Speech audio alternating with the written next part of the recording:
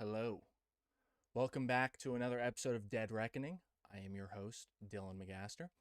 And today we have a big show. We've got a lot of things that we're going to be talking about.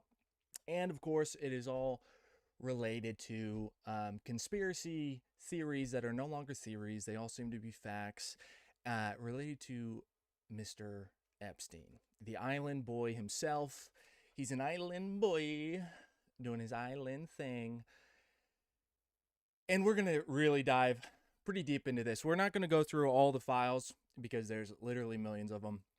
But yesterday, they released another batch of files that, if you have been paying attention, about a month ago, they released a big batch that seemed to have everybody shook. Everybody that wasn't paying attention and didn't know that these things were going on and was just, calling everybody conspiracy theorists for saying these things were going on. All those people, the normies, if you want to call them that, are all now all up in a kerfuffle. So let's look at this. So first off, we have Pam Bondi, Attorney General Pam Bondi, announces all the Epstein files have been released, listing over 300 high-profile names. Now, a month ago, they released a big batch of files, and then now they're saying all of them been released. Obviously, it hasn't been enough time for anybody to go through all of them because there's literally millions of them. But just keep in mind that they gaslit everybody for like a year about this, even longer, really, if you have been paying attention to this stuff for years. But if you recall, part of Trump's whole campaign process, part of his whole campaigning was on the release of the files. He said that he was going to release them. Well, he said that he might not release all of them because there might be sensitive people in there. But that was a big part of his campaign. And then, 6 months into his presidency, Pam Bondi said that she had the files on her desk. And then, what's his name? Kash Patel went on Rogan and ran cover from and said, you think that if there was anything in those files that I wouldn't release them? I would be the first person, real crazy stuff coming from the head of the CIA, which if you didn't know, Kash Patel, before he was the head of the CIA, he was like a high school football coach or something like that. How he got into the position of power that he is in is up for debate, up for your own conclusions to be drawn. But he ran cover on Joe Rogan. Pam Bondi said they were on her desk. And then they said that there were no files. There was no client list. It was all fake. And then Trump said that it was a Democrat hoax and that if you believe in it, you're just falling for a Democrat hoax. And he even said that if you supported him and you are wanting the release of the Epstein files, then he does not, in fact, want your support and that you are not a supporter of his. He did say that in July or August, something like that. A lot of people miss that. And it's crazy because I know a lot of people that are very pro-Trump that are falling for that rhetoric. They're saying it's a Democrat hoax. They're saying you can't trust anything that's in the files because, it's all just against Trump. They have no concept of realizing how many people are involved in this, how big this ring is, what is actually happening in the world. And they just fall for the propaganda. So yeah, they finally released them. And let's take a look at this. So we've got Attorney General Pam Bondi says that all of them released, listing over 300 high profile names. Now, I don't know if you saw, I think it was just a couple of days ago, Pam Bondi gave her testimony. And she was like, why are we even talking about this? The Dow is over 50,000 points or whatever she said. Real insane gaslighting coming from the government. But that's kind of to be expected, in my opinion. If you've been paying attention. Oh, hey, Renee. How you doing? Who else is watching and where are you guys watching from? And this is going to be a long stream because we got a lot of stuff to get into. So here we go. 300 high-profile names, including Donald Trump, Barack and Michelle Obama, Prince Harry, Bill Gates, Woody Allen, Kurt Cobain, Mark Zuckerberg, and Bruce Springsteen, just to mention a few. Now, of course, just because somebody's name is in the files doesn't necessarily implicate them in every horrific thing that is in the files, right? Like, we gotta use our brains here and look at the evidence and deduce what it is that we deduct. But yeah, tons of people are involved. And if you don't know, Prince Harry, this one sticks out to me. He was implicated a long time ago, and I actually brought him up in the Illuminati card game video that I did. But we've got another site here. Epstein Files Fallout takes down elite figures in Europe, while U.S. reckoning is muted. This was yesterday. So I've seen online, there's a lot of Europeans out there asking the Americans, why aren't you guys doing anything about this? Why aren't you guys, how are you allowing your government to continue to operate like this? While they are failing to realize, well, according to this article, maybe they're not failing to realize, but that their government officials are just as implicated in all of this. Let me make sure this sound is up all the way. Mic check 1 2. Mic check. Is that going up?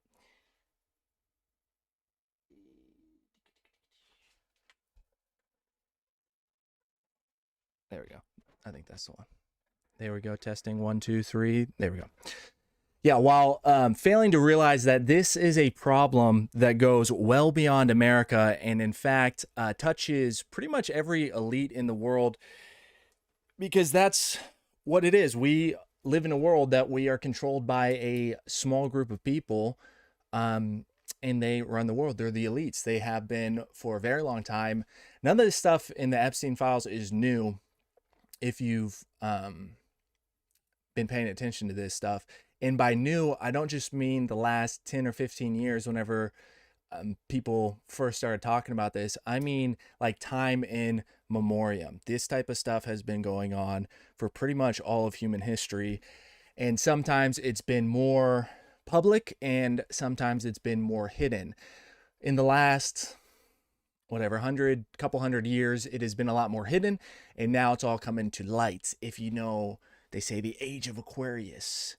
Moving from the age of Pisces into the age of Aquarius, we are moving from where things are in the shadows and everything is coming into the light. The age of the noticing, the awakening, whatever you want to call it. Lots of people have different names for what's going on right now, but what is done in the dark is coming to light. And yeah, people are not happy about it. I don't think anybody's happy about it. And something very important to keep in mind is, I go back to this a lot because, especially whenever we're talking about these types of things with the elites, people get very disheartened and black-pilled, and they forget that the steps of subversion, a lot of people don't even know this, but I brought this up a few times on Wikipedia. Communist steps of subversion. Communist steps of subversion. Is it not going to pull up the right page?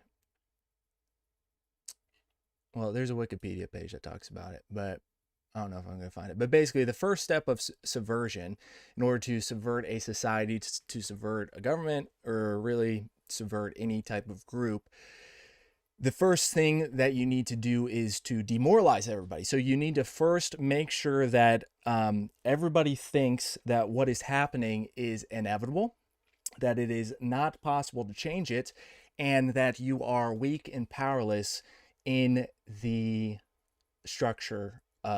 power structure. So that is step one. And then step two, if I can remember, I don't want to spend time looking for this exact article. But step two is that once people are demoralized, you need to destabilize them.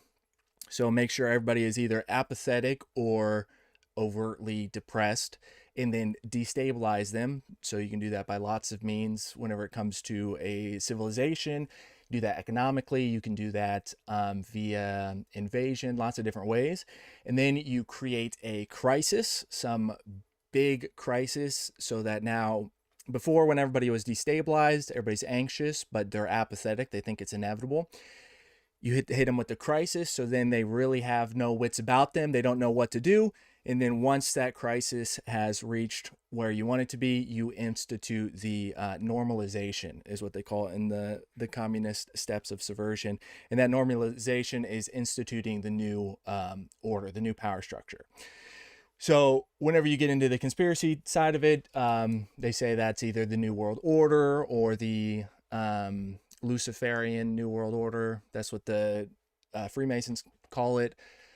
But that structure, because the first step is demoralization, as long as you refuse individually, because a collective is a group of individuals, as long as each of you individually refuse to become demoralized and always view things that they can change and that collectively we do have power, then subversion can't really happen, at least on an individual level for you. They might still subvert society because we might be the minority, but while people are like full on blackpilling about this, I think it's really important to know that because yeah, if you get demoralized, then they just win. And I do think that all of this is a controlled disclosure.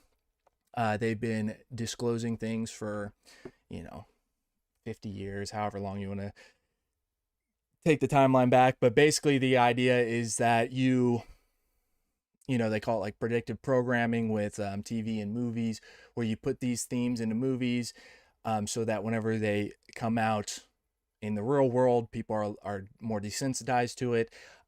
And once they're desensitized and demoralized, then they just assume this is the way that it goes.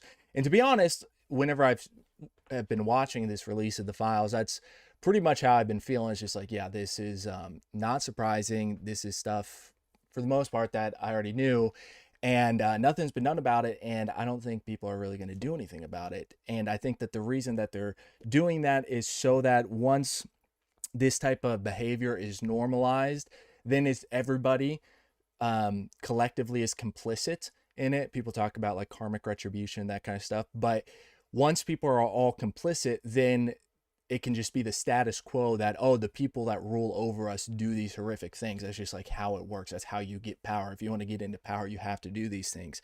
So don't become demoralized, because if we want to live in a different world, if we want to live in a world that isn't as horrific as this, then you must refuse to become demoralized.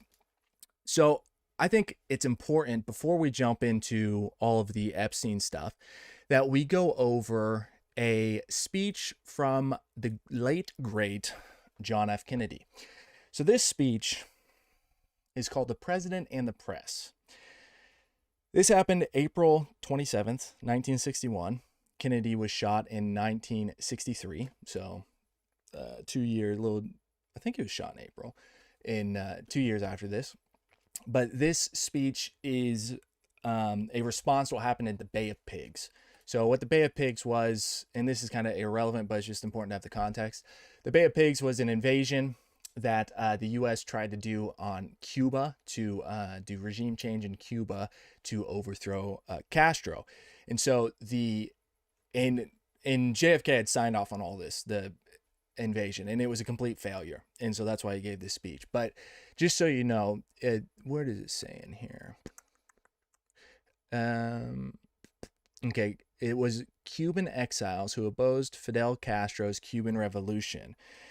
And maybe it doesn't say in this, maybe it was the AI overview I saw, but those exiles were all funded by the CIA.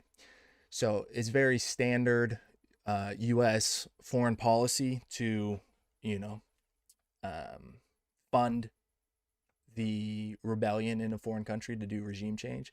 That's what happened in the Iran-Contra, kind of what happened there.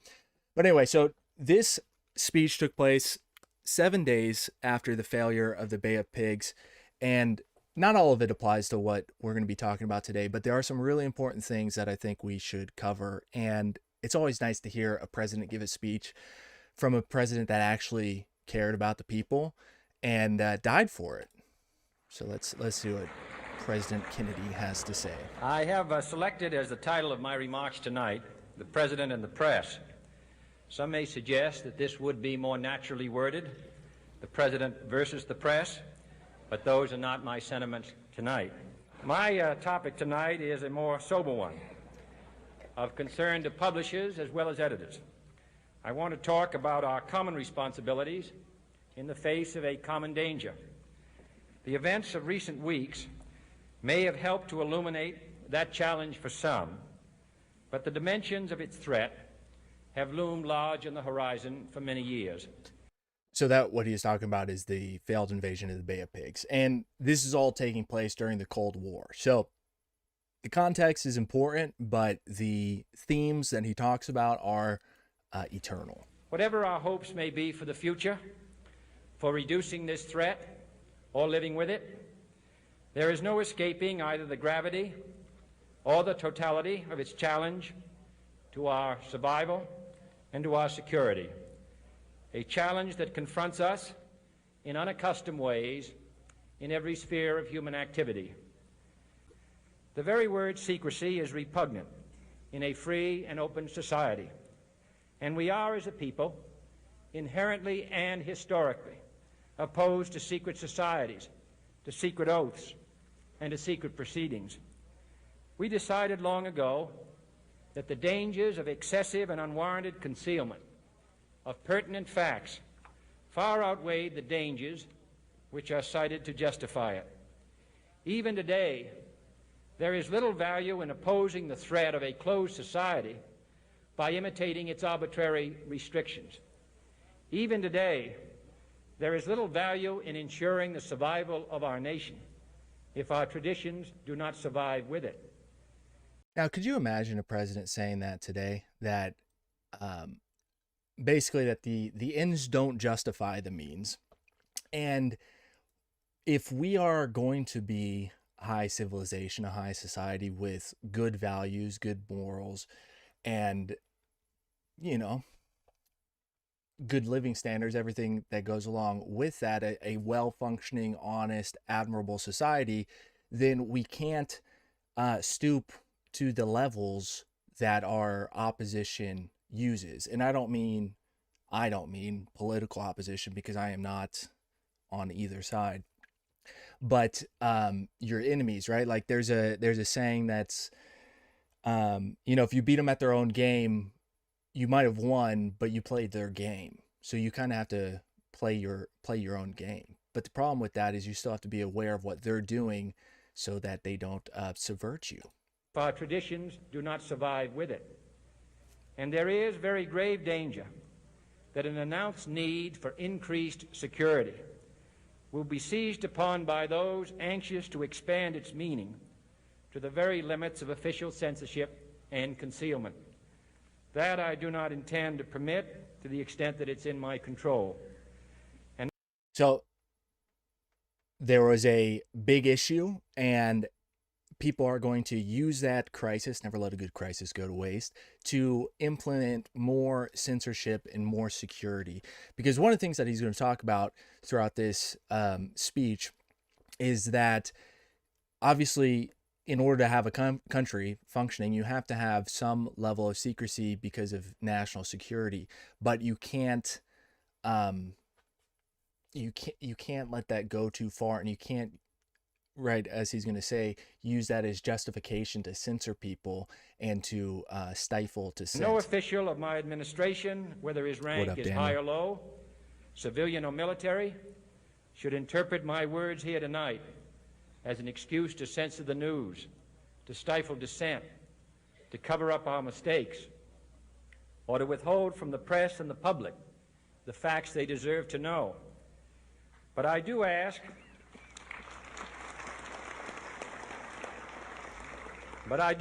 every publisher, every editor, and every newsman in the nation to re-examine his own standards and to recognize the nature of our country's peril. No war has been declared, and however fierce the struggle may be, It may never be declared in the traditional fashion. Our way of life is under attack. Those who make themselves our enemy are advancing around the globe. The survival of our friends is in danger. And yet no war has been declared. No borders have been crossed by marching troops. No missiles have been fired. If the press is awaiting a declaration of war before it imposes the self-discipline of combat conditions, then I can only say that no war ever posed a greater threat to our security. If you are awaiting a finding of clear and present danger, then I can only say that the danger has never been more clear, and its presence has never been more imminent. It requires a change in outlook, a change in tactics, a change in missions by the government, by the people, by every businessman or labor leader, and by every newspaper. For we are opposed around the world by... This is the part that you will see floating around social media more, and this aspect of it is very pertinent to what's going on. Monolithic and ruthless conspiracy that relies primarily on covert means for expanding its sphere of influence, on infiltration instead of invasion, on subversion instead of elections, on intimidation instead of free choice, on guerrillas by night instead of armies by day. It is a system. So he's saying that a global, ruthless conspiracy that refuses to operate in an honest, upfront manner, well, because they would lose, but that is happening. And this was 60 years ago, over 60 years ago. And that their means of attack are covert, so they're in the dark, and they subvert, intimidate, and what was the other word he used? And infiltrate. So subversion we covered. Infiltration, of course, whenever it comes to government, you have to be very careful who is allowed within the government, as we all know, with spies of different countries and everything like that. But then through intimidation instead of free choice.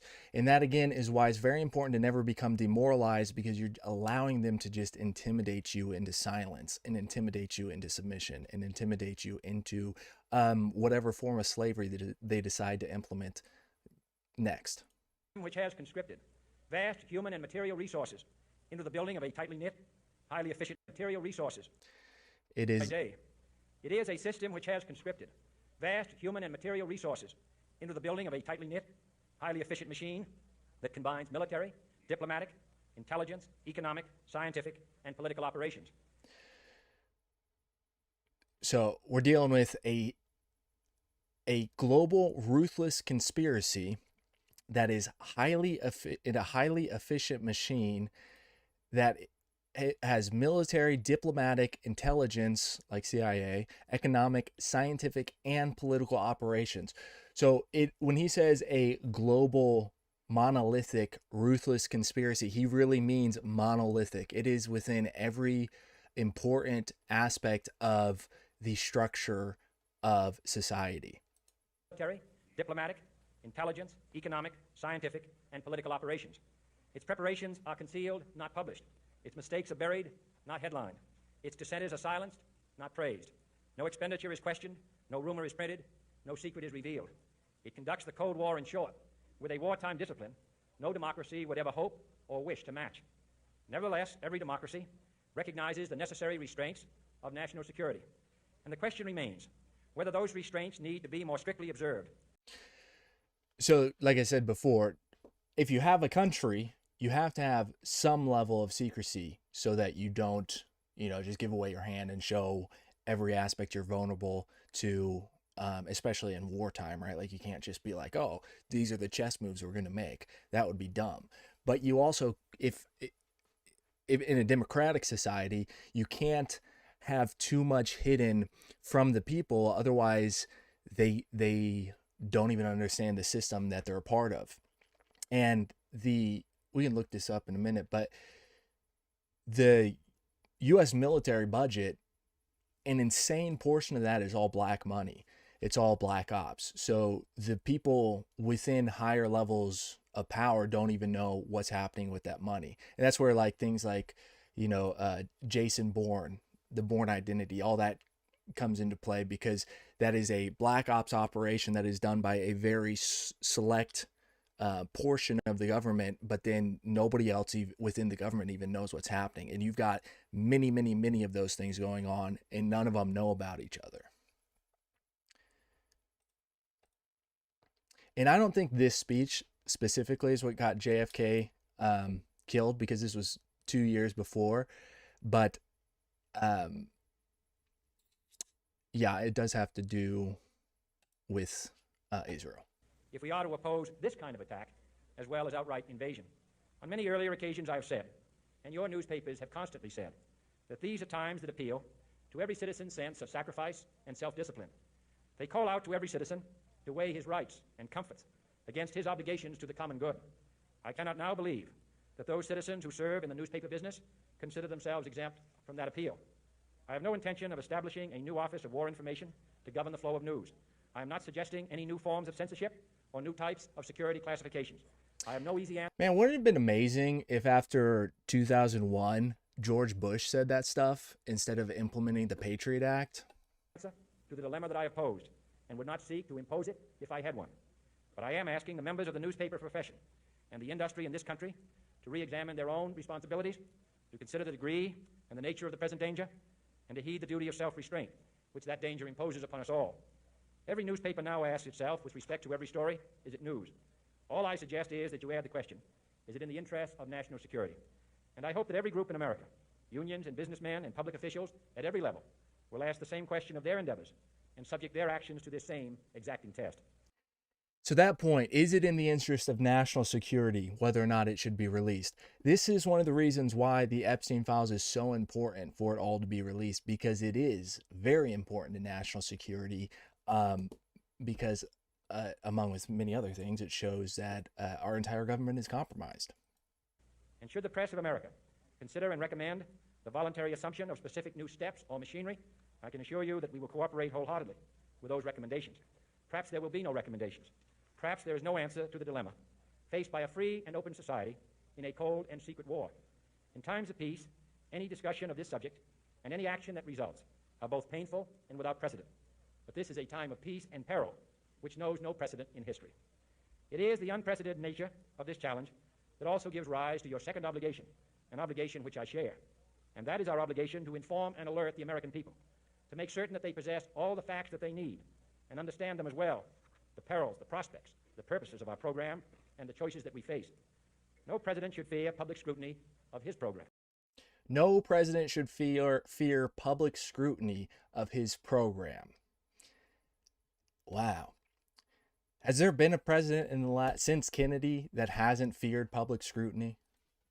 For from that scrutiny comes understanding, and from that understanding comes support or opposition, and both are necessary. I am not asking your newspapers to support an administration, but I am asking your help in the tremendous task of informing and alerting the American people.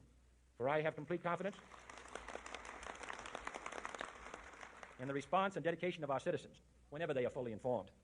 I not only could not stifle controversy among your readers, I welcome it. This administration intends to be candid about its errors. For as a wise man once said, an error doesn't become a mistake until you refuse to correct it. We intend to... An error doesn't become a mistake until you refuse to correct it. And as we'll see, the Epstein situation has repeatedly, intentionally been refused to be corrected. We accept full responsibility for our errors, and we expect you to point them out when we miss them. Without debate, without criticism, no administration and no country can succeed, and no republic can survive.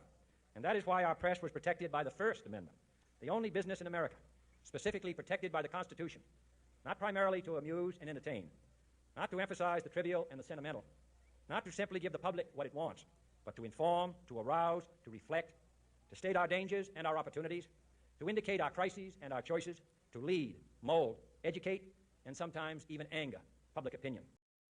That is the role of the press, to inform, to arouse, to energetically stimulate the people whenever they're needed, not just through propaganda, how it's done now, but through the truth, to have the truth put in front of them so that they take action and do things. And as President John F. Kennedy said, to lead, mold, educate, not necessarily my favorite words whenever talking about the press, to lead and mold and educate. Okay, leading and molding the population, not the one of the reasons not the biggest fan of democracy, because of molding the masses, but educate and even sometimes anger public opinion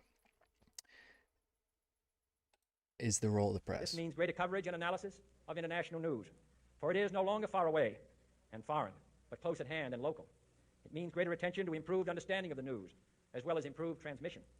And it means, finally, that government at all levels must meet its obligation to provide you with the fullest possible information outside the narrowest limits of national security, and we intend to do it.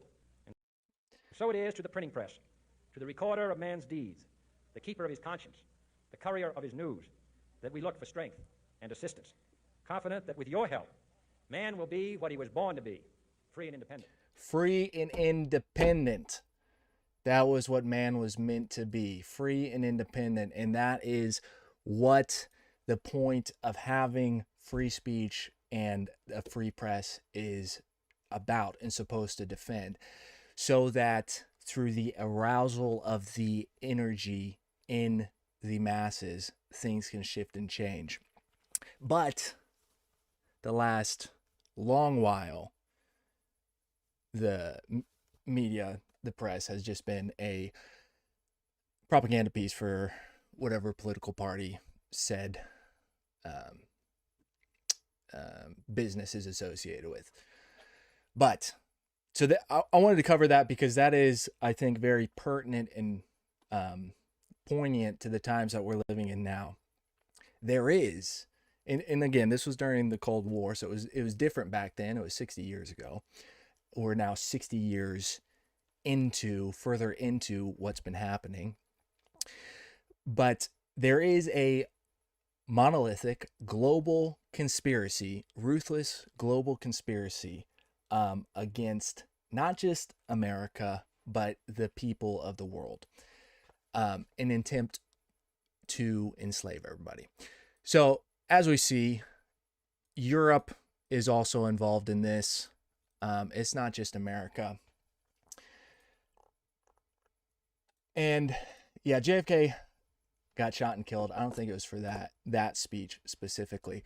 But now, was it this one?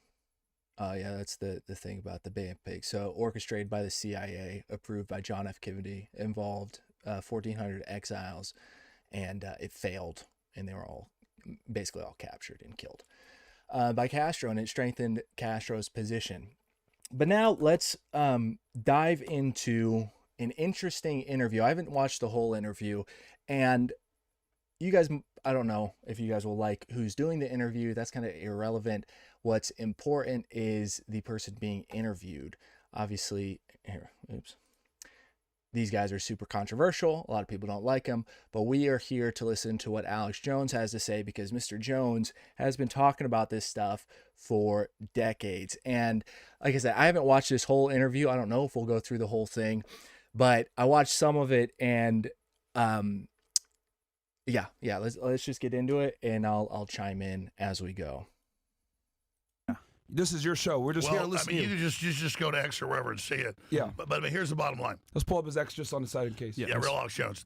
This is, I know the whole backstory. I predicted it. I knew what Trump's never been involved with the underage girls or any of the Epstein stuff. But Bonnie admitted this 3 days ago in the congressional hearing. She said, it'll crash the stock market if we bring this out. But Trump didn't know how bad it was. Plus, it was all old stuff, so they knew there couldn't be prosecution. I do think that Alex is running cover for Trump. And I have no evidence of this to implicate the President of the United States of America. But let's just go through a little bit of information, and you can deduce for yourself whether or not you think Trump was involved with the horrific aspects of the things that Epstein was doing, because obviously they were friends. And we'll search it so that you can see it from the mouth of the search engine. Trump says Epstein is a great guy. This was in the 90s that he said this, or 2002. Trump called Jeffrey Epstein a terrific guy in an interview in New York Magazine, stating, "I've known Jeff for 15 years. Terrific guy. Terrific. I've known him for 15 years. He's an absolutely terrific guy. He's a lot of fun to be with. It is even said he likes beautiful women as much as I do, and many of them are on the younger side." So that's a direct quote from the President of the United States, Donald Trump. That in and of itself seems to suggest that Trump was privy to some of the things that were going on. Now, the people that are very, very supportive of Trump to seemingly no end will say, but Trump kicked Epstein out of Mar-a-Lago. And that is true. Now, let's see, when did that happen? Because, let me take this off. Because the timing of these things is actually kind of important. So that statement happened in 2002. When did, my typing sucks, Trump kick out Epstein? Wow, bro, learn how to type. Trump has given multiple accounts of when and why he severed ties. In 2019, he kicked him out in 2007. Yeah, here. However, other accounts, including 2020 book and Mar-a-Lago records, indicate Epstein was banned in 2007 after allegedly hitting on a teenage daughter of a club member. So 2007, keep that in mind, because this number is important. So one of the reasons Trump kicked Epstein out of Mar-a-Lago was not just simply because he was hitting on teenage girls. It's because Epstein was poaching Trump's girls. Epstein was going to Mar-a-Lago and recruiting girls into his ring. And we know that because he said it. I don't have the exact quote of him saying that, but let's just look something up real quick. So do you guys remember Virginia? Wait, I think I better pull it up here. Do you guys remember this lady, Virginia Giuffre? There was a Netflix documentary that covered Virginia, and it was all about Epstein, right? So Virginia was an Australian American advocate for survivors of sex trafficking and one of the most prominent accusers of Jeffrey Epstein. Beginning in 2014 is whenever she started her allegations that she was trafficked by Epstein and Alan Dershowitz, and on 6 occasions. Okay, now 2014 is whenever she started making the allegations. Let's see if it says it in here. But Virginia Giuffre, worked at Mar-a-Lago. I don't know if you guys knew this. Did Virginia Giuffre work at Mar-a-Lago? Ding, ding, ding, ding, ding. In the mid-2000s, Giuffre met Ghislaine Maxwell while working as a spa attendant at Mar-a-Lago. And she was 16. So that's whenever she got recruited, was in 2000. Now, when was that other quote that we just looked at? Wait, which page am I on here? I got too many tabs open here. But Trump said that he was a great guy, and I think it was 2002. Wasn't that what it said?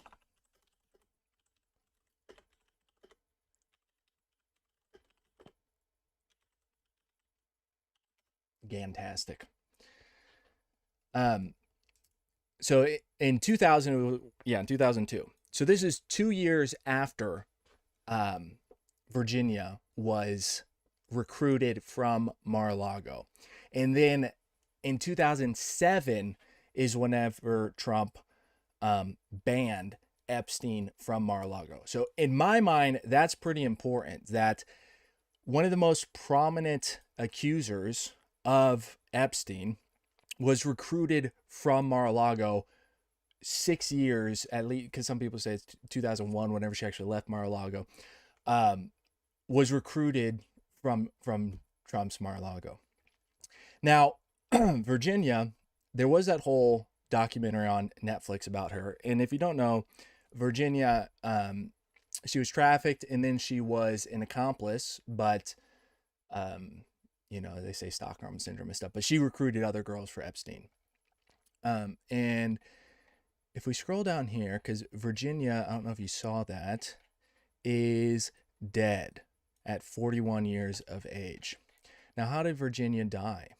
Well, Virginia was second criminal case, 2019, media coverage and appearances. Does this mention the Netflix documentary? Yeah, 4-part Netflix series, Filthy Rich. So in 2025, she was hit by a bus. Yeah, right here. March 31st, 2025, on Instagram. I remember seeing this Instagram post by her. Said that a car collided with a school bus. Traveling at 70 miles per hour. And she posted a photo of her like in the hospital. And she said that despite being banged up and bruised, she initially went home after the accident, but was subsequently taken to the hospital as her condition deteriorated and was finally informed that she had gone into renal failure and given 4 days to live. I don't know what renal failure is. Kidney failure. Later, she was discharged.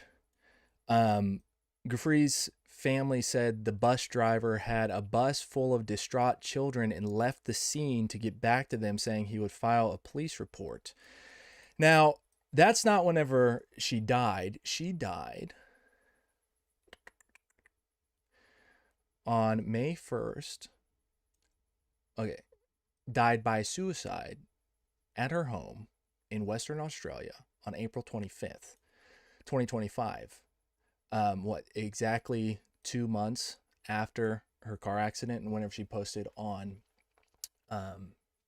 Instagram that she had been in a terrible car accident and given 4 days to live. And she was also, I believe, during this time in 2025, I think she was still in a new court case. I mean, I don't have the exact numbers from this, but I remember whenever it happened, I thought she was like in the process of going to make more accusations potentially against the president. Don't quote me on that. That's alleged because I don't see it here. But yeah. So anyway, Miss Giuffre, RIP, was picked up from Mar-a-Lago in the year 2000. In the year 2002, Trump said that Epstein was a fantastic guy, really fun to be around, loved the parties, and that he likes younger women, like Trump, younger, beautiful women. Now, something else to keep in mind about Trump, and this is a bit, this is going to sound like completely disconnected, but do I have it pulled up here? John G. Trump, this is Donald Trump's uncle, was electrical engineer and professor at MIT, but he was also involved with the FBI. Is that right? FBI or CIA? But why he's important is to show that the Trump family name is not like out of the blue, out of nowhere whenever it comes to the government. Donald Trump's uncle, whenever Nikola Tesla died, John G. Trump like immediately went and took all of Tesla's files. And yeah, he's the one that went and raided Tesla's apartment, basically. And I wonder if that's in here. Let's see if we can find that. Command F. How do I search? Anyway.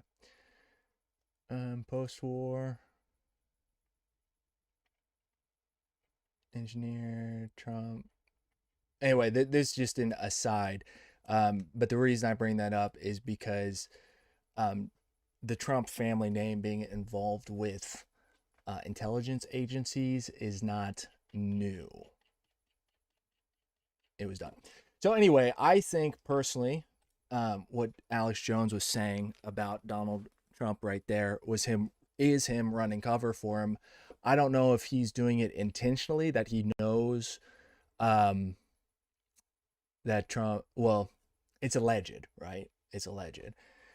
I don't know if he honestly thinks that Trump wasn't involved or if he's been told to run cover. I don't know. Could be either way. But Jones's father was in the CIA as well. That's like one of the things that he's talked about a lot growing up. He got a lot of this information from his dad being in the CIA. So right here, we've got two feds, by the way. Alex is not technically a fed. Like, his father worked for the CIA, but he's a journalist. But Myron over here is an ex-fed. He worked for Homeland Security, I think. I think that's who he worked for. But he quit and now is a YouTuber. Just something to keep in mind. The Democrats control the files, so Trump wasn't involved in the crimes, but he became complicit, letting the DOJ cover it up. But then, as the first tranche of stuff came out, the first 3 million files, he's like, this vindicates me, like I said. Well, now, so much pressure's come out that they released 3 million more files today. They say that's basically all of it. And they released the full list. And by the way, I'm on the list. What? Yeah, it's all over the internet. But I'll get to that later. It's his enemies, too. So there's not like a client list. These are the guys we, literally cannibalism, killing people, draining their blood, adrenochrome, Woody Allen, them talking about eating people, grinding up bones. Eating. I mean, it is Leonardo DiCaprio. It's all there. But in the first tranche of documents, I'm in there 16 times. You're on his enemy list. Yeah, well, it doesn't say enemies list, but it's like, this son of a bitch is saying we're screwing kids and we got to stop him. This is 2016. Yeah. When Pizzagate came out. Yep. So I love the left's attacking me now. Like, Jones is in the files. I show a screenshot. Yeah. Go to my Real Lock shows, you'll see it. But now, I do agree with him that just because somebody's name is in the files doesn't necessarily implicate them in the horrific things, because, a name can show up in an email just being talked about. And plenty of people, I'm sure, met Jeffrey because he was a very sociable guy. He was all over the place. So I'm sure there are plenty of names within the files that are innocent people, and now their name is tarnished by being associated with them. Am I saying Alex Jones specifically is one of those guys? I don't know. I haven't looked at all the instances that his name is mentioned. What you said that both, I assume both you're talking Myron and Jones are controlled. I wouldn't be surprised, even if that is true. I do think there are valuable things to be gained from listening to some of the controlled people. One, because like I said in the beginning of this stream, I do think this whole process of releasing the Epstein files is controlled disclosure. So they're giving us the information in chunks that is palatable and in a way so that it becomes a controlled disclosure, so that everybody just becomes apathetic and nobody does anything about it, and it just becomes normalized. This is what they do. And so you could say that Jones maybe throughout the years was one of the guys that was in the process of that disclosure, of normalizing it through the conspiracy theories. And just like in the movies, how you desensitize people through the fiction of it, that once it comes out as real, you go like, oh, it's like a movie. This is actually happening. I think that is possible. I also do think it is possible that he is a intended, like he has a good heart in what he's doing, and that he's drip fed information, because something that people that don't really talk about people that are controlled opposition is that you can be controlled opposition without you actually knowing about it. Because one of the things Jones talks about a lot is that he's got all these different sources that give him information. And of course, every journalist is never going to reveal their sources. That would be a breach of privacy. It would destroy their credibility, and it would, ruin their source. But if you have these sources and they give you a certain amount of information and you take it and run with it, then you can be acting completely honest with all good intention, but you're still controlled because you don't have all the information. I think it's possible that Jones might be controlled in that way. I think it's possible that he's a totally controlled agent, and I also think it's possible that he's not controlled, because there are also good people out there in the world doing good things and trying to stop some of this stuff. But yeah, just because somebody's controlled, I don't think it completely discredits what they say. And I also think it's important to listen to them, because if they are controlled, then it's important to hear what they're saying. Like, for example, whenever Cash Motel was on Joe Rogan, it's just completely running cover, where he was saying, don't you think that I would release it? Like, I would be the first one to release these files if there was anything in them. Like, obviously he's controlled. He's like the head of the CIA or FBI. I don't remember which one he's the head of, but yeah, it's important to hear that, because you can just like see through it.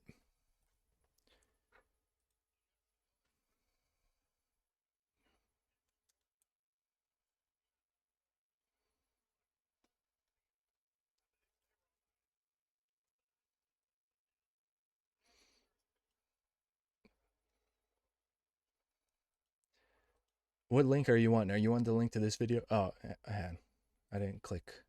I thought I had the screen pulled up. Oops. What link are you wanting? Are you wanting the link to this video? He's in this. But now we have, before I kind of... Sorry, I didn't realize I didn't change the screen, so you guys didn't hear any of that. I was just listening to it. Leonardo DiCaprio, it's all there. But in the first tranche of documents, I'm in there 16 times. You're on his enemy list. Yeah, well, it doesn't say enemies list, but it's like, this son of a bitch is saying we're screwing kids and we got to stop him. This is 2016. Yeah. When Pizzagate came out. Yep. So I love the left's attacking me now. Like, Jones in the files, I show a screenshot. Yeah. You go to my Real Long Shows, you'll see it. But when you actually go there and search it, which I was doing before you guys picked me up, and it's just more stuff. Yeah. So there was 16 I found before. I couldn't even, it was like hundreds of me in there. We'll talk on but they were on my ass. Yeah. But now I had the clearest picture, just because I was the first reporter on this 18 years ago when he first got indicted. One of the OGs in this. But now we have, before I kind of still had a clear view, but now I've got crystal clear view. And so now we've got the whole blueprint of how it works, how it operates. And I knew he worked for the Trial Commission. I didn't know that he was on the Trial Commission board as David Rockefeller, who founded it. His they call it a legate in Roman imperialism, where you have the emperor, but you have 3 or 4 guys that would literally have a seal or a ring and a scroll with his orders, and they could travel to different countries in the empire or the different regions and give them orders. Yep. So Epstein, in his Bannon interview that came out, not because Bannon released it, but because 2 hours of 9 hours is in the Epstein. What are your thoughts on that? Them releasing? So real quick, he's talking about Epstein. Well, he mentioned the Rockefellers. So if you don't know about, and we'll get into this more at some point, but this document, this is from, can you see? Yeah, you can see the URL there. This is a CIA library document. It's the bloodlines of the Illuminati. And this wasn't written by the CIA. This is an independent article. You can find it outside of the CIA, but they have it within their own library. And it's a big document. How big is this? It's a lot. 200, 300, 292 pages. So I haven't read the whole thing, and we're not going to read the whole thing. But what I do have is something interesting out of it. So I gave the article to ChatGPT, and I asked it to summarize it in one paragraph. And it's summarized in 292 pages, so keep that in mind. The introduction and opening chapter of Bloodlines of the Illuminati presents the author's claim that a small network of interrelated elite families secretly control global politics, finance, religion, and information through hidden organizations, inherited power, and long-standing alliances, which he characterized as generational occult bloodlines operating behind public institutions. He argued that the conventional history is manipulated to conceal its influence, that the events and ideologies are shaped by these elites, and that intermarriage among powerful families preserves authority across centuries. Using the Astor family as an example, the text portrays their wealth and rise as evidence of covert support, secret society ties, and strategic influence in business and government, while also asserting connections among global aristocratic banking and political families. Overall, the work frames modern history as the visible surface of an unseen hierarchy of powerful lineages coordinating world affairs from behind the scenes. And like we said, this is an official CIA document. They didn't write it, but they have it. Now, what are the 13 family names? Well, according to this document, the alleged top 13, this is all alleged, is the Astor family, the Bundy family, Collins, DuPont, Freeman, Kennedy, Lee, Onassis, Reynolds, Rockefeller, who Jones just mentioned, Rothschild, Russells, and Van Duyn or Van Vanden. The book presents these names as interconnected elite lineages said to preserve wealth, power, and influence across generations through intermarriage, finance, and institutional control through the claims, though the claims are presented as the author's assertions rather than established historical consensus. So that brings me to a quote that I quote all the time from 1984. If you control the past, quote, 1984.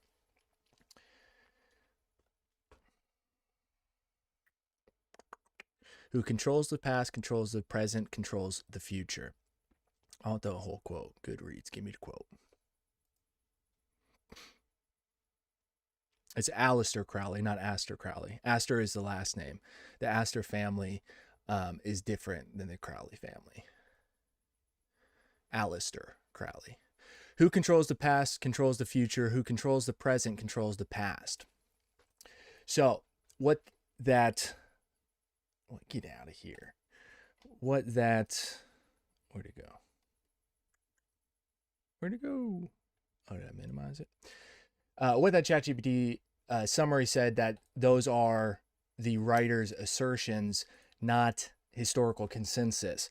Historical consensus is just that it's a agreed upon narrative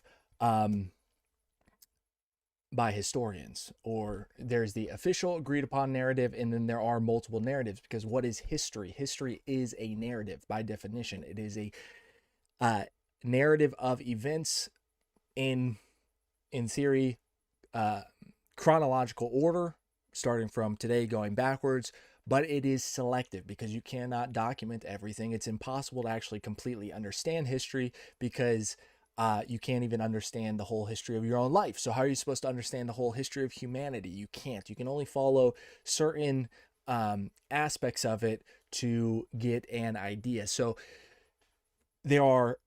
history is a narrative, basically. And so what it says is that document is just his assertions. It's not consensus. I don't find that to be like particularly pertinent, because there are other things that you can look to see whether or not you believe it to be true. Historical consensus is not necessarily always the thing to go with. But those names, what did I do with that? There. These names, what is interesting about these names is not all of them are familiar. Some of them you've heard before. Most people have heard of the Astors. Most people have heard of the DuPonts. Most people have heard of the Rockefellers and the Rothschilds, and of course the Kennedys. These other ones, a lot of people haven't heard. But when you go to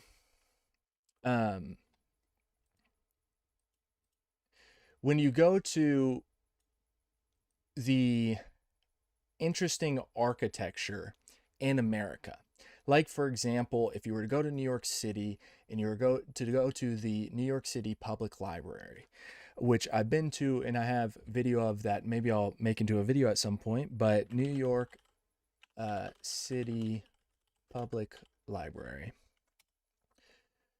Whenever you go to this type of architecture in America, the stunning stone architecture that was all built before World War I, all of it. None of it is being built after World War I. It's all built before World War I, and it's very nice.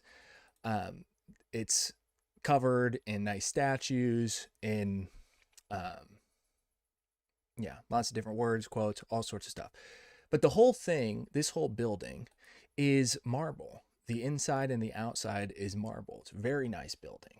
I was shocked whenever I went there. And the reason this is important, and the reason I bring it up, is because if we look at this picture right here, oh, come on, where'd it go? Can you guys read that right there? It says the Astor Library, the Linux Library, the Tilden Trust, founded by John Jacob Astor. And whenever you go into whenever you walk through these doors, it's like this big, what do they call it? Entranceway. I don't know what the word is. And there's these 2 stone marble steps that curve up, and you go up into the upper platform. But on the walls are listed all of the benefactors. And in these types of buildings, you will see those names being these names a lot, especially the Astors and the Rockefellers, because they were very much involved in America. Now, this name is one that a lot of people talk about, and we will be talking about here in the future. Obviously, there's Kennedy, so that would mean JFK was part of one of these 13 top families that is alleged to be the Illuminati, the 13 controlling the world. But Kennedy was shot in the head. And the other ones, I don't have anything to tell you about them right now. And I don't actually know that much about them. But let's continue on and see what else Alex has to say. But I thought that's important. He mentioned the Rockefellers. And other people say that the Rockefellers are the ones that instituted the education system. There's a quote attributed to John, I think it's John D. Rockefeller. I don't want a nation of thinkers. I want a nation of workers. Yes, John D. Rockefeller.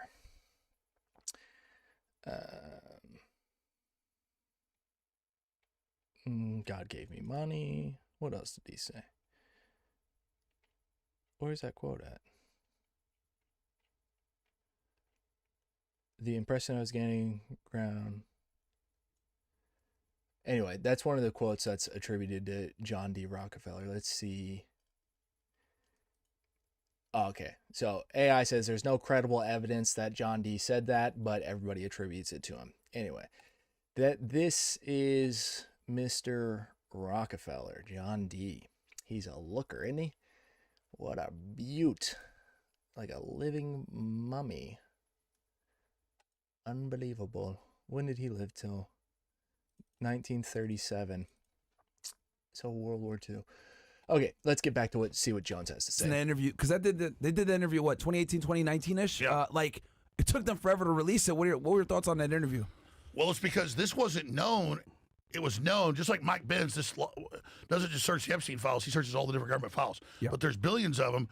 So I knew he was on the trial commission. I knew he got recruited by Bill Barr's dad that ran the all-girls school, who was OSS CIA. Bill Barr was CIA. Then so that's a whole. You want me to go through it all? It's crazy. But we have the whole. If you don't know, the OSS was the CIA before it was the CIA. That was in World War I, World War II is whenever they established it. It was the intelligence agency that they developed into the CIA. And the way that the OSS was established, as far as how their intelligence networks were set up, I'm pretty sure it was during World War II. Let me look that up, the exact dates. OSS. 1942 to 1945. So, yeah, during World War II. And the way that they established their intelligence networks was the Jewish people that were fleeing or being relocated during World War II, because there was both, they were the ones giving the information to the American government. So it was set up through and it was literally a Jewish intelligence network during World War II.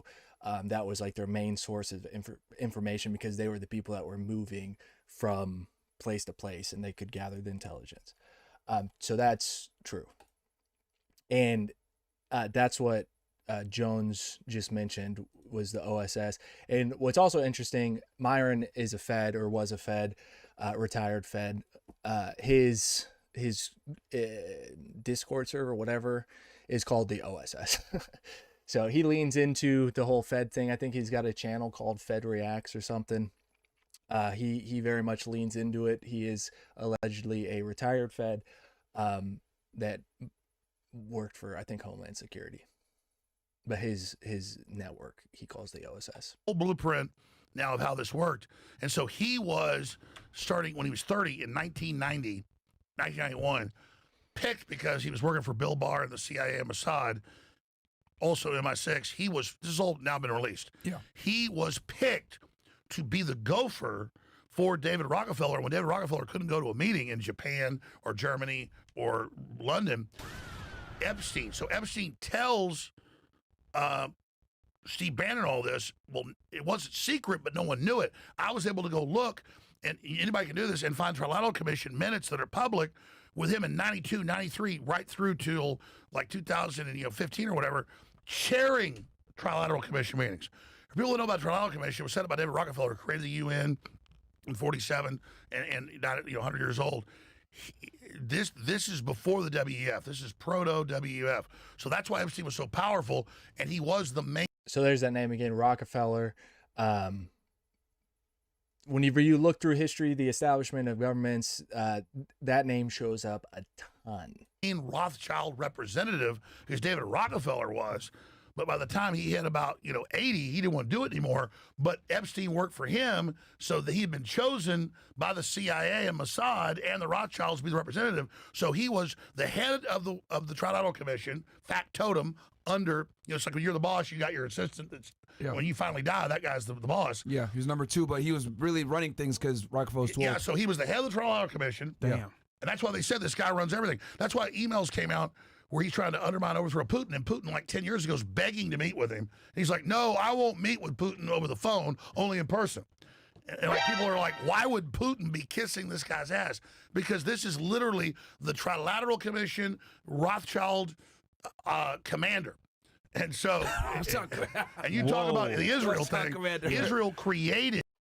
So real quick, the Trilateral Commission gets brought up a lot, and I haven't done a deep dive into exactly what it is, but let's take a look at what Wikipedia says it is. The Trilateral Commission is a non-governmental international organization aimed at fostering closer cooperation between Japan, Western Europe, and North America. It was founded in 1973, principally by the American banker and philanthropist David Rockefeller. That's what Jones just said, an internationalist who sought to address the challenges posed by the growing economic and political interdependence between the U.S. and its allies in North America, Western Europe, and Japan. The leaders of the organization has since focused on returning to our roots as a group of countries sharing common values and a commitment to the rule of law, open economics, and societies and democratic principles. So basically, it is a international organization that it's kind of like what happens at Davos with the WEF, how the WEF is like a collection of elites from a lot of different countries that all get together and then discuss where society is going. None of them are elected. They just do it. And the Trilateral Commission is very similar to that. And so he's saying that Epstein was a kind of like a spokesman for the Trilateral Commission and for the Rothschilds. The Rothschilds created Israel. The Balfour Agreement, they built and paid for the Supreme Court. They're on the currency, dude. They're on the currency. Crazy, yeah. Yeah. So I mean, this is the Illuminati, baby. Let's rewind that because what he just said was important there. So, and you talk about the Israel thing. Israel created. The Rothschilds created Israel. The Balfour Agreement, they built and paid for the Supreme Court. They're on the currency, dude. They're on the currency. Crazy, yeah. Yeah. So I mean, this is the Illuminati, baby. So this is like, so we already knew, but this is all. So what he just said was the Balfour Declaration. If you don't know about that, let's see if I can find the video of, I think it's David Rothschild talking about it. But this was where they got the British government. Yeah. The Balfour Declaration was a public statement issued by the British government in 1917 during the First World War, announcing its support and establishment of the nation home for the Jewish people in Palestine, then an Ottoman region, in a small minority Jewish population. Now, I want to see if we can find the video of Jacob Rothschild. I think I spelled that wrong. Video. Let's see what this is. Modern Jewish history, and it begins with 3 words. Dear Lord Rothschild. Why was it that this letter was sent by the Foreign Secretary to your great uncle Walter? It's an interesting question because he was really interested in ornithology, although he became interested in Zionism. And I think the reason was this, that it was primarily a movement from Eastern Europe, but they didn't clarify who was in charge of that movement. And in addition, it was, after all, in Great Britain. So they felt that the Rothschild family should be the one to whom it was addressed. And Walter was Lord Rothschild, and he was a Zionist. And those really are the background reasons. That wasn't the video I was looking for. There's one where he's standing by the actual letter, and he says that it's like the greatest achievement ever. I don't know if I'm going to be able to find it right now. Oh, did the sound drop out? Let me see. I didn't know he was that powerful. And yeah, I came across this podcast. It popped up. I'm in all the conspiracy realms, and so it popped up. Wow. I knew he was a super gopher, but and look, they're you went around long enough, all the old men die. Entertaining. No, bitch, you're in command. You're the captain now. You're the captain now. She's like, I'm the captain now, bitch. We got the legend outside. That's why this is so massive. Yeah, oh, look, I'm on the list. Yeah, it's all how much they want to fucking get me. I love the liberals. Oh, look, is the sound not working? Yeah, motherfuckers. I'm on the enemies list. I love it. So this Alex, is like I got the biggest fucking present tonight. you saw the Pam Bondi, obviously, back and forth. What do you think about Pam Bondi in general? That's what did it. That's a whole nother. That's the problem is each little thing I just said is like 30 minutes of detail. Because now I had all the pieces more than anybody. I'm not bragging. This is true. Now it all went like the finals. So they just mentioned the Pam Bondi. Let's see. Well, okay, there's 2 things I want to cover real quick. Let's see what Pam Bondi hearing.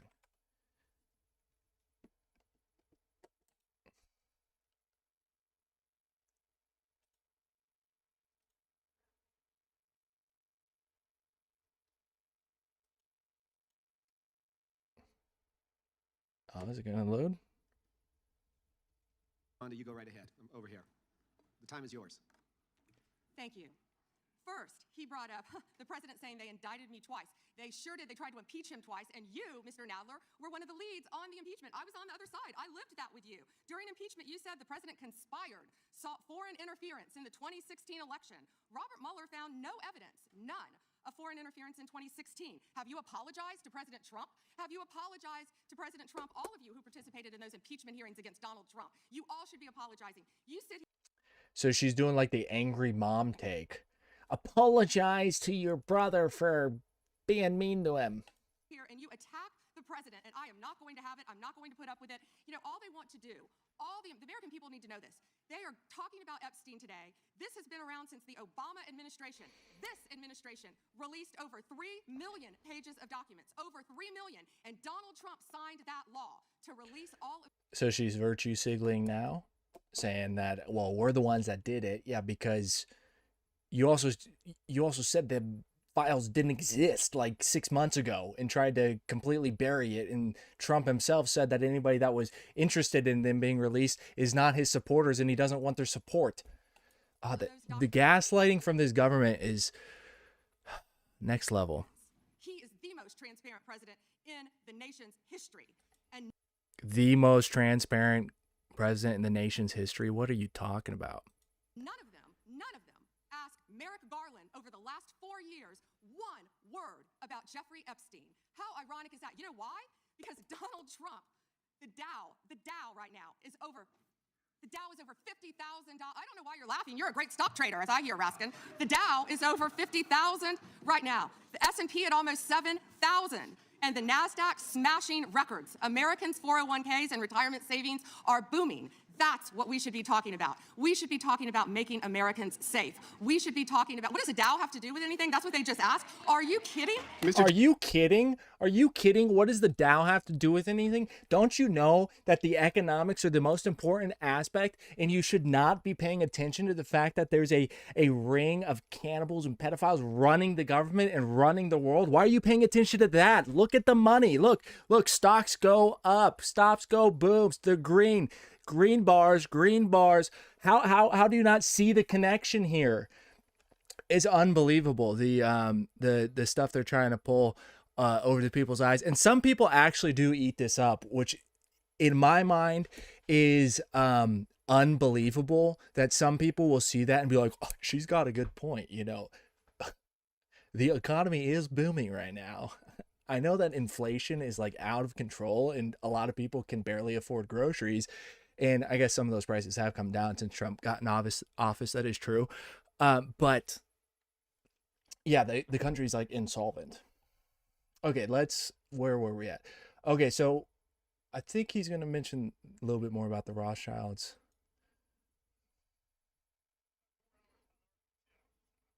Going, oh, here we go. Sorry if I just blew out your ears. That's what did it to her, right? Basically, like they went after her. Well, here's who Pam Bondi is. She's a PR person. She's not bad. She's not involved. Yeah. We knew this when she got in. She likes Trump. He likes her. He thought he could trust her. They put her in. And then early on, Susie Wiles came in, and they said, listen, we know there's all these rich people. Ludwig told him, sir, I'm not involved with him, but it'll crash the stock market. This is old case. You can't prosecute him anyways. Plus, look, you're all in these files with Ludwig, his neighbor. And they load all these lies. But then Ludwig got caught lying. Yeah. He's at the aisle and everything else. And Trump said yesterday, he said, I didn't know Ludwig did that. He lied. So Trump, according to my sources who were in the meetings, yesterday and this morning, called him and he said, listen. Who called him this morning? Sorry. He had meetings yesterday and today with his cabinet. Oh, okay. You mean Trump had him this morning? This is exclusive. Yeah. No one knows this. Yeah, yesterday. I've talked to multiple people, one that was in the room and other people that heard about it, and also people that were delivering my message, which I'm here in Florida delivering to the family. Like, listen, you're committing political suicide, self-inflicted wound. We know you're not in there. I had Mark Mitchell go 3 months ago to the White House, show him the numbers. This is what's killing him. We know he's not involved already. We know it was over the stock market because I was with people that were at the meeting over a year ago, 13 months ago when he was president-elect. And they told him this. And I've said it probably 1,000 times on air. Folks, I don't agree with it. People said I'm covering up for it. I was just saying with their idea, their mindset. I'm not agreeing with that. It'll crash the stock market. You got hundreds of head bankers, heads of universities, heads of brokerage firms, the royalty, not Bill just... Gates as well. Bill Gates. Oh, it just goes on and on. You know, all up top. Yeah, that is definitely true. If the people that are doing these horrific things, if all of them were put in prison, yeah, there would be a big problem with the economics in the world and the supply chain, like everything, because so many of them are implicated. But the question is, so what? We just like allow this to happen because it would cause short-term problems for everybody? Like we're just supposed to allow the world to be run by vampires because we don't want to like lose some money for a couple months or years? Like I understand the point. Yeah, the stock market would crash, but yeah, let it crash.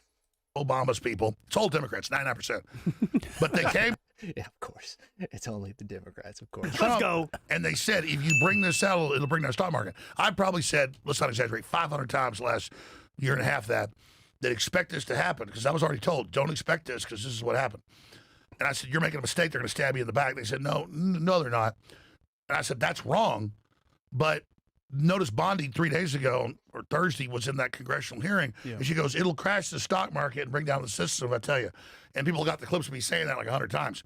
So, but finally Trump got, oh my God, it's going to crash it anyways. I've been double crossed. So this morning he said, you're all fired. This is people in the meeting. Wow. He said, you're all fired. He said, I want, and by the way, behind the scenes, Trump used to cuss some. He also, you've seen when he's hoarse, he goes, I'm sorry, I'm screaming people. He said, listen, motherfuckers, I'm sick of being tied to this shit. I'm the one that dropped a dime on him 18 years ago. He goes, you're all fucking fired if it isn't fucking released. Do you fucking understand me? They released the whole list of anybody in his files. Oh. They released 3 million more files, and Trump said, I will fire every goddamn one of you. Because they came to him and said, sir, they say your wife's a hooker.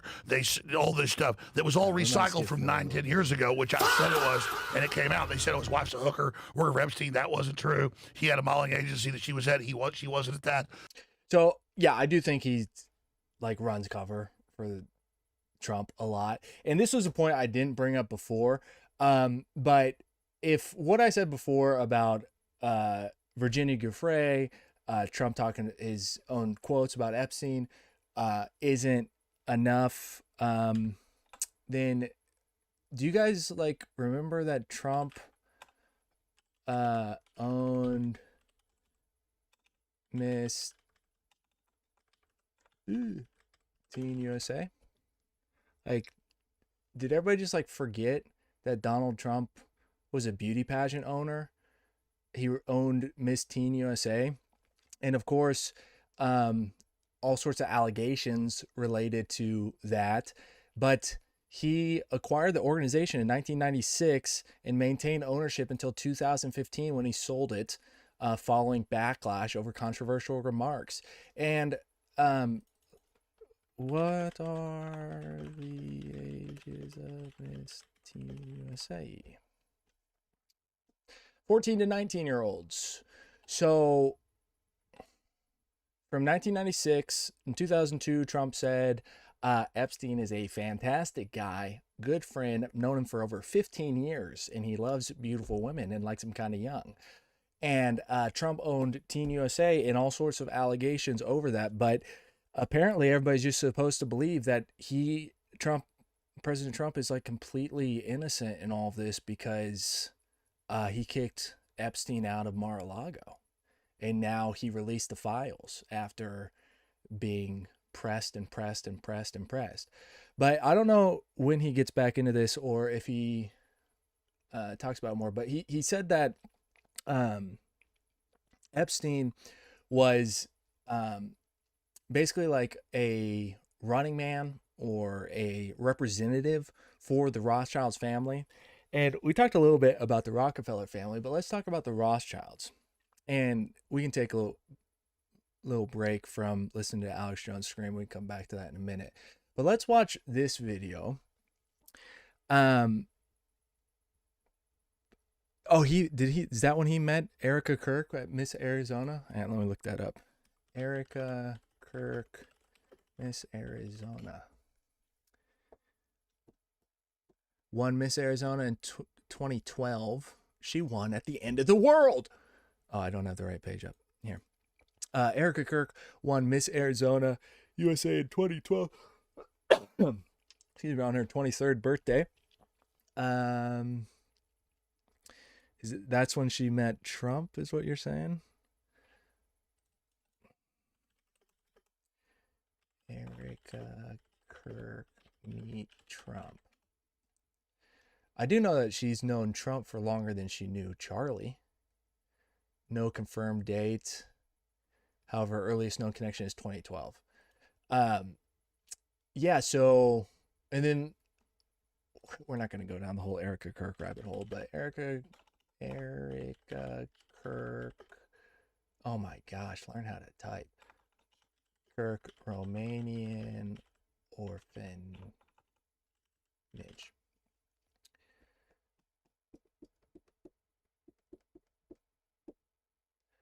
Charlie might be alive playing basketball. I watched a movie recently called Snake Eyes. This movie is crazy. What's his name? Nicolas Cage. So look at the. And let me see if does it say what the plot is. The film stars Nicolas Cage, a detective investigating a political assassination at a boxing match in Atlantic City, with supporting roles. Say the. So it's a boxing match with Lincoln Tyler, and he meets up U.S. Commander Kevin Dunn, who is escorting Defense Secretary Charles Kirkland. And guess what? In the movie, Charles Kirkland gets shot in the neck. And also that he gets shot in the neck on September 10th. It's the exact same date. The name is the same, Charles Kirkland. And it's, 27 years before. Yeah, anyway, sorry, didn't mean to go down that rabbit hole. What were we just talking about? Oh, yeah, we were going to go talk about the Rothschilds before we get back to Mr. Epstein. So the Rothschilds are a very important family. If you don't know about them, they're it's good information to have. Like we showed, they're in that 13 bloodlines document that I got from the CIA website. And this is a video by a channel called Black Pilled, which is a good channel. He doesn't post anymore. And his stuff is pretty black pilling. It's pretty depressing, some of it. But this is one about the Rothschild. So I don't know if we'll make it through the whole thing. We can kind of skip around in it. But it talks about the beginning of how they got to where they are now, how they got to be one of the most powerful families in the world, because they are the bankers. They are bankers.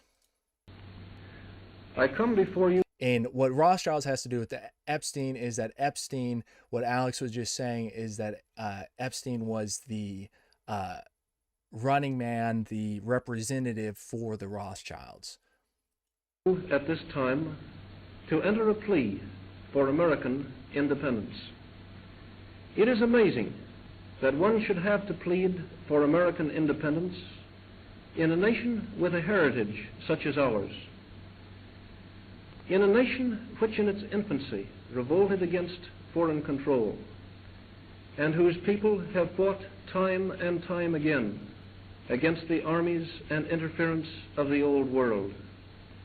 Yet the independence and the destiny of America were never more in jeopardy than they are today.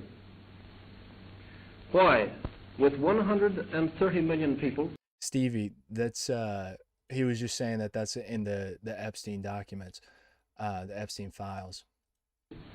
Are we being told that we must give up our independent position, that our frontiers lie in Europe, and that our destiny will be decided by European armies fighting on European soil?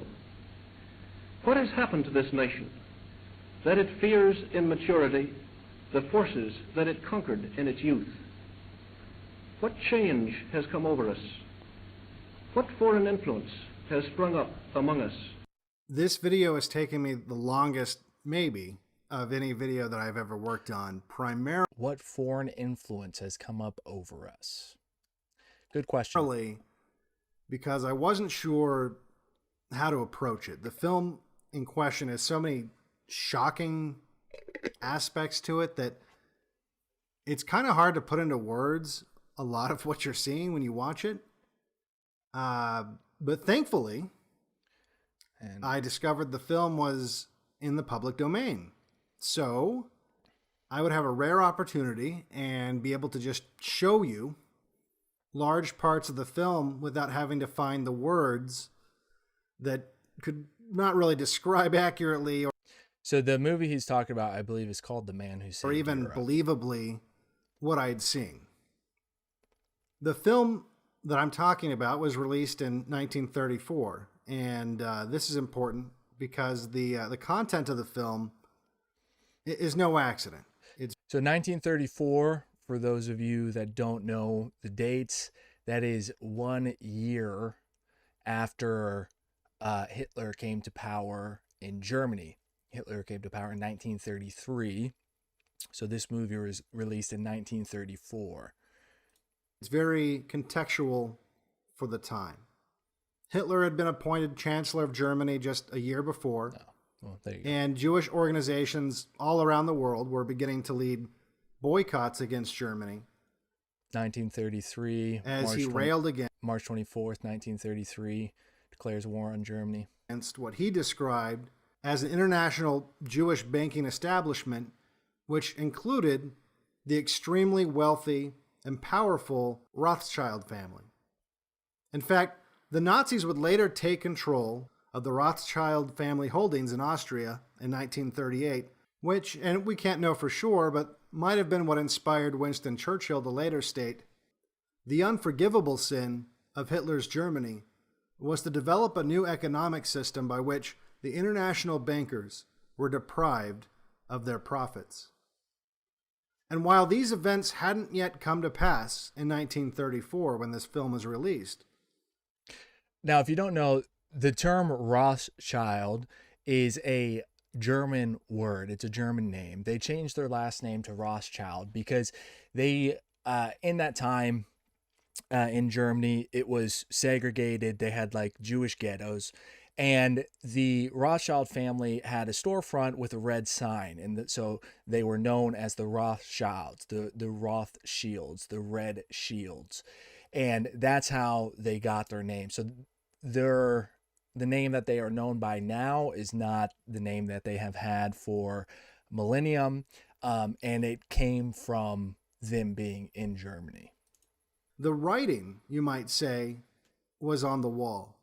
People, not just in Germany, but in Italy and elsewhere, were beginning to question the role of the international banking establishment in domestic and international affairs.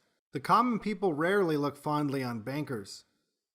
And so it should come as no surprise that information warfare would precede the real life and death warfare that the common people would then have to fight.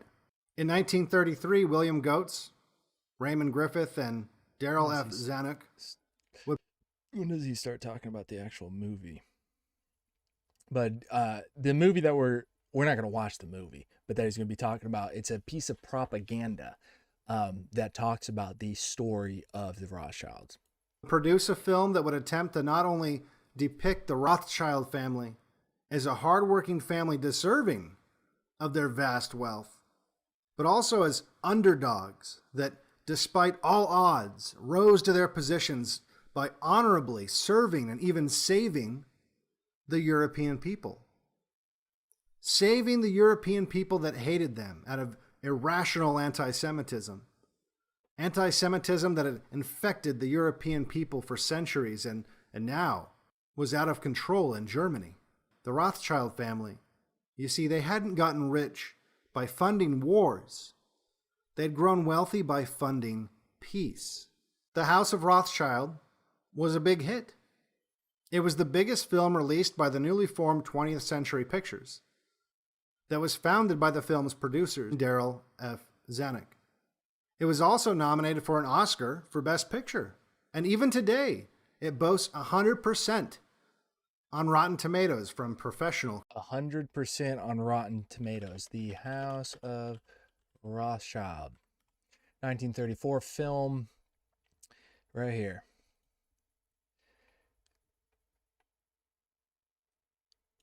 And let's see, because this film is in public domain, so oops, where'd it go?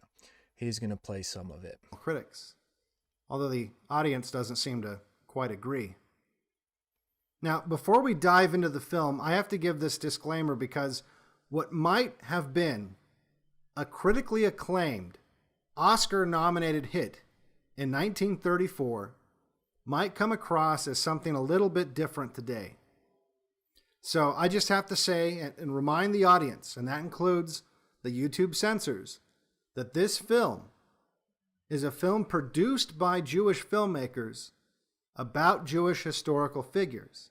And because this film is in the public domain, and to avoid being accused of twisting the film's message, I will be playing unedited clips that accurately represent the vision of the Jewish filmmakers as much as possible.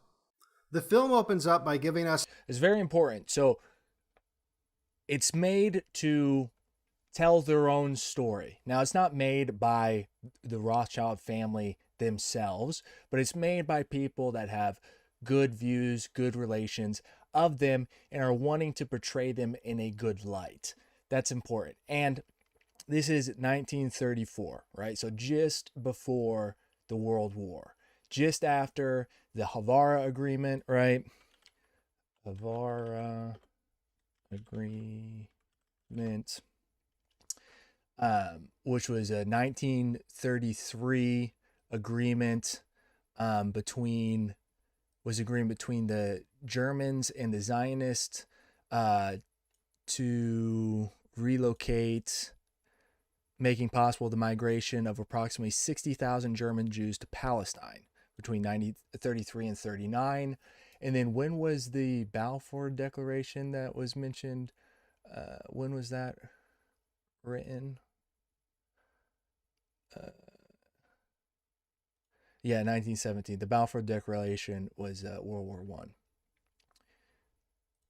So, give you context of when this came out.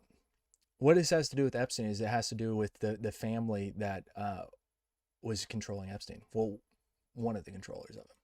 A dramatized version of the Rothschild family origin story. It begins in Frankfurt, Germany, or Prussia, as it was called in 1780. A sign explains to the audience that we are in the Jewish quarter of the city. It was a common thing in many parts of Europe to restrict Jewish inhabitants to a segregated neighborhood that would be closed off to the rest of the city at sundown. This was also the case here in Prussia. So that's what I said before, that at that time, it was segregated society.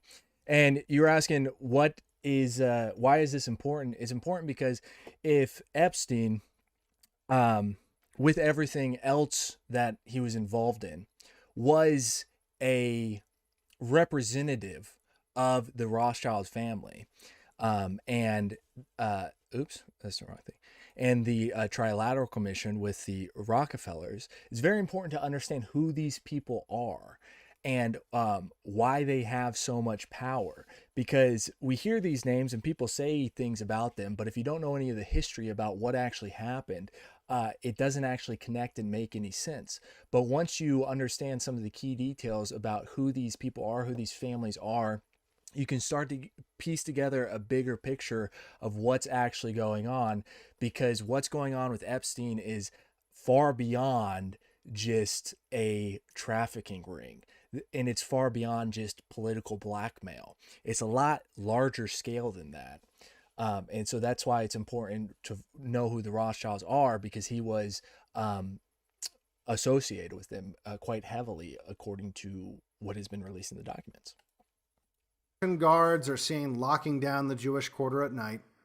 The patriarch of the Rothschild family, a money changer by the name of Mayor Amschel Rothschild, is shown in a humble home located in the Jewish ghetto. This depiction of a humble home is a bit of an exaggeration, of course. This is the real home of Mayor Rothschild. He was hardly struggling to get by, and in addition to having several wealthy clients, including the Crown Prince Wilhelm, he became extremely wealthy by facilitating payments to the halcyon mercenaries from Britain during the French Revolution. But let's just ignore all of that. So we're going to skip ahead here a little bit.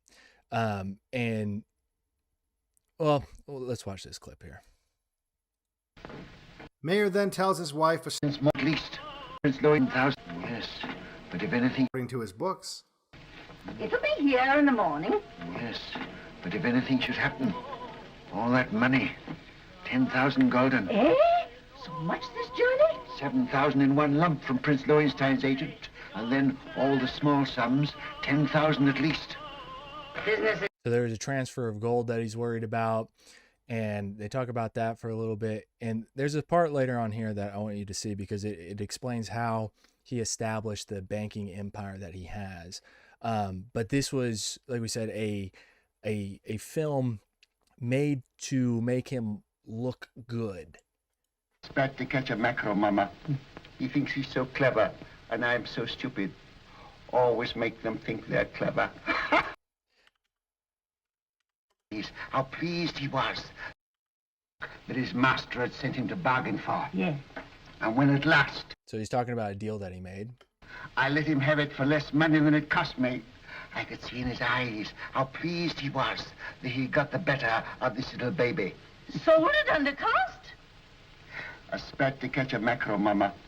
He thinks he's so clever, and I'm so stupid. Always make them think they're clever.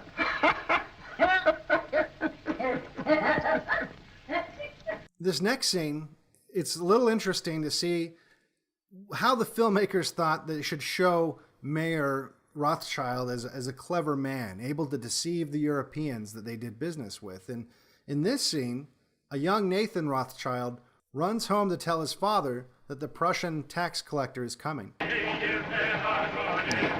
part, and then what happens next after this. Mama, quick, Nathan! Mama, the tax collector. Papa, the tax collector. He's down the street. Shut the door. The Rothschild family then proceeds to hide their wealth from the tax collector.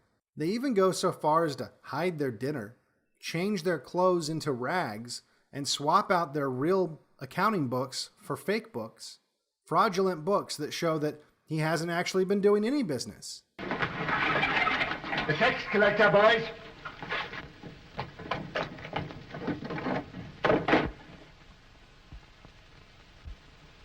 Mama, put away the silver. I have.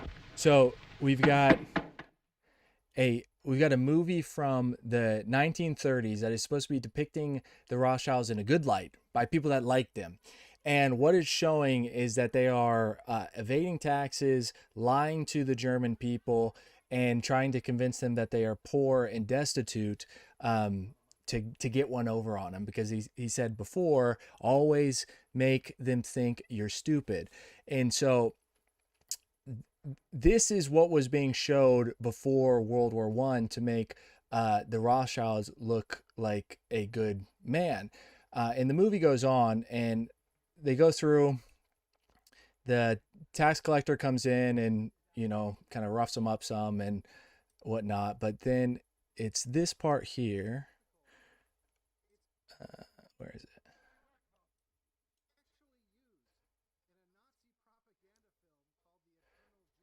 Where is it? So here, where he's lying on his bed.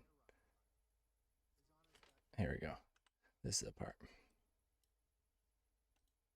Clears that up. Poor, persecuted Mayer Rothschild is on his deathbed with his children gathered around, and he has a plan he wants to tell them before he dies.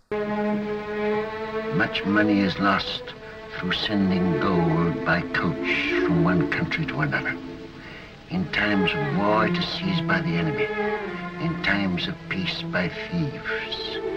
You are 5 brothers. I want you each to start a banking business in a different country. One to go and open a house in Paris, one in Vienna, one in London.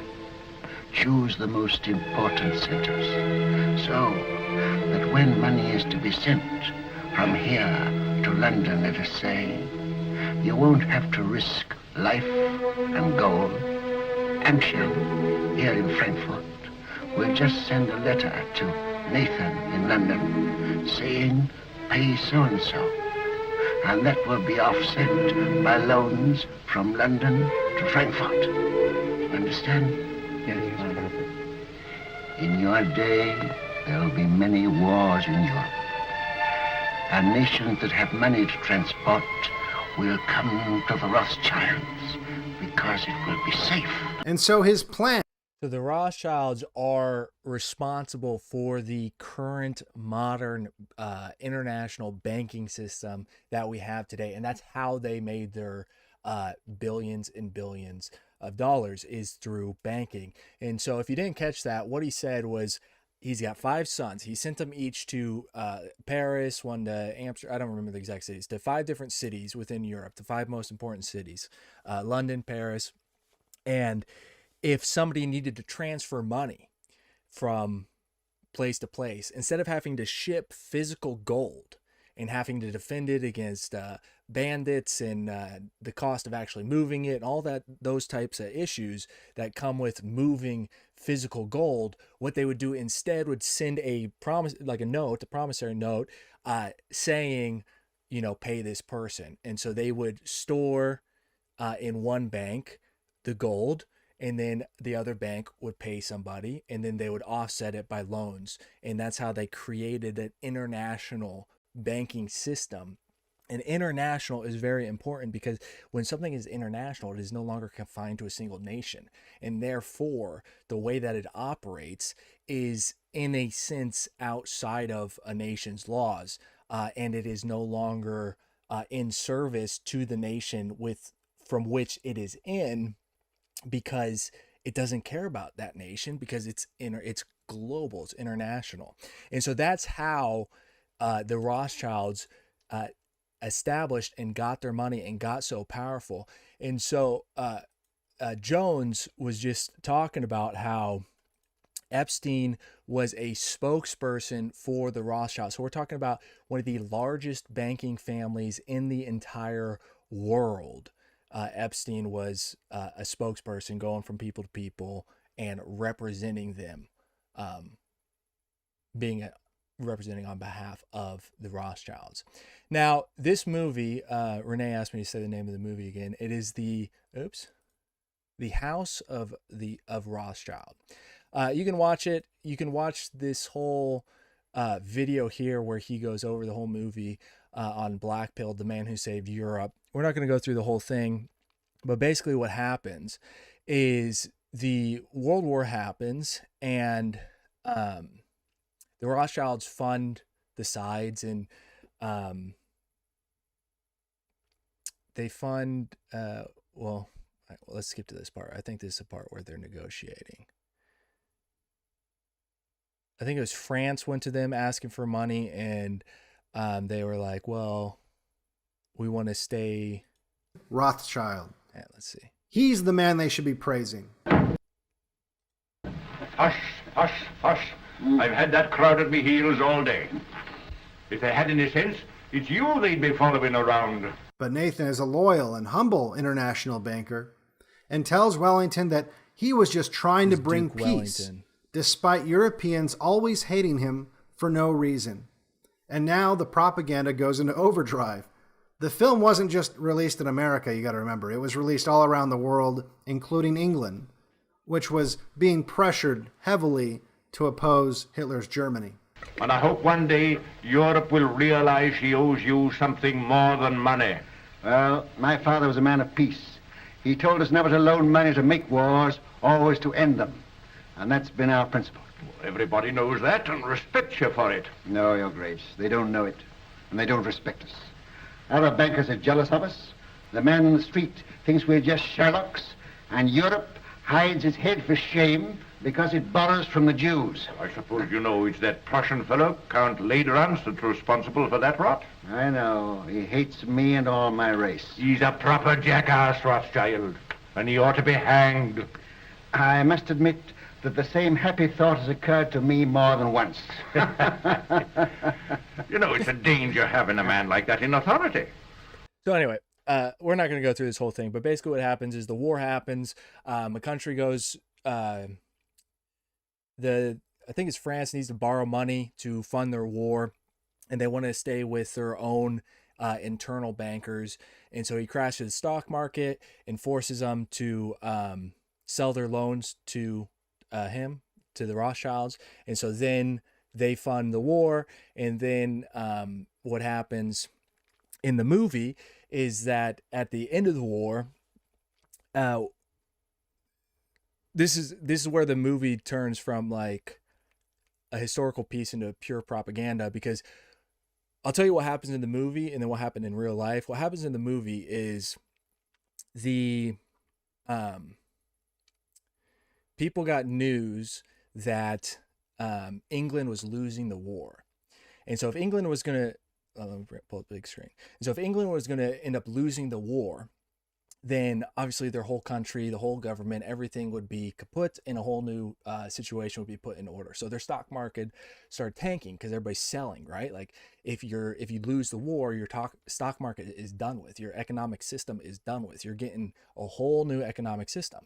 So everybody's selling. So the stock market is crashing. And in the movie, Mr. Rothschild is buying up all the stocks, putting money into the market to sustain it, to make sure it doesn't completely collapse. And then what happens, as we all know, Germany loses the war, England wins. And then in the movie, Mr. Rothschild is considered the hero, the man who saved Europe because he believed in England and in Europe when nobody else did. And he put money into it, even though everybody else was selling and tanking.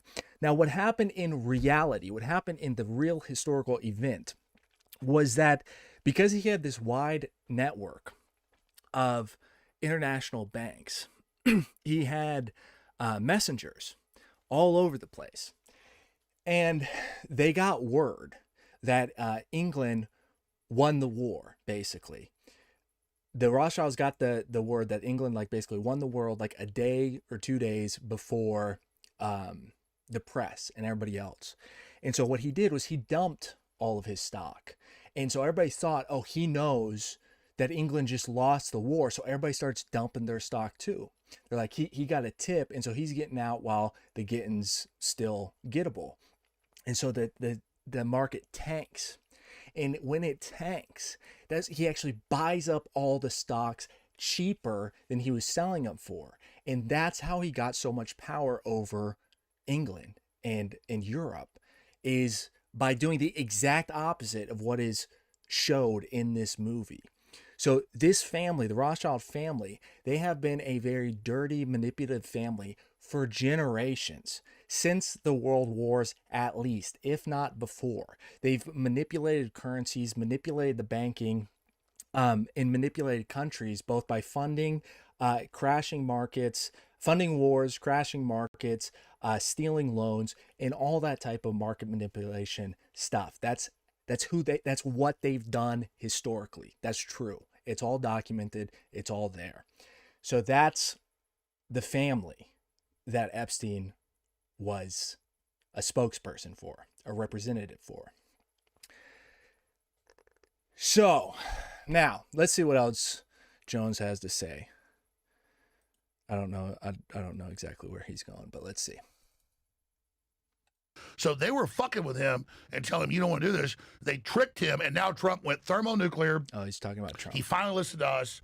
He finally listened to Roger Stone and others, and this is historic. And I'm told, Congressman Tim Burchett and others have said, they have already been accessed to this, okay?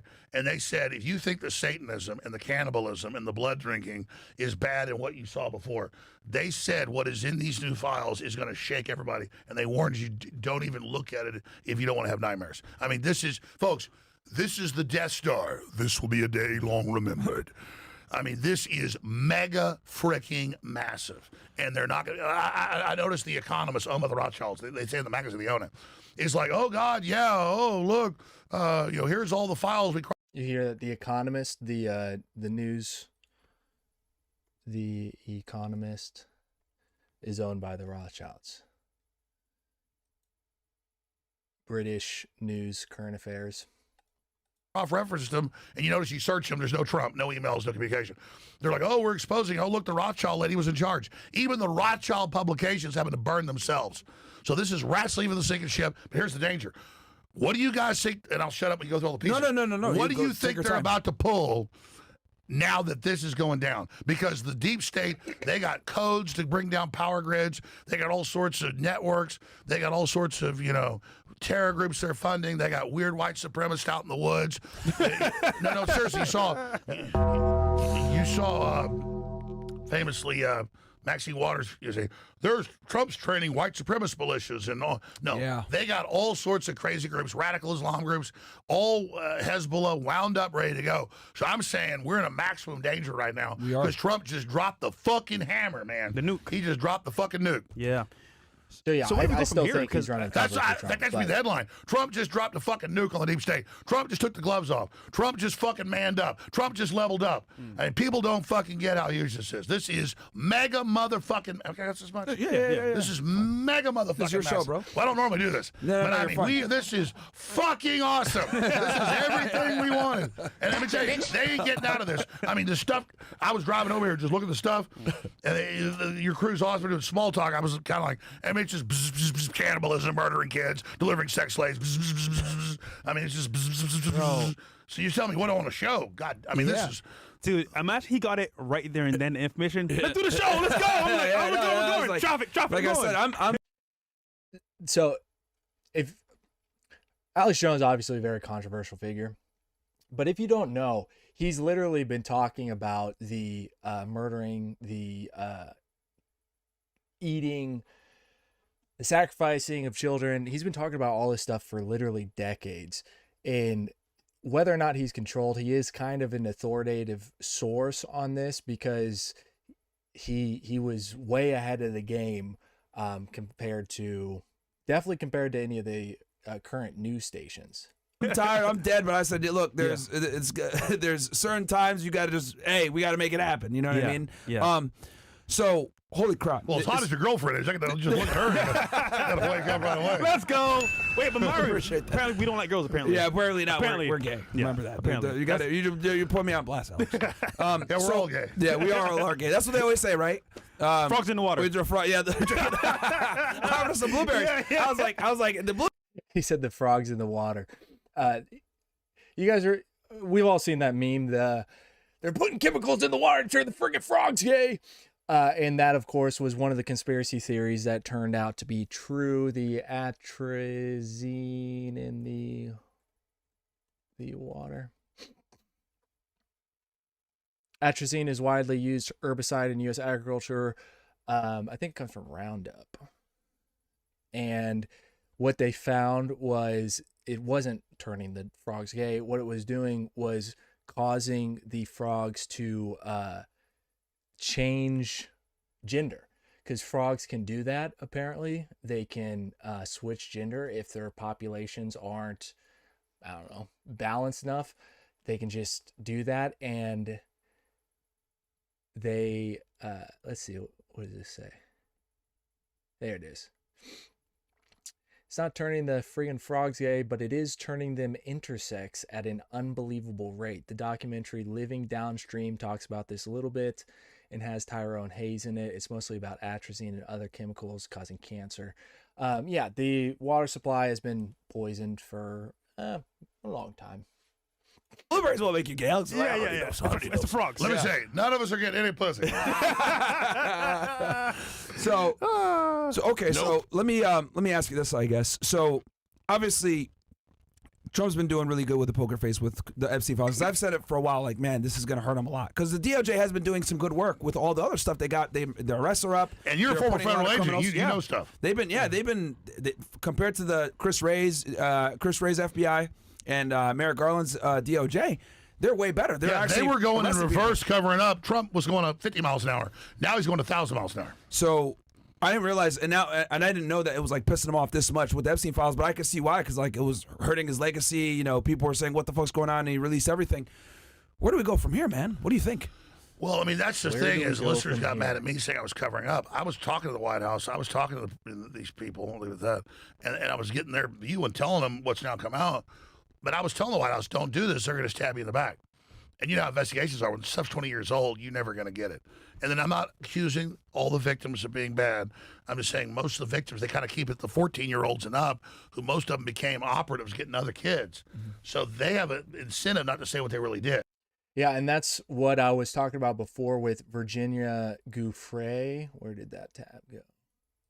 Virginia Giuffre. So she was... and it talks about it in that Netflix documentary, the 4-part documentary. What was it called? The Filthy Rich is what it was called. But during her, not allegations, accusations, whatever you call it, she talked about her whole, what happened to her. And yeah, she was one of the recruiters, and that was part of the game, is that they would get these young girls, and then once they were in the system, they, say Stockholm syndrome, then they would get those girls to recruit other girls. So Gouffre, who became like the largest accuser, was in fact an an operator for the network, and then got out. So you can, make your own judgments on that if you think they are completely incapacitated or whether they're complicit. That's up to your own decision. But obviously she's a victim, but she also helped him. So when they say, "Oh, these victims know everything," no, the files know it all. Yeah. And so you just can't go off these women that were used and set up. He was buying kids 8, 9, 10 years old in Eastern Europe, who he'd bring back and use for years and years as sex slaves, who he would then He had a house in Paris and everything. Yeah. who he would then organize to be the handlers of the other girls. So he used women. Yeah. To control all the other slaves. Yeah, no, it was crazy how he had this layered system, because I went through the West Palm Beach case file stuff. And he'd get these high school girls, recruit them.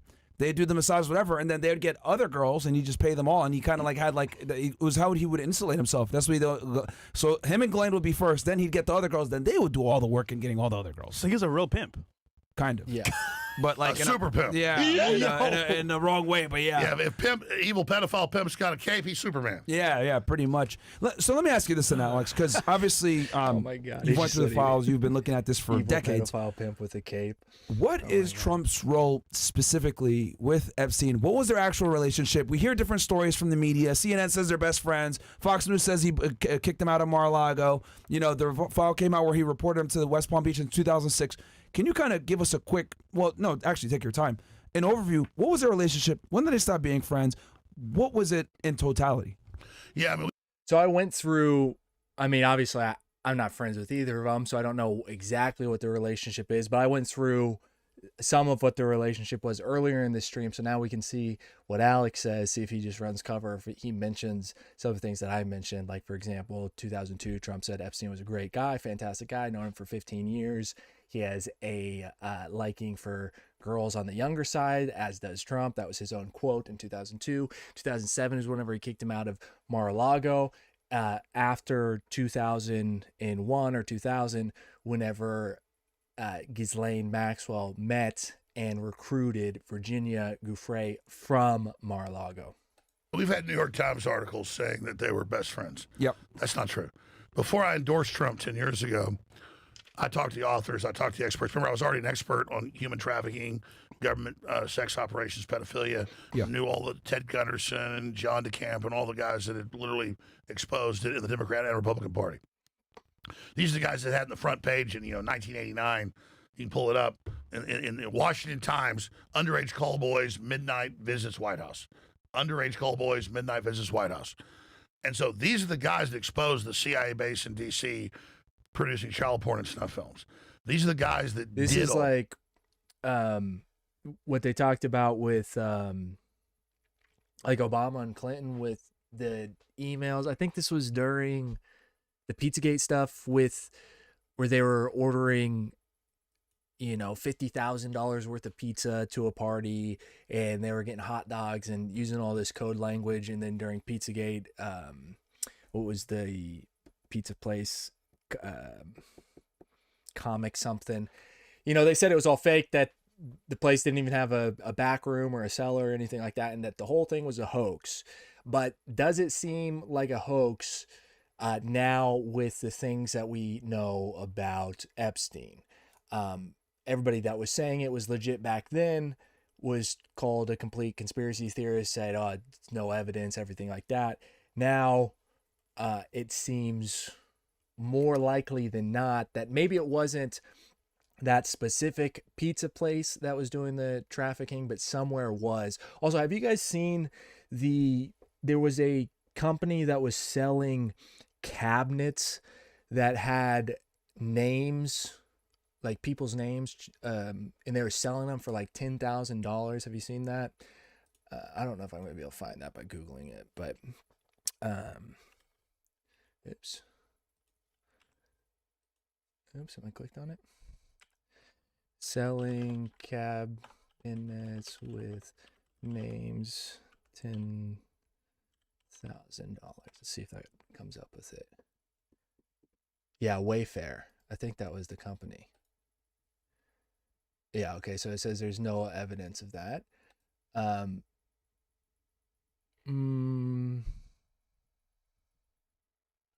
Maybe they don't have it on their website anymore. But you guys know what I'm talking about. This company Wayfair, they had all these cabinets that people have screenshots of where they were selling and for like $12,000, $7,000, and they were named names, like people's names. And I saw something where I saw this on Instagram. Somebody found in the files that one of the companies that Epstein was connected to had bought a cabinet from Wayfair, and they had the order number or something like that. I can't remember. The amount of information involved with all of this is so much that it makes it almost impossible to actually like get a real grasp of everything that's going on, because there are so many dimensions to it. And you see different things. Yeah, these are just regular cabinets from Wayfair. You see so many different things online of somebody gets a little piece of the puzzle here, somebody gets a little piece of the puzzle here. And if you see it on Instagram Reels, especially, unless you save it into like a specific folder, it's like almost impossible to find. And then the video gets taken down and you can't even find it then. And trying to search it to find it is super hard. And so you got to make all these connections. You got to like ingest this insane amount of information and then just connect it like a schizo in your own head. And then when people ask you about it and they're like, source, and you're like, dude, I can't give you all the sources. Because I've seen too much, man. I've seen too much.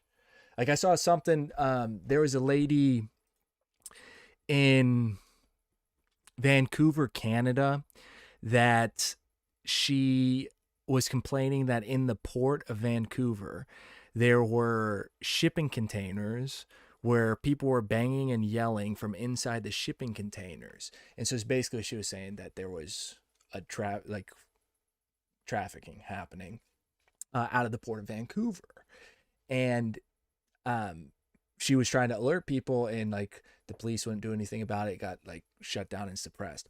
But that one, I don't know if I could Google that and find that. There's also the stories of this one I might be able to find. They had shipping containers full of body parts.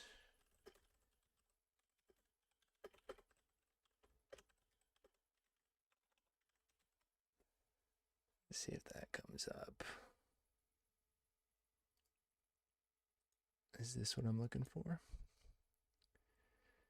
In 1982, approximately 17,000 babies were found in repossessed storage container in Los Angeles. Let's see what this has to say.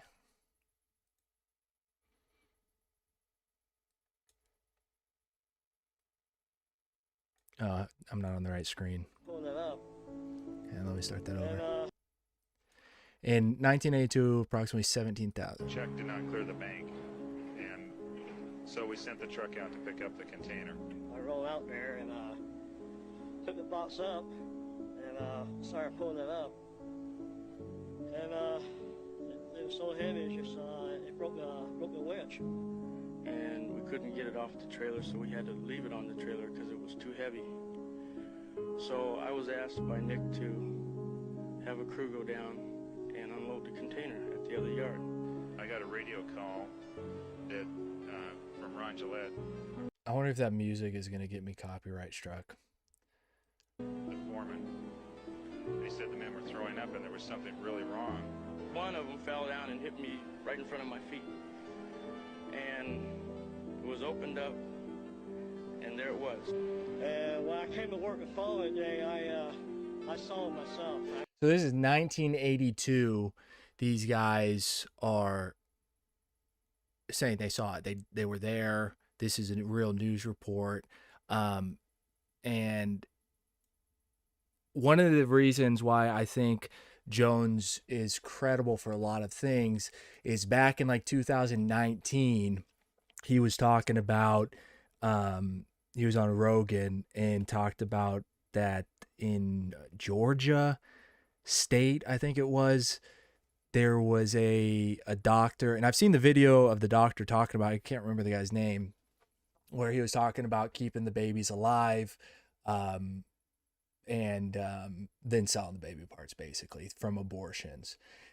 And when you start connecting the dots of these things are happening, and then you look at what is Planned Parenthood, right? There's a lot of people that are single issue voters, mainly women, that they're the only thing that they vote about is abortion rights. And that's literally all they care about, all they vote about. But whenever you look into Planned Parenthood, what it is, who it was created by, and what it's doing, and you realize this stuff is happening, shipping containers full of baby parts. You've got the Sandra Bullock was on Ellen DeGeneres and talked about how she does the face microneedling with Korean baby foreskins. And then I don't know if they talk about it in this interview, but the files very clearly talk about cannibals and baby eating, which there was this, they call it the Hampstead hoax. This was we're kind of jumping all over the place, but it's because there's so many different events, I don't know what you want, instances of these things happening, that it's not just Epstein. But I don't know if you guys know about the Hampstead hoax. They call it a hoax, that there were these two kids, which I've got them pulled up here on BitChute.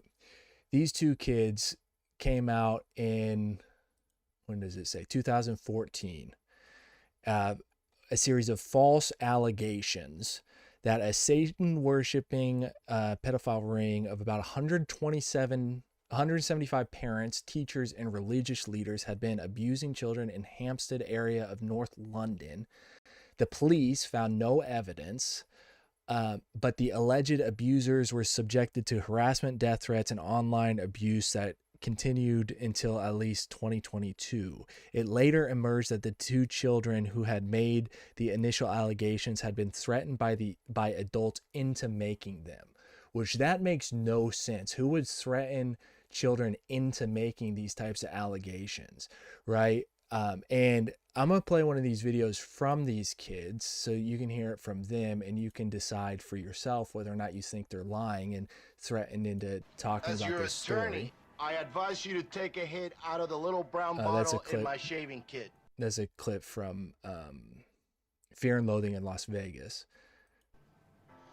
You won't need much. Just a tiny taste.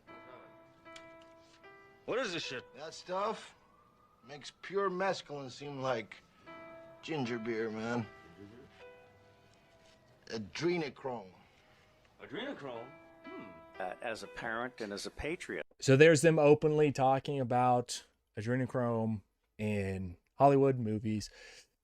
But I want to get to there we go. What I'd like to do today is just talk a bit more about the church, if that's okay. Yeah. And ask you what you can tell me about this church. Yes, and we dance in the church with the baby skulls and where the seats are all in rows. And after this big carpet. It's like two little stairs and this big space at the front, and then that's where they dance with the skulls on. So she's saying that they put on the baby skulls and dance with them. Okay, where do they dance? On that kind of carpet floor. Okay, and so How do they do? Is there nothing there on this carpet floor? No, really, there's just this little table. Not actually little. It's a table with 2 big candles on. Okay.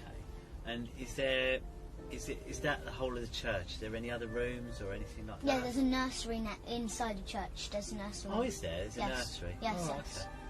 There's And a nursery anything else? at the end. Yes, so there's a nursery and there's this little room. There's a little room in the church though. Okay, and So what's in that little room? Yes, they keep the skulls there.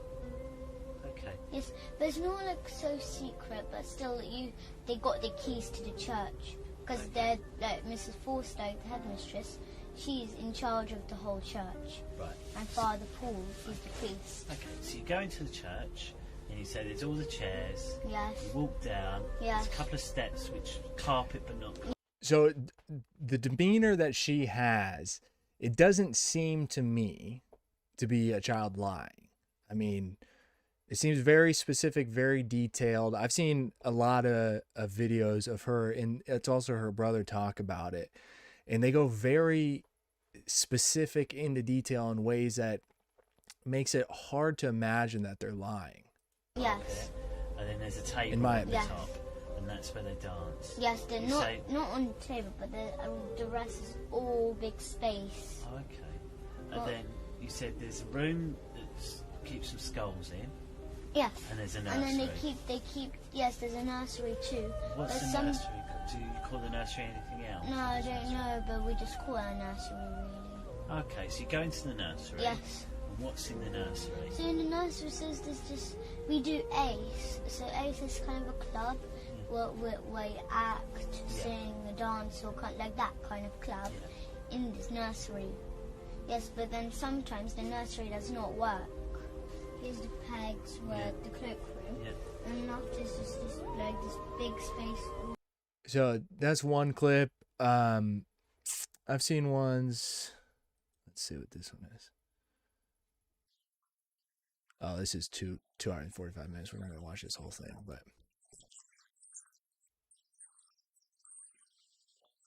let's see what he says.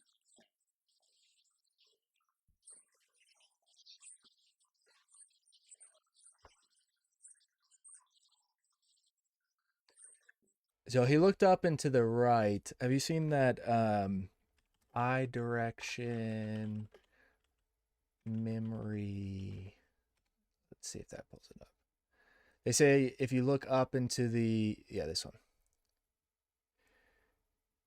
You got up into the left is remembering. They say up into the right is constructing.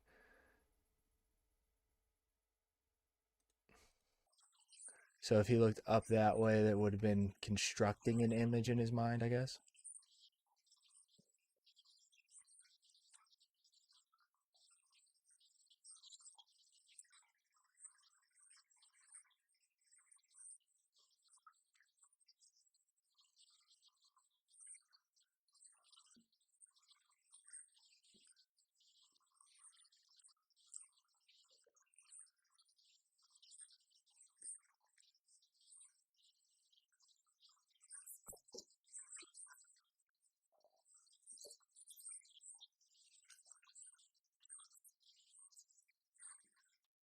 It gets into real sick stuff. The kids, they start describing the actual dismemberment, that they were involved. Those are like 2 hours long. I don't know where in that it is, but I've seen different clips of them talking. But yeah, I don't know. You can decide for yourself based on their demeanor whether or not you think they're making it up. First time when we ever done it with Papa. The first time when we. Yeah, I don't know how legit that eye direction stuff indication is. I've just seen those images floating around. Done it. We had. First time when we ever done it with Papa. The first time when we done it, we had feared so much. When you did what? When we killed the baby, the first time. And You we knew killed the about it. babies? Yes. You yourself? With Papa. Papa holding my hand. He helped me. But he told me to cut the baby's head off. But he forced me to. I couldn't. He held your so hands? He held my hand. Yes. Like what? Show me. So this is my hand on the knife. he put his big hand on, and he pushed my hand and then cut off the head, like that. And then when we got older, we got more used to it. But then we understood. When my mom found out about it, she told me that it's wrong to do this kind of stuff. So but then me and Gabriel had still been used to it. But then we had understood that it's wrong.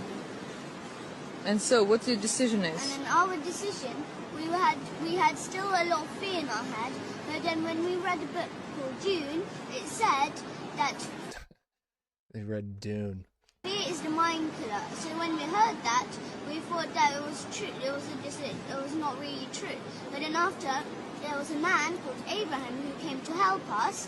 He said that it is true, that fear is the mind killer. And then after, he said we had to face our fear. So then after we faced our fear... Looking at the camera. The camera is here. Oh, that part about fear is correct in the quote from Dune, but it's not really the right application of when you should be applying that quote in that mindset. And then But she is a little child. And after... Camera is here. And then after we faced our fear. So what's you decided? And we decided that we should stop. Or then we should... Okay, so she's saying that her fear was to stop and to tell people about what was going on, I think. But yeah, that is the kid from the Hampstead hoax from 2014. So yeah, I don't know. What do you guys think? Do you think that she was lying? They say that later it emerged the two children who had made the initial allegations had been threatened by adults into making them. Seems like a very odd thing to... It seems like it's normally the opposite. You would threaten them to stop talking about it, not to make those allegations. But yeah, she went through all the things, basically the same things that are in the Epstein files about the drinking, making shoes. That's crazy. Drinking the blood. And that, I talked about some of this stuff in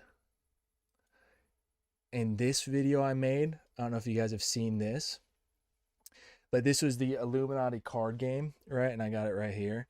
And in here, they've got the vampires. And I filmed this, in August of 2024, I think. And this was when it was still considered crazy conspiracies to say that wealthy people were into cannibalism. And here's that card, the vampire card. Let's see if it's going to focus. And what I said in that video, which I'll play it, because there are multiple layers to vampirism, but let's just play what I said here.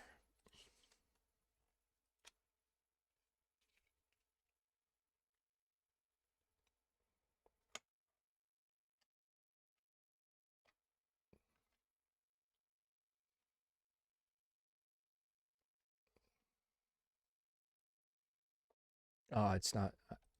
Oops. I didn't have the right one clicked. Oops. There. Interesting conspiracy because when you think of vampires, you think of the mythical fanged vampire, but what vampirism is it's young blood therapy. This is proven. Regular transfusions of the blood of a younger, physically fit donor can significantly... Yeah, that little girl is an intense one to watch. I've seen, I went down that rabbit hole a year or two ago, and it's not a pleasant one. None of it's pleasant, really, to talk about. That's the problem with conspiracy and rabbit holing is there's some fun ones, I guess, but most of them are horrific. But yeah, so this was significantly retard the aging. The young blood therapy transfusions. This is all scientifically proven. This is a form of vampirism that is well documented. It's legal. It's used by this guy. I'm sure you've seen him around YouTube. But that's what I was saying. I think in the card game they also have cannibals in there. But the reason for those rituals is it's not just a sacrificing. They do actually get benefits from it, which are scientifically proven. Now this is transfusing the blood, but yeah, it's disgusting, horrible things. And they do it for a reason. It's not just the sacrificial aspect of it, although that is part of it. They do both the ritualistic, ceremonial magic of it, and then also they do it for the health benefits, which is fucking crazy. So well, not that I'm smart. When I was first getting on air, I was having these guys on, Kathy O'Brien, Mind Control, MK Ultra, all this stuff. And so Trump is in New York. His dad's super conservative. He has his own business, gets $100 million from his dad. He works for Roy Cohn, the famous anti-communist that was the lawyer for McCarthy. Renee, what are those extreme differences between USA and Canada? That's Trump's MO. But Epstein comes along in the 90s and is the head of the Trial Commission and has all this investment stuff. And so just like Steve Bannon, yeah, they do business. But it's like investments in real estate and stuff. And that's what Trump knows. And so Epstein, obviously is in New York. Trump's in New York. And then you got the satellite at that time down here in Palm Beach. And so all that's public, that they're in events, they're at public shows, they're socialites, they're in some videos and photos together. But we knew, and Roger Stone exposed this 10 years ago when I first endorsed Trump. He wrote a book about it, Clinton and their war on women, that Trump first dropped the dime to the Palm Beach police and got him indicted. So all that new news that's been released in the last tranche of Epstein files a few weeks ago, that's old news. It was Trump that was the informant. And then Michael Wolff, who is number 3 in the files, the most mentioned, the most emailed. Michael Wolff, who is that? Michael Wolff. The third most mentioned, he said, in the files. Journalist, Fire and Fury, Inside the Trump White House, New York Times bestseller. Columnist, USA Today, Hollywood Reporter, 2 National Magazine Awards, a Mirror Award, authored 7 books, including Burn Rate.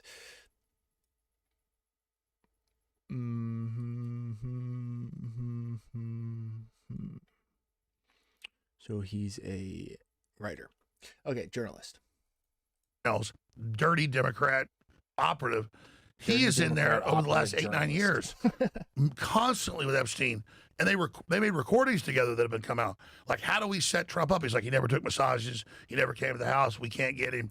I know he's the one that dropped the dime on me. Real G. Yeah. So what's crazy is, that's why I was saying, like, Trump's not involved. Trump dropped the dime.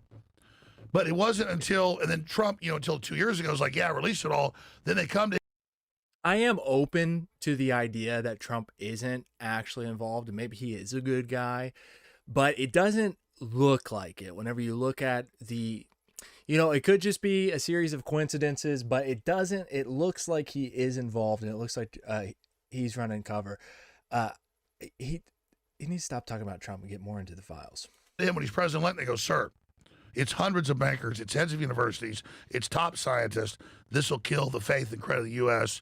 Plus it's old, plus it's full of crap, plus the Democrats control the file, it's going nowhere. You need to just kill it. So Trump said, fine, kill it. And I was like, I told him, I said, do not do this. They're going to stab you in the back and claim you're involved. And they're like, that's ridiculous. I'm not involved. And I said, they don't care. They're already caught. They're done. All they can do is trick you to grab victory from the jaws of defeat, or to grab defeat from the jaws of victory. Yeah. To grab defeat from the jaws of victory. So it's taken me a year of literally hammering him and hammering his advisors, because you can talk to him and it's just, he's always like the next thing. He's very savantish, very autistic, I would say. Definitely Asperger's at the next level, not in a bad way, but he's a cut above the rest in a weird way. Mm-hmm. But I had to go ape shit on air the last week. I had to come here, and I had to tell him, I said, I'm going to come bullhorn Mar-a-Lago, because I can go meet with Trump if I want to, but Which, have you seen that meme? I actually used it in the beginning of this video with where Alex is full on raging. This one. That's a conspiracy. These as a form of entertainment. It's one of my favorite forms. That's a conspiracy theory. I'm ready to be conspiracy theory. You think you're tough, you're about to get it. Bullshit. And that where he's raging about Eddie Bravo rage baited him about the child body parts, about dismembering the kids and keeping them alive and everything like that. And it's a funny meme, but he was talking about what is now currently being talked about, like, It's widely more by everybody. Efficient. I've done it before when his first admin on the Russiagate to fire some people, which he did fire. That whole 60 minutes on it. I finally got a bunch of people fired by bullhorning for 2 days off and on the White House. And Trump could hear it and came out and watched it and said it finally fired him. So it's like he can't get his attention. He's like, I'm going to get the Panama Canal and stop China. I'm going to take over Venezuela. I'm going to cut off the voting machines that are fraud. I'm going to get 20 trillion in investment. He's like, his brain is like, he's like goal oriented. Like he has a scale of things. He's like, I'm not involved in Epstein. I'm safe. I don't want to go there. But I'm like, that doesn't matter. They're going to make this the litmus test for you. So, I mean, I'm not trying to give myself the credit, but it's true. A bunch of other people were doing it too. I literally said, I'm coming to Florida. And I said, I'm staying here until I was going to be staying until next week. Then I got the word yesterday. I said, you'll be pleased with what's about to happen this morning. I was like, watch what happens. I was like, we'll see. So I was like holding off to see what's going on because I was going to go to Mar-a-Lago with a gigantic bullhorn and scream for days. And the whole press would be there. But the point is tell them to release everything. Absolutely. Yeah. But the point is that's the power of the people. But it's also the fact that Trump wasn't involved. So now all these emails and text messages. That is something that is amazing. He's talking about he was going to go protest for the release of the rest of the files. There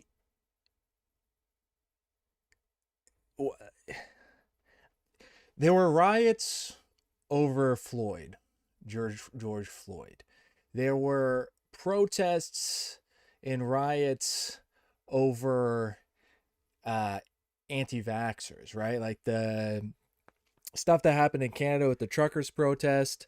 They were, well, some people say that some of that was paid protesting, but they were protesting the vax mandates, and then people were counter-protesting that, saying they were white supremacists and everything like that. And Trudeau fled the Capitol and went and hid in his personal cabin in the woods during that time. And people protest abortion. Like, people protest things often. People are protesting against ICE. They're very adamantly protesting and rioting against ICE. But not, I mean, maybe I just haven't seen it. Maybe it's just not being covered on my feeds and whatnot, but nobody seems to be protesting what is currently going on with the government and what is going on with Epstein. And it seems like that should be something that people should be very upset about.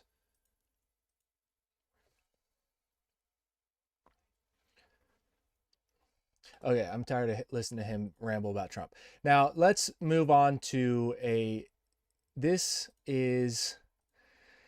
channel here is one of my favorites, Mind Unveiled on YouTube. And they do really good work. They're pretty far out there. Like, if we go to their channel, you can just read some of the titles: occult history. There's about that movie that I mentioned, fake events, underground Chattanooga debunks mainstream history, all this kind of stuff. But this video that we're going to watch, and they just put out a recent one yesterday that I haven't seen yet, but this one here is titled Epstein AI Baby Farms, and they are talking about aspects of the files that nobody else has brought up or discussed. So let's take a look at what the good people over at Mind Unveiled have to say. 2 weeks, there have been some major updates to the files. So this one here was made before this most recent dump of files, by the way. And we're going to put this at 1.25. Actually starting to get crazy. People were telling me that I have to make a video on this, and while I typically stray away from recent events, something just told me that I should look into this. Now I realize why. This may be the biggest video I've ever made. I just spent the last week developing a research tool that would allow me to search with my own terms through 44,000 of those documents. But I took a completely different approach. I wasn't looking for names or occult terms, I was looking for what he was building. And what I found changes the entire story. Tucker Carlson had Ian Carroll on his show this week to go through the Epstein files. 2 hours. They covered the trafficking, they covered the intelligence connections, they covered the financial web, and then Tucker said something that stopped me.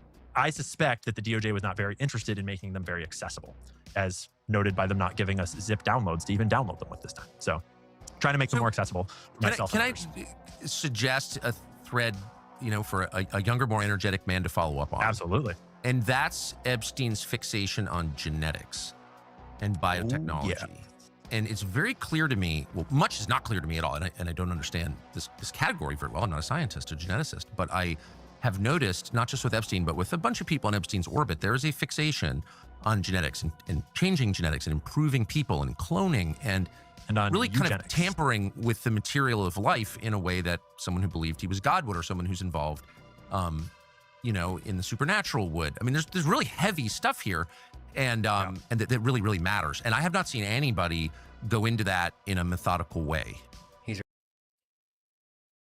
The conversation about cloning is one that now is becoming somewhat mainstream. You see people talking about it online. Oh, they cloned this celebrity. This guy's a clone. They got rid of this one and he's a clone. And I mean, I don't know. Maybe the current Kanye is a clone. I don't know. A lot of people say he is. I don't know. Whenever it comes to specific celebrities, specific instances, it's really hard to say. But the thing is that not very long ago, if you discussed the stuff about cloning, it was considered completely insane. And nobody is talking about really the fact that Epstein was involved in cloning farms and all that kind of stuff. If you've seen there's a website, Clonaid, where apparently you can get cloned, or that's where the celebrities do their cloning. I don't know. There's also a movie, an old movie called The Island with I think Jessica Alba and Ewan McGregor, where they are two clones in like a fake reality, and then they are there basically for their organs to be harvested for the wealthy people that pay for them. So a billionaire in the movie pays this company, they make a direct clone of said billionaire, and then whenever the billionaire needs a new kidney, a new whatever, they take the clone wins a lottery or whatever to go to the island, and gets operated on and gets their organs taken out. So that's a movie from like the early 2000s. And that's what, whenever it comes to conspiracies and stuff, I reference movies a lot because it's all out there. It's all been out there in the public consciousness for the entire time. And how long have they been doing the cloning is a real question. They say Dolly the sheep was cloned in the 90s, I think. I always forget that one. When was Dolly the sheep cloned? 96. That was the first official animal cloning, but people say all the time that whenever it comes to technology, like with AI, if this is what we're allowed to have, what do they have on the back end? If that's the first time in 96 when an animal was successfully cloned, what were they doing before that? Did they have this technology before that? And there is, let's just get into it. Let's watch this video and see what.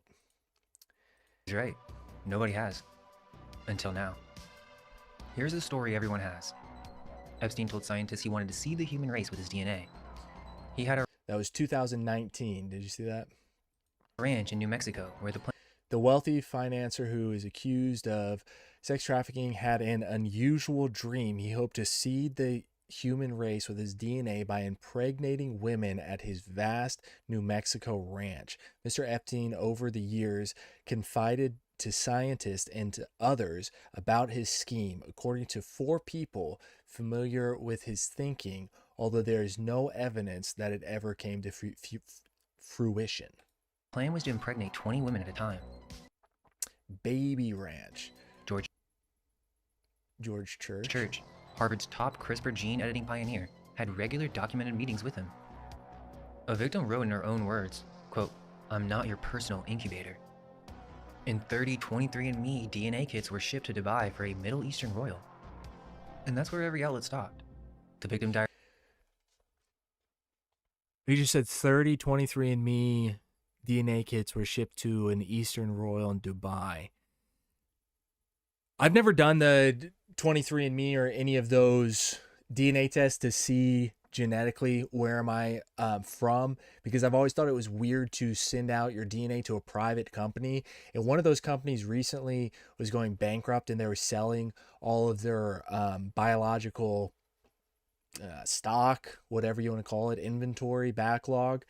And even though, well, you know, you're supposed to say, yes, you can use it. No, you can't use it. But he just said there that Epstein had 30 different 23andMe kids sent over to basically like a sheik. And think about what is IVF. You know, IVF, I don't know what it stands for. In vitro fertilization. The way that works, right? Like they take an egg and then they impregnate a bunch of them, or they fertilize a bunch of them in a petri dish, and then they put it back in. And we saw 6 months ago, China made an artificial womb. Like all this from China. I think it's even older than that. 2025 robotic conference, pregnancy robot with an artificial womb. That's crazy. Yeah, so all this technology is out there. It's out there and in the public consciousness now. So what has been going on behind closed doors? Because it's probably more, right? Diary got picked up by the tabloids. The 23andMe kits got a couple paragraphs in SFGate, and then everyone moved on to the next celebrity name. Everyone is asking who was in Epstein's circle, but nobody's asking what he was building. When you read these documents, the actual EFTA files, not the headlines, a pattern emerges. Shell companies declaring DNA analysis as their business activity, $50,000 wired to an artificial intelligence institute, a male fertility specialist getting haircuts at the residence. Then there are these meetings called designer babies, 6 days before meetings with the egg people, a woman flown from Manchester, England, and referred to a fertility clinic. There seems to be an operation, infrastructure, funding, scientists, and victims who knew. So let's just go through the documents. This is a Deutsche Bank Know Your Customer form for a company called Southern Trust Company Incorporated, registered in the U.S. Virgin Islands, sole owner and president, Jeffrey E. Epstein. DNA analysis. That's what Epstein told his bank that his company does. Expected quarterly revenue, $12.5 million.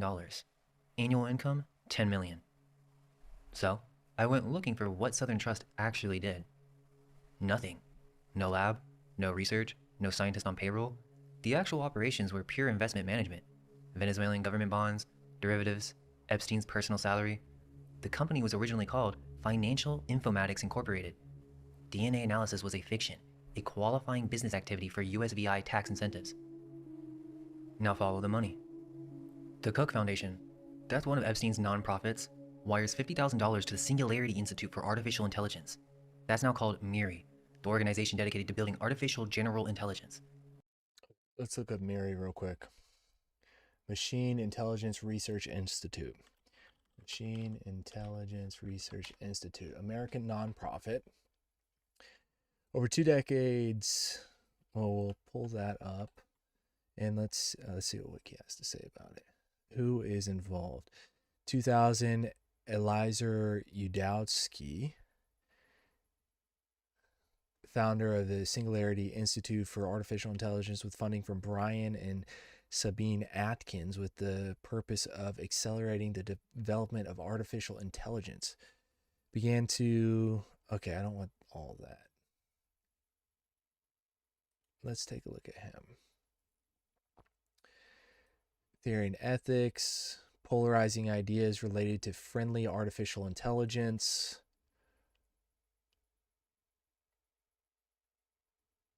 If anyone builds it, everyone dies. Why superhuman AI would kill us. Huh, that sounds like a good book. That sounds like something very uplifting. But here he is working to build it. Here he is working to build the AI, saying it's going to kill us all. EFTA 01500847. Nobody has ever reported this wire. 20,000 to the Worldwide Transhumanist Association. 100,000 to Ben Goertzel, one of the leading AGI researchers on the planet. A 200,000 invoice for Joseph Thackeray, a researcher George Church introduced to Epstein who was editing his own stem cells with CRISPR. $6.5 million to Harvard's program for evolutionary dynamics. Genetics, artificial intelligence, transhumanism, life extension, CRISPR gene editing. He funded all of it. And that's just the science side. So I kept digging. A master transaction ledger. 21 transactions from 2013 through 2018. Leon Black, the head of Apollo Management, one of the largest private equity funds on Earth, sends over $120 million through Epstein's Southern Trust Company. Edmund de Rothschild right there. 10 million. Black Family Partners, Apollo. That's the Leon. Oh no, there's Leon and Deborah Black. Black Family Partners. Benjamin Edmund de Rothschild. So, what? Alex, 15 million to Benjamin. There's 25 million right there to from Benjamin Rothschild to Southern Trust Company. So there's connections showing that what Alex Jones was saying is correct about the Rothschilds connection. That money routes to Edmund de Rothschild Bank in Geneva. 10 million goes directly to Benjamin Edmund de Rothschild personally, and in the same ledger, Southern Trust is investing in Peter Thiel's Valor Venture Funds. Peter Thiel, Valor Venture Funds. Peter Thiel's the one that runs or is working on Palantir, which I think we all know about Palantir, right? Palantir is the new surveillance technology where they're using AI to become like thought police, Minority Report level stuff, where it's named after the crystal ball in Lord of the Rings, and they're going to use it to see the future and do pre-crime and all that kind of stuff. And Elon Musk, whenever Elon Musk did Doge, he basically brought Palantir into the government, into all of the, all the governmental records. So they have access to all that. So Peter Thiel, that's him right there, is very much involved with that. And what was he saying right here? Peter Thiel. And in the same ledger, Southern Trust is investing in Peter Thiel's Valor Venture Funds. So you got money moving between Rothschilds, Epstein, and Thiel. Personally. And in the same ledger, Southern Trust is investing in Peter Thiel's Valor Venture Funds. Epstein was the financial intermediary routing $167 million between one of Wall Street's largest PE funds, a European private bank, and Silicon Valley's most connected venture capitalist. And his cover story for all of it? And Peter Thiel, if you don't know, Peter Thiel is also the founder, the operator behind J.D. Vance. J.D. Vance was basically created by Peter Thiel. If you don't know, J.D. Vance is not his birth name. That's his second time he's changed his name. He ended up on J.D. Vance, and he became friends with Peter Thiel, and then Peter Thiel got him jobs, and has basically been his main funder. So that is, you've got Epstein, Peter Thiel, J.D. Vance all in a line too. Not saying that J.D. Vance is connected directly to Epstein, because I don't know that. But he's connected to people that were connected to him. He's funded by people that were connected to, that were doing business with him. Because here we got, that's $1 million, that's $3 million, $4 million. Yeah, that's like 10 million right there in between Peter Thiel and Epstein. DNA analysis. Then there's this. A complete investor pitch deck from a San Francisco biotech venture capital fund called Descartes Capital, found in Epstein's seized files. The fund explicitly targets Russian oligarch money. Their portfolio is gene therapy using engineered viruses, transgenic chicken bioreactors, meaning they insert human genes into animal germ cells, cancer immunotherapy. A Princeton molecular biology professor is on the advisory board. Descartes Capital returns 0 results connected to Epstein anywhere. No news article, no Reddit thread, nothing on YouTube. And then there's BioElite. So is that considered human-animal hybrids right there? If you're injecting, what do you say, human cells into animal eggs, or was it the other way around? Venture capital fund called Descartes Capital, found in Epstein's seized files. The fund explicitly targets Russian oligarch money. A complete investor pitch deck from a San Francisco biotech venture capital fund called Descartes Capital, found in Epstein's seized files. The fund explicitly targets Russian oligarch money. Their portfolio is gene therapy using engineered viruses, transgenic chicken bioreactors, meaning they engineered viruses insert human genes into animal germ cells. So if you insert human genes into an animal germ cell, does that constitute a chimera? A chimera being a human-animal hybrid. That was something else that Alex Jones was screaming about 15 years ago, is they're making human-animal hybrids. Cancer immunotherapy. A Princeton molecular biology professor is on the advisory board. Descartes Capital returns 0 results connected to Epstein anywhere. No news article, no Reddit thread, nothing on YouTube. And then there's BioElite LLC. I'm not exactly sure how it's pronounced.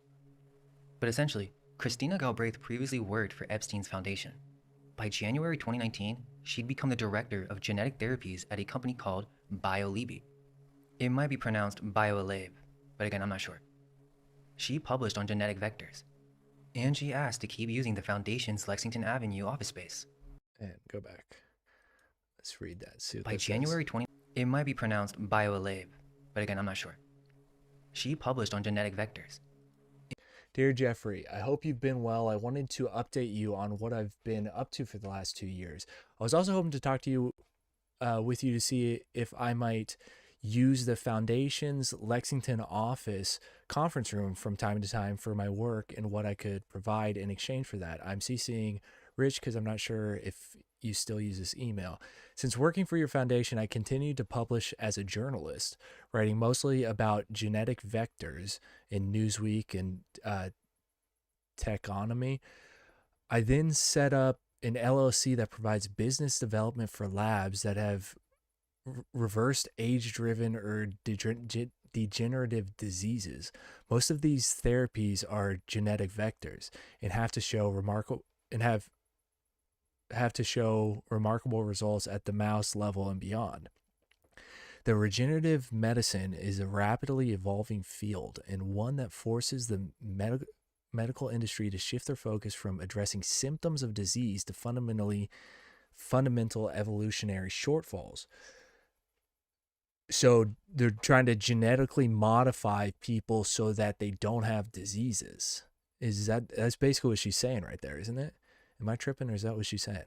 So far, I placed a genetic vector at the National Institute of Medicine in France that reversed glaucoma in mice using the neuroglobin gene under formal license review with a publicly traded pharma group here in the U.S., and I am collaborating with a lab at the University of Pittsburgh that has reversed, what is that, cirrhosis? Yeah, end-stage liver disease in rats using the master transcription gene in hepatocytes. The concept of the latter gene vector is really intriguing in that a master transcription gene completely restored liver function by rebalancing genetic expression and thus proteostasis. That's actually like amazing. That's what got my grandfather with cirrhosis. Well, I don't really need an office at this point. I do need access to a conference room from time to time, and it would be hugely helpful if I could access the foundations. If there's some work that I could do for the foundation exchange, I would be delighted to do so. And she asked to keep using the foundation's Lexington Avenue office space. BioLab LLC returns 0 results on the open web. A genetics company that doesn't exist publicly, run by an Epstein Foundation employee working on genetic vectors out of his office? EFTA 02278036. Now this one should make you stop. In Epstein's files, there are investment research documents about Editas Medicine, a CRISPR gene editing company. Standard financial analysis. But look at what's in it. These are the... Let's see. CRISPR. This isn't the first gene editing technique to emerge. Using CRISPR to edit human germline, making changes to the sperm, egg, and embryos that would then be passed along to future generations.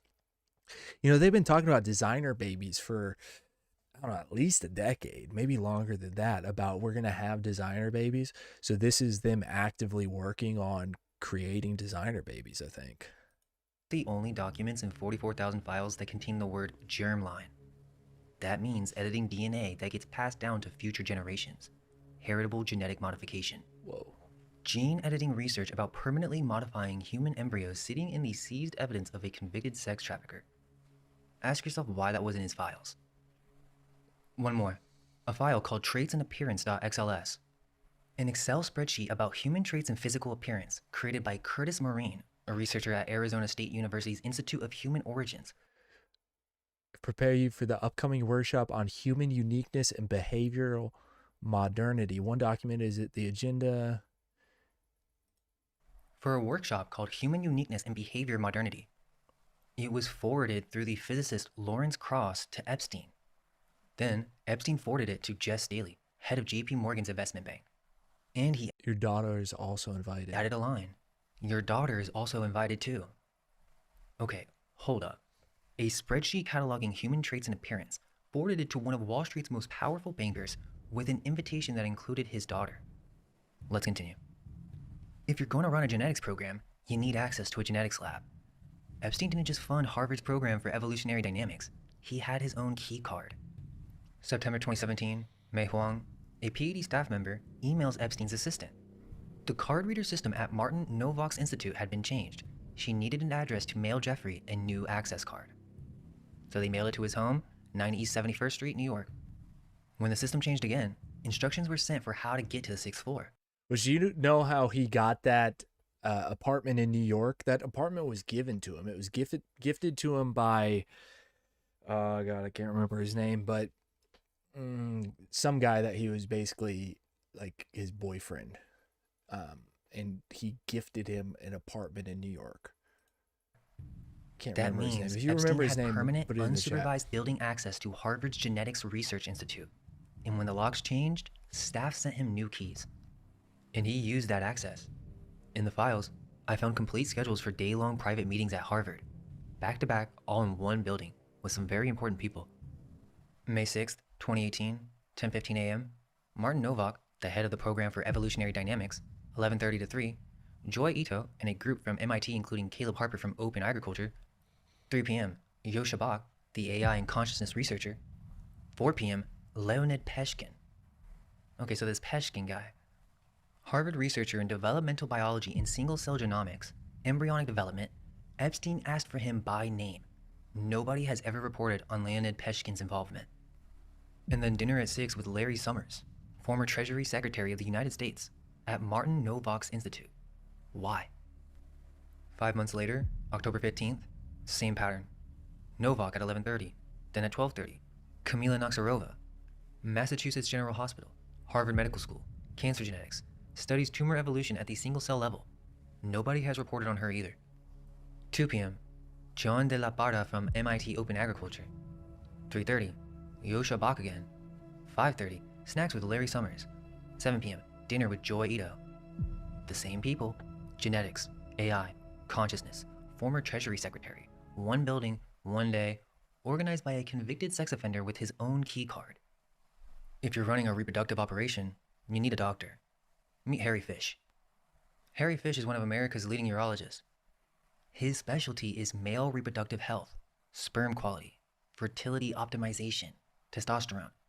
He has 606 appearances in the Epstein documents, $2,800 in urology invoices, home visits at...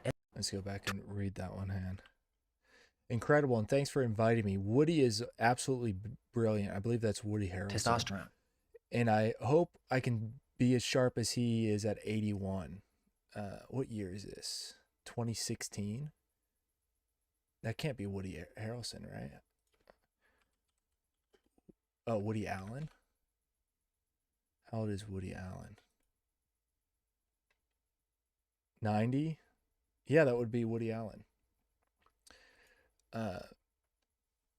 Is C equals vet is also with it. The stories are unbelievable. Best line, O equals the night.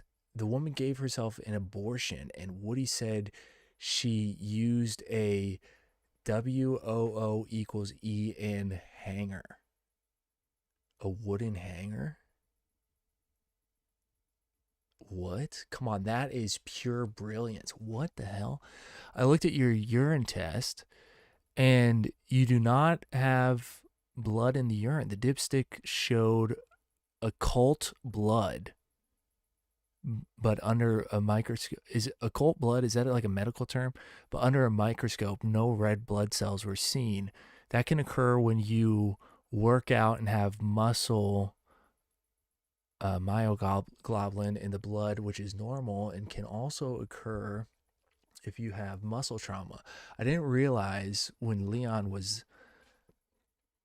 I thought he was just another old Jew. Wow, thanks again for inviting me.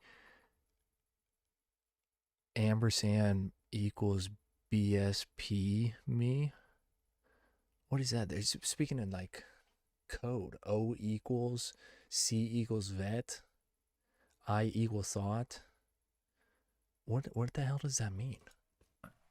He has 606 appearances in the Epstein documents, $2,800 in urology invoices, home visits at Epstein's residence on the same day the calendar reads 10 Harry Fish, 11:30 Leon, 2:30 Deepak, 3:30 Woody.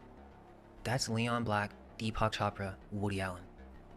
But Fish wasn't just his doctor. It would seem he was inner circle. They had lunch at the 2nd Avenue Deli where Fish sent him a Wall Street Journal article about female Viagra. Fish got haircuts from Epstein's personal barber at the residence. He attended a Woody Allen movie screening alongside Karina Shiliak. And for Christmas, Epstein sent him an Apple Watch. And then a reminder call in May 2019, 6 weeks before Epstein's arrest. So it would seem he was inner circle, and Fish, his specialty, is the exact thing you would need for a reproductive operation. And Fish wasn't the only one. Wait, did it say in September something about pizza 2018, there? Epstein saw Phone date with Roman, pizza place or lunch at Deepak Chopra, David Mitchell, Paul Barrett, Barry Johnson. And Fish wasn't the only one. In September 2018, Epstein saw... Oh, that was... a second... And Fish wasn't... Hey, can you bring Howard Stern to dinner? I don't know him well enough. Okay, lunch today. So I assume... Harry Fish, I assume this is Epstein? The only one. Repo Lab, I'm disappointed you are off my show. Do you want a Woody dinner tonight? Cannot. Investor conference and meetings. I am with Mitch all day. He's very interesting. In September 2018. You're joking, I hope. Nope. Goyim. Pizza and grape soda tomorrow for lunch? What? We can also buy Teflon for Woody. Is that code right there? Pizza and grape soda? Or is that what Harry Fish is eating? Ask Barry. Okay, you're back on the show. Epstein saw a second urologist. Okay, here they sell Teflon. What is Teflon?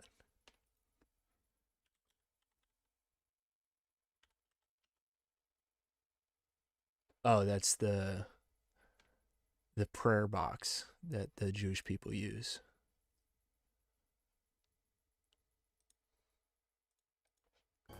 Darius Paduch, Cornell Medical. And Monday the 24th, he sees fish. Wednesday 26th, he sees Paduch. Paduch's staff asked for the reason for the visit, but Epstein's office never answered. There's a note in the files that says, "Ask Dr. Fish." That's a cross-referral between the two urologists, with Epstein's office controlling the information. A few days later, Epstein's staff is frantically chasing blood test results. October 2nd through 4th, 3 days of calls trying to get results from Paduch's office.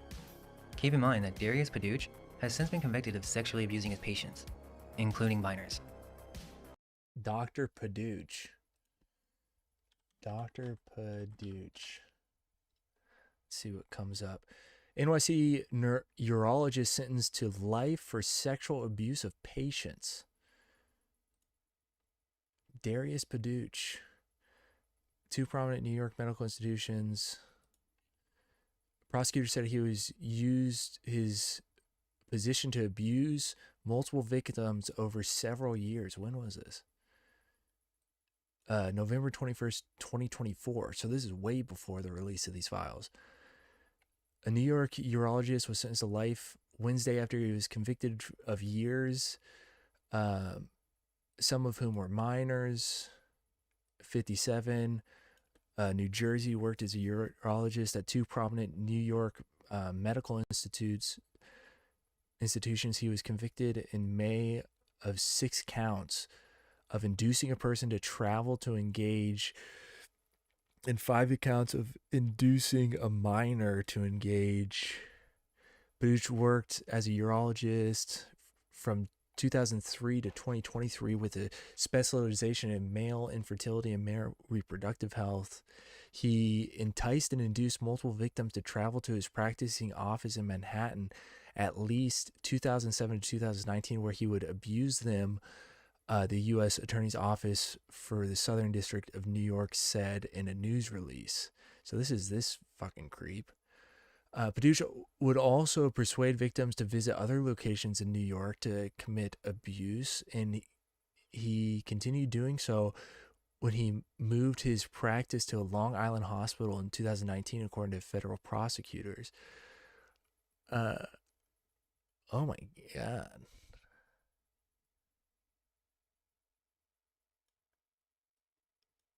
So this is who, that creep is who we're talking about here. Nobody has ever connected these two stories. Epstein's reproductive medicine specialist and his convicted abuser urologist seeing the same patient in the same week, cross-referring through Epstein's office. August 2018. Watch how fast this moves. August 2nd. A meeting called Designer Babies. Brian Bishop, biohacker, CRISPR advocate. The meeting uses a pre-existing video room. The URL is Tax Master Genetics. That name already existed. That means these discussions had been happening. 3 days later, August 5th, Bishop puts the pitch in writing. The subject line is Designer Babies, and his goal, in his own words, the first live birth of a human designer baby. Attached to this doc requested is use fund spreadsheet for the designer baby and human cloning company. This gets us out of our self-funded garage biology phase to the first live birth of a human designer baby and a possible human clone within 5 years. This is 2018. Once we receive the first birth, everything changes and the world will never be the same again, much less the future of the human species. Attached doc shows 1.7 million per year for up to 5 years plus 1 million for lab setup. 9.5 million to fund 5 years, 6 million for 3 years. Next steps. I am happy to hop on another call, or I could take a trip to meet you in person. And if you have any thoughts about what I might be missing, whether this is a reasonable estimate to get to the first live birth, and I would really appreciate any feedback you have. I'm traveling in Lithuania from August 7th to 14th and probably be unreachable during this time. It's 2018. This is 8 years ago. 8 years ago, they're out of a garage biology in human clones in 5 years. And possibly a human clone within 5 years. The budget was 1.7 million a year for up to 5 years, plus $1 million for lab setup. The plan was transgenic mice first, then human volunteers. And the intended outcome? The first human with transgenic sperm, and we begin taking pre-orders. Pre-orders for genetically modified humans. Epstein's response? I have no issues with investing. The problem is only if I am seen to lead. So he wanted in, he just didn't want his name on it. And Bishop would be anonymity requirements about babies. We can't publicly identify who these are for their parents or benefactors. It would brand the child as essentially and sadly a freak for life in the media. Well, yeah, it's a genetically modified baby. So I had always assumed the investor would need absolute anonymity for these kinds of products. These kinds of products. That's what they call in designer babies, just products. It's a business. So the financial structure needs to be designed with these details in mind. Let's discuss these issues in early August when you're back in the game. Austin has been advising me on this, and it's an open question whether he will be involved in designer babies in terms of his personal interest. Happy to do our next call with or without him. Notice he wasn't CC'd. Again, this is July 2018. I'm traveling in the Middle East until the 1st. I have no issue with investing. This is Epstein saying he has no issue investing. The problem is if I am seen to lead. That's 10 years after he was convicted, and I don't know, I guess he just doesn't want to be directly associated that publicly. Here's a deck about the designer baby project. What, they made like a pitch deck? I haven't talked with Austin again, and we have a series of questions about how serious you are about wanting this and what ground rules are for me even exploring this with you and getting next steps. Most of these questions are around your requirements for secrecy and privacy, specifically regarding reputational risk and also any financial involvement. I think there would also need to be some understanding about goals and feasibility of different results. I think that one way this could be done is under a banner of my designer baby project, since the other deliverable is similar and shares so many of the same procedures and lab requirements. This might offer a sufficient level of deniability. I propose another call on Monday. knew that. In the same thread he writes, anonymity requirements about babies. We can't publicly identify whose these are or their parents or benefactors. It would brand the child as, essentially, and sadly, a freak for life in the media. He then offers to run the whole thing under his own project so Epstein has, his words, a sufficient level of deniability. There it is. By August 13th, Bishop sent a follow-up. He was already running experiments. Quote, proceeding with more mouse testing at my Ukraine lab. Surgeries, microinjection. What year is this? Still 2018. He's got a genetics lab in Ukraine. I think in Kiev. The lab was at the Institute of A fusion of bull and human sperm with Nicotinia protoplast. I don't know what a Nicotinia protoplast. Argobacterium is what causes those tree warts. Biohackers wander around in forests and harvest those. AMP use that for DIY at-home gene transfer to plants. What? I will assemble and send some specific references for my genetic editing projects. Biohackers wander and harvest those. Agrobacterium. Let's look at that up. Agrobacterium.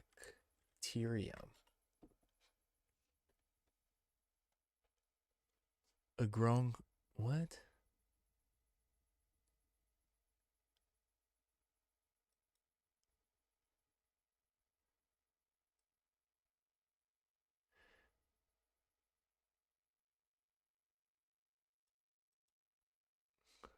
So it's an agent of crime. That's beyond my my scientific knowledge.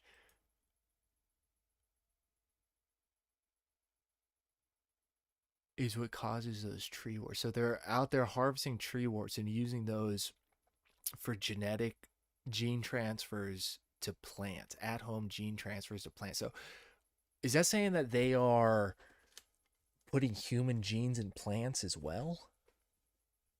Is that what you're clocking from that, or am I not reading that right? Proceed with more mouse testing.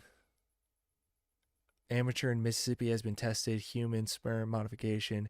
Just fluorescent tagging so far. Doesn't work for mouse purposes yet.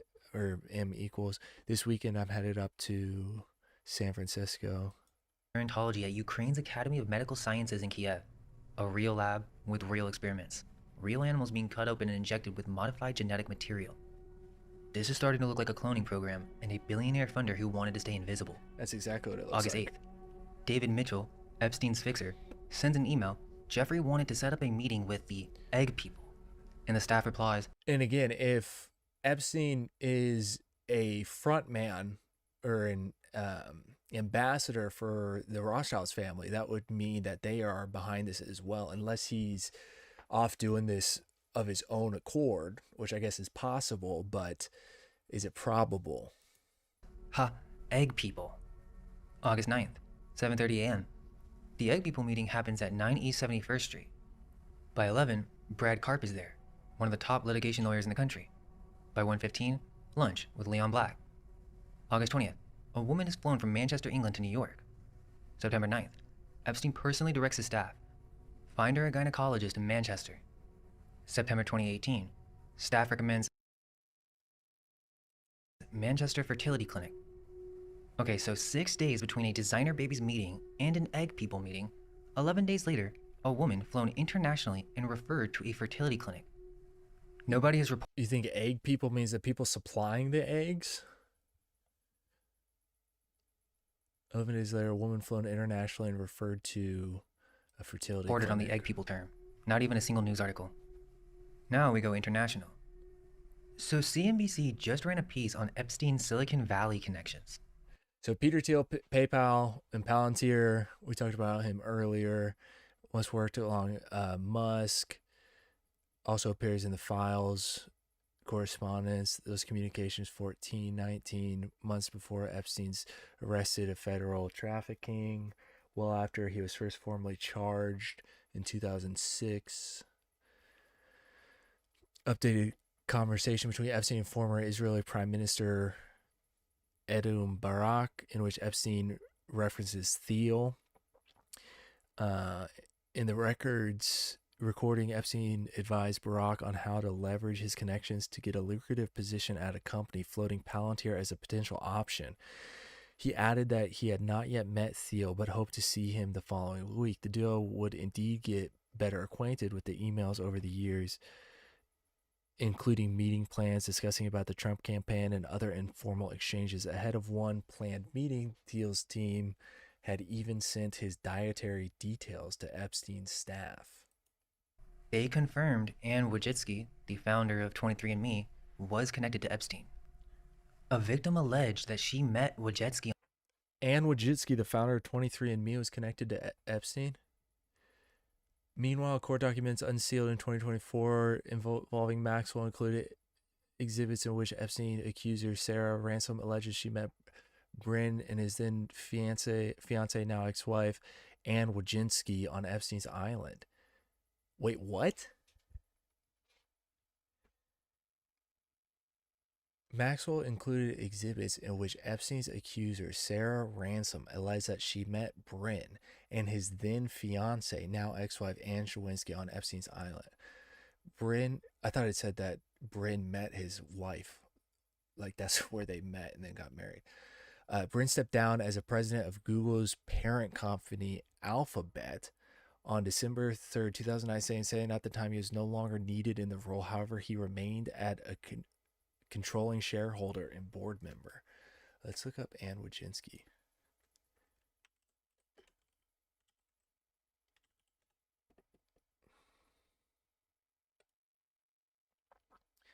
Anne Wojcicki, birthday July 28th, 1973, Yale University.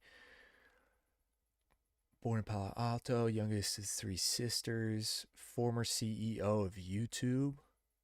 And Janet Wojcicki. Oh, yes. Wait, what? That's Susan's sister? Is the founder of 23andMe? Susan no longer runs YouTube, but she died at 56. She used to be the CEO of YouTube until she died 2 years ago. Susan's sister is Ann Wojcicki.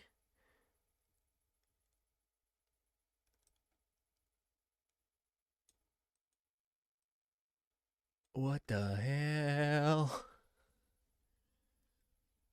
Wojcicki co-founded and was CEO of 23andMe, a direct-to-consumer DNA testing company that allowed consumers to analyze their ancestry and health risks. She founded the company in 2006, Linda Avery and Paul Kuzina, intending to provide common people access to their genetic information, which could potentially provide information on cures for diseases or treatments. What the hell? Who is the CEO of YouTube now? Neil Mohan. Who's this guy? Oh, an Indian.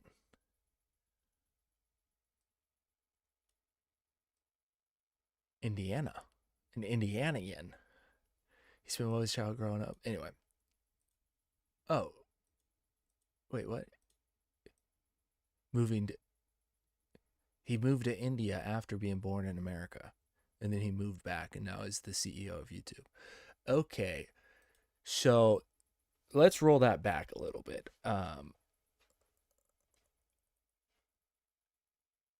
Well, it's important to the world because this is not confined to America. The American aspect of it, of course, is very pertinent, but that's because America is one of the, if not the largest superpower in the world, politically and economically. And so the American aspect of it is super important for the power structures to have control over, because if you're going to be working in global, what's the word? If you're part of this global conspiracy network, whatever you want to call it, the monolithic conspiracy that JFK mentioned, then you obviously need to have control over America, but it doesn't stop at America. In the files, there are also lots of Europeans. For example, Prince Harry was in there. He was one that was pictured with Virginia back whenever she was with Epstein. If we just search Virginia Giuffre, Prince Andrew, not Prince Harry, my bad. Right there, that's the photo of them together on there's the whole photo. That's Ghislaine Maxwell right there. So this stretches well beyond just America. It seems like it just has to do with America because it implements the American government, and it's Donald Trump releasing the files, and it's, going through the American legal court system. Epstein lived in America and he was convicted in America, but this goes well beyond that because, we saw that Epstein shipped 30 23andMe kits to a prince in Dubai or something like that. So they're making designer babies for all of the elites around the world, and where they're actually doing it specifically might be in America, but this has implications well beyond that. And don't think it's just American politicians and American elites involved in this, because it's all of them. And me was connected to Epstein. A victim alleged that she met Wojcicki on Epstein's island. CNBC reported that and moved on, but they didn't mention this. That's Epstein's own email, misspellings and all. Rashid Epstein. Hello, Sultan. Please have a sample sent to Jeffrey's home. Dude, I'm still tripping that Ann Wojcicki is Susan's sister. Please let me know whenever you send the tracking number so I can have the house staff keep an eye out for it. I will let you know once I've received it and take it from there. Register a 23andMe kit as Rashid Epstein. When we get it, send it to Sheikh Mohammed Guy. That Sultan will tell you. So there you go. That is not America. That is a sultan. A fake identity created to register a DNA kit for Sheikh Mohammed bin Rashid Al Maktoum, the ruler of Dubai. The ruler of Dubai. His assistant, Leslie Sultan bin Sulaimeen.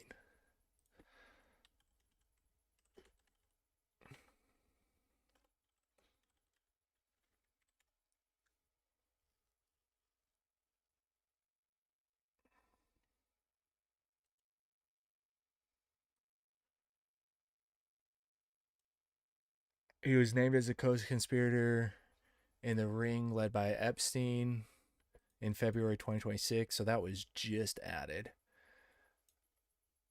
However, he has not been criminally charged. He resigned from his executive position due to his association with Epstein. Whoa, he resigned. Dubai is where he was born. Temple University, Board of Seven Tides. As a customs officer at the Dubai's port after graduating from college, and then he ceased to be the CEO of DP World. What is this? Is this a DuPont business? A multinational logistics company.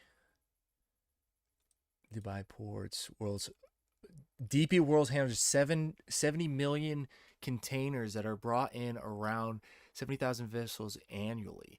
This equates to roughly 10% of global container traffic, accounted for by their 82 marine and inland terminals present in over 40 countries. So this company here, let's use a little bit of a reasoning.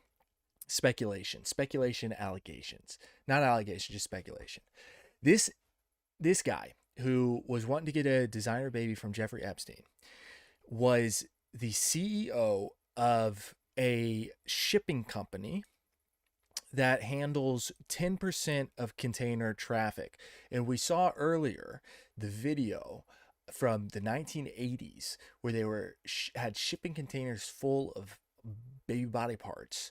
And we mentioned in Vancouver, there was a woman that was alleging and saying that people were screaming and banging on from the inside of containers and that they were trafficking out of Vancouver. And I've seen lots of different comments in different forums of people in Vancouver saying, no, this is definitely a hub. It's where it happens. That's an interesting connection. Do with that what you will. Groff follows up. We can register a kit for you as Rashid Epstein. The kits go to JFK Terminal 4, Door 5, onto Emirates Flight 202 to Dubai. When 23andMe invalidates them for geographic restrictions, Sultan proposes a workaround. It should have been rendered invalid. Collect the DNA in Dubai, mail the samples to New York. This seems to be a covert DNA collection operation using a fraudulent identity run through household staff for Middle Eastern royalty? And here's what ties it all together. March 2014, John Brockman, who runs the Edge Foundation, sends out invitations. I know that name, Yuri Milner. Where do I know that name?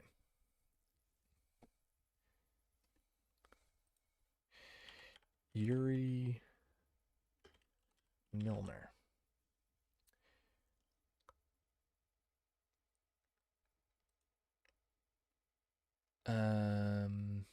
What was he known for?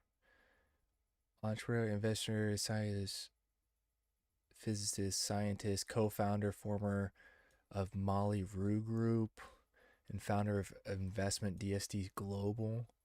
Why do I know this name?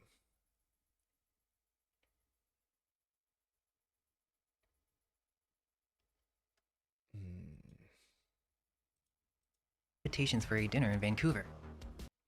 Paul Allen, Jeff Bezos. What is it saying about him? Take a look. No matter who you are bound to find something that will drive you crazy. It didn't take long for an annual get-together to show mind-boggling growth. In this case, a change in its name from Millionaire's Dinner to the Billionaire's Dinner. The crowd was sprinkled generously with those who had amassed wealth beyond imagining in a historical eye blink. The muscle and money behind tech stars such as Microsoft, All right, let's rewind there a little bit. And here's what ties it all together. March 2014, John Brockman, who runs the Edge Foundation, sends out invitations for a dinner in Vancouver. The guest list: Jeff Bezos, Sergey Brin, Bill Gates, Elon Musk, Larry Page, and the two names that matter for this story, Jeffrey Epstein and Anne Wojcicki. Anne Wojcicki, the founder of 23andMe, the same company whose DNA kits Epstein registered under a fake name and shipped to Dubai royalty. CNBC had access to the same documents I did.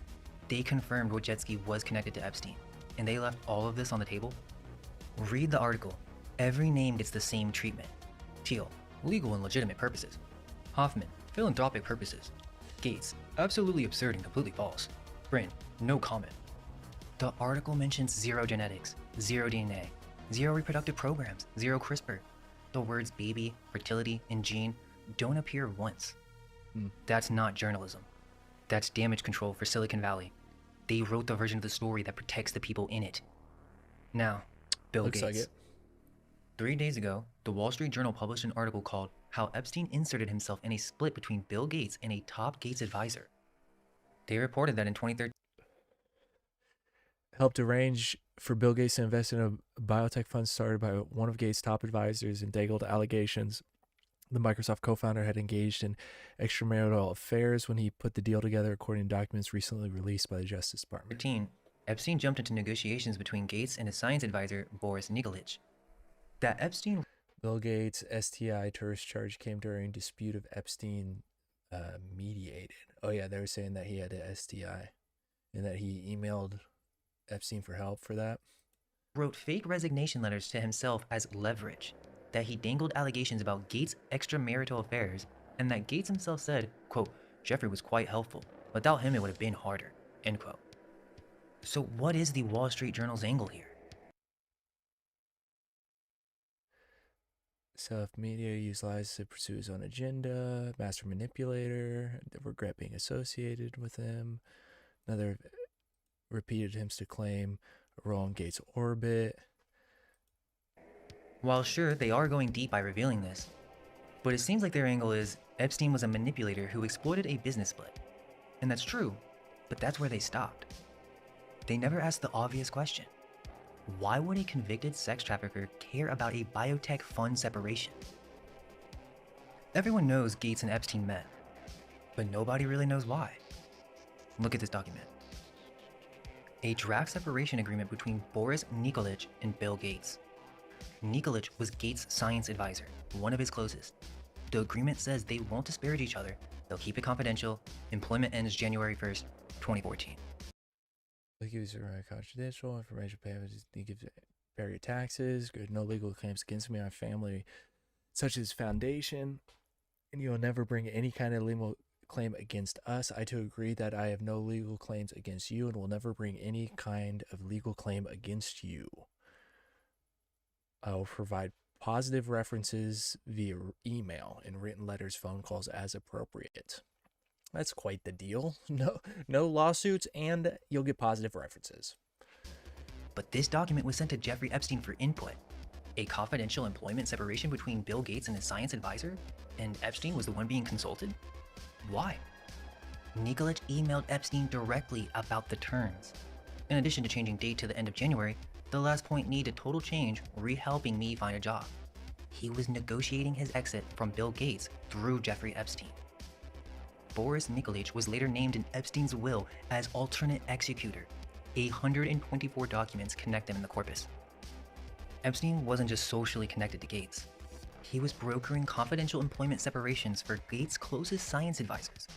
Nikolic is the bridge figure. Everything I've shown you so far is infrastructure. Shell companies, wire transfers, meeting calendars, key cards, documents. But the files contain something else. This is a letter written by a victim, addressed directly to Jeffrey Epstein. This is scary. This is Let me crazy. show you what I've this seen document this part is. before.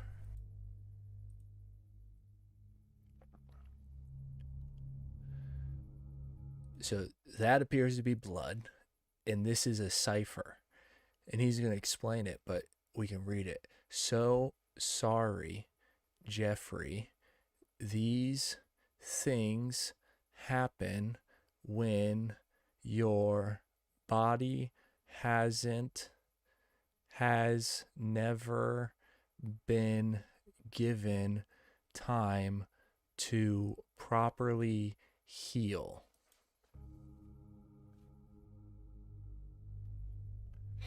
That's how you read that cipher.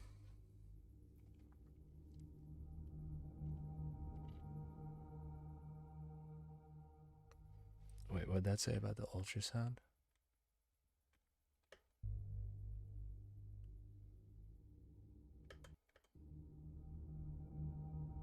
Tomorrow is the halfway ultrasound for Jeffrey. This one stuck. After they took the first baby who survived the early miscarriage, I think it was called I No Longer Feel Like a Person But a Vessel. Will they take this one too? Who has the first one? Where did Ghislaine go? She is never around. I can't let myself get attached. I am not old or mature enough or even in the place to have a baby that I would be responsible for. I am not even able to focus on anything other than hiding this again. I had to go to eating disorder treatment prior to being in this situation again and miss the entire fall semester of school.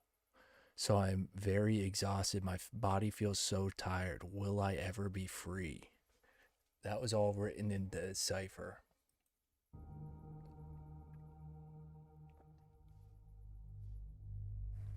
Your body has never been given time to properly heal. Where is my baby? Where is Jelaine? I am not your personal incubator. She knew she was being used for reproduction and she said it directly. But that's actually just the surface. This is about to blow your mind. So I'm sure you've been seeing the incubator stuff in the news recently. It's been covered, but they're not really explaining it. This is what they didn't tell you. This victim didn't write that letter in English. She wrote it in rail fence cipher. A rail fence cipher is a transposition code. You split your message across 2 rows, alternating letters. Top, bottom, top, bottom. To read it, you weave the rows back together. The actual page in the EFTA is not the journal. It's rows of letters that look like occult nonsense. But what I just read you, I'm not your personal incubator, where is the baby, where is Jelaine?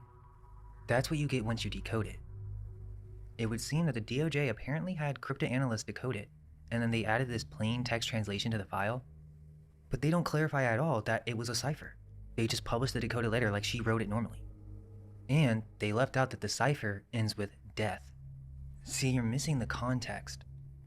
The real question is, why does a trafficking victim know how to write in cipher? Why would she need to? A rail fence cipher isn't something you just pick up.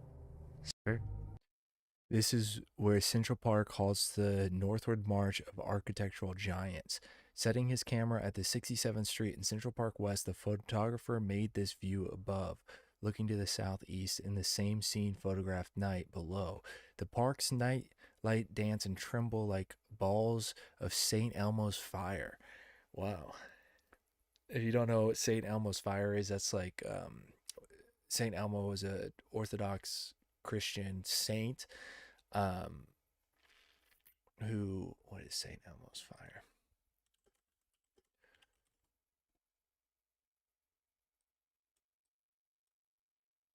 Luminous plasma charges that appear as blue or violet glowing points objects like ship masts, aircraft wings, or church spires during a thunderstorm. But I think St. Elmo was a Orthodox saint.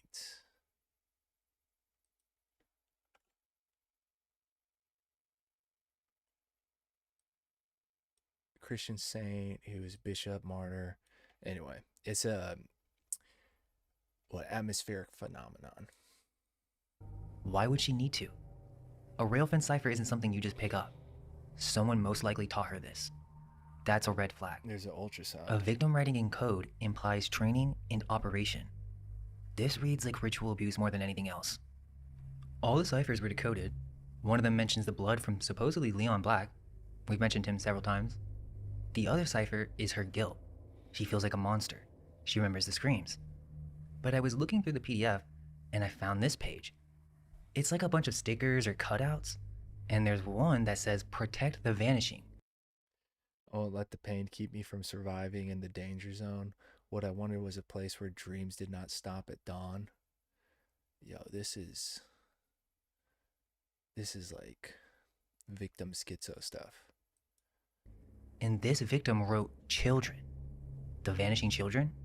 What is she talking about? What's crazy is there's a whole nother PDF, and that too has a bunch of ciphers. Now let me show you really quick, because I can't explain it all, but you just need to see it. I'm sure most of you remember when this all came out, but here's the thing. We had zero context. Think about what I'm telling you right now, and how this all connects. Look at these ciphers. Look at her cutouts. This is no normal victim. She describes a forced medical procedure. Quote, close your eyes, close your eyes, close your eyes. Don't speak, she doesn't talk. A shot in rod-like instruments with a hook, consistent with a D and C procedure. Apparently the doctor was from Israel. Ghislaine Maxwell was present and directing. A decision was made, but I can't tell Jeffrey. Maxwell was making reproductive decisions Epstein didn't even know about. This victim was impregnated, carried to term, and her baby was born alive. She even names Jean-Luc Brunel directly. Quote, Jean-Luc Brunel is a disgusting pig. She says she was sent back after 6 weeks. Quote, punishment for trying to run. Right there, that's the reason for the ciphers. Punishment for trying pig. Jean-Luc Brunel, a French model scout, modeling agency. He gained progress by leading the international model agency Karen Models and founded MC2 Model Agency with financing by Epstein. The subject of 60 Minutes investigated allegations of pimping, 3 decades, 2000, 2015, grooming. National Police launched an investigation. He went into hiding after Epstein's death. Arrested in 2020.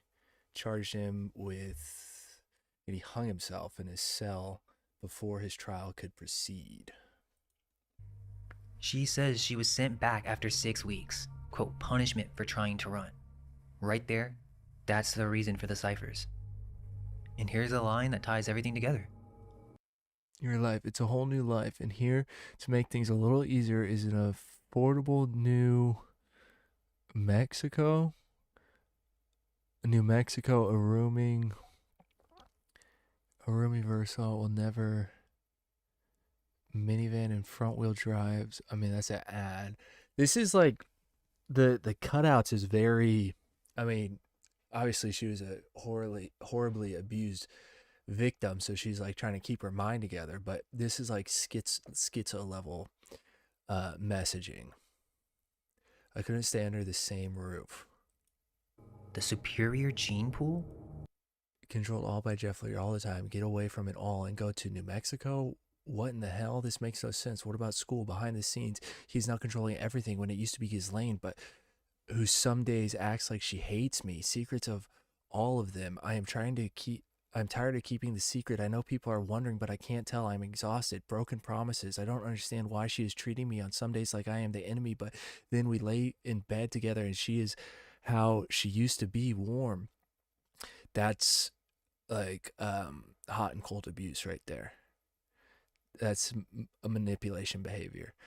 He makes her feel my tummy, and it's so sad and confusing. Superior gene pool? Why me? It makes no sense. Why my hair and eye color? It feels very Nazi-like, but I'm thinking about these stupid, insane theories he has. I guess in his mind, the piano and music comments are made to convince me this is right and will create perfect offspring, as he calls it. I don't think it works that way, and it's making me hate playing altogether, piano or violin.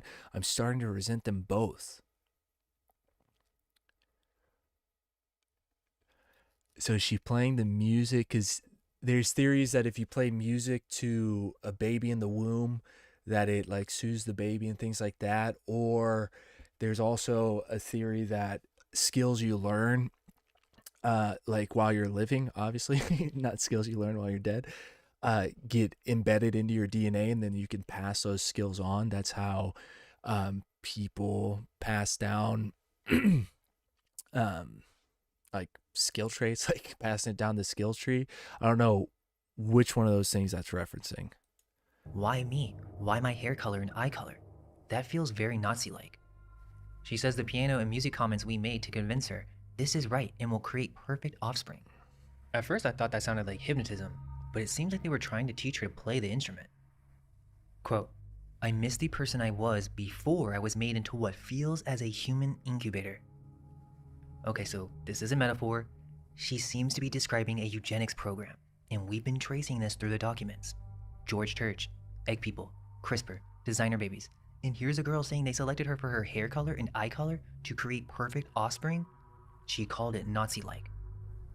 And like I said, look at these stickers or cutouts and how the ciphers are under them.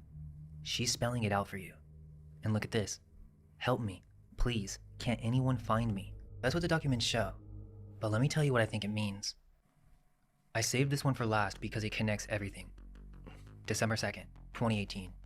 A Harvard lunch at Martin Novak's Institute. The guest, George Church, Harvard's top CRISPR pioneer, Seth Lloyd, MIT quantum computing, Martin Novak, and a woman. She had just flown in from Paris. She needed a US cell phone, and she wasn't American. Now look at this email. Epstein directing his staff on travel routes. Kiev to Same as Paris, last time. Moscow to Kiev Paris. Moscow to Paris, St. Petersburg to Paris, Odessa to Paris, all converging on his apartment at 22 Avenue, Foch in Paris. It would seem that apartment was the hub for the Eastern European trafficking pipeline. Women from Ukraine, Russia, Belarus, routed through Paris. Pipeline. Women from Here's your ticket to go to Paris tomorrow. Please double check accuracy. Who is CC'd on this email is Jeffrey's assistant in Paris. Her cell number is. We'll make sure you're picked up from the airport. From Ukraine, Russia, Belarus, routed through Paris. Same as last time means this was a reoccurring operation with established routes. So why was a woman from that pipeline at a Harvard genetics lunch with the world's leading CRISPR researcher? Everything that I've shown you so far has been the documents. I haven't made a single claim. I haven't accused anyone of anything. What follows is what I think this means. You can disagree, you can turn off the video, but if you made it this far, I think you need to hear this. This is where it gets wild. And after we finish this video, we can go in a couple directions because I'm down with, I'm down with still hanging out with you guys. But you got to hear this because this is, depends on how deep down the rabbit holes you are, whether or not you'll just be like, yo, this is schizo crazy shit. Or if you'll be like, oh my God. When you lay out all these documents, 3 layers emerge. Layer 1, the personal predation. This is the story everyone already knows. The massages, the girls, the island. Epstein was a predator. That's the version that went to trial, and that's where most people stopped. Layer 2, blackmail. Cameras in every room, every bedroom, every bathroom, every property. When you have the most powerful people on earth walking through your doors, and you have footage of what they do behind. Leslie Wexner, that was the name that I was trying to think of before that gave him the apartment in New York City. Leslie Wexner, him and Leslie were gay partners, and Leslie gave him like a multi-million-dollar apartment in New York City. Behind the closed ones, you don't need money. You have leverage. That's the intelligence operation. Silicon Valley, Russian. She used to be Vladimir Putin's main contact in the Russia youth movement. Layer 3, the genetics pipeline. And this is what no one is talking about. It would seem that the trafficking wasn't just predation, it was a supply chain. The victims weren't just being exploited, they're being harvested. Eggs extracted, menstrual cycles tracked, fertility clinics arranged, babies taken. And a victim literally wrote, "I'm not your personal incubator." She's describing her function in the operation. But there's one thing that everyone is missing.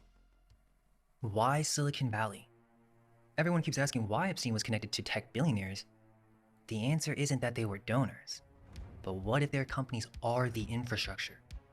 23andMe, genetic profiles on millions of people. That's the training data. Palantir, pattern recognition across massive datasets. That's the trait selection engine.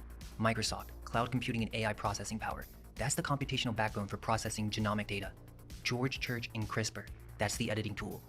Once the AI identifies what to change, Church's lab can change it. Oil money can write checks. Only Silicon Valley owns AI, big data, and genetic databases. They're not funding the operation, they are the operation. Now keep in mind.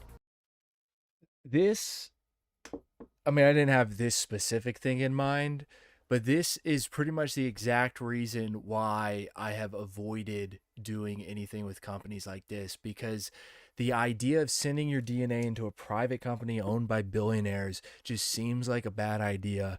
And now it's being shown that Jeffrey Epstein was involved in it, and they're using it to potentially clone people and create designer babies. This is all theoretical. I am interpreting public documents, but the infrastructure is real. The companies are real, and the connections between them are in the files. And if this theory is correct, it doesn't stop at production. These aren't just designer babies. It monitors the human. Palantir isn't just analyzing genetic data on the front end.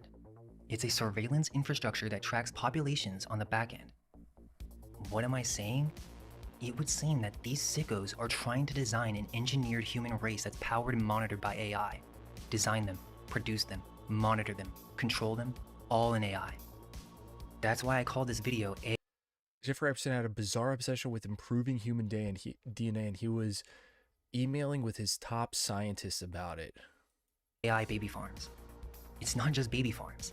If you follow the documents to their logical conclusion, what you're looking at isn't just a trafficking operation. It's the blueprint for an AI-monitored, engineered population. Allegedly.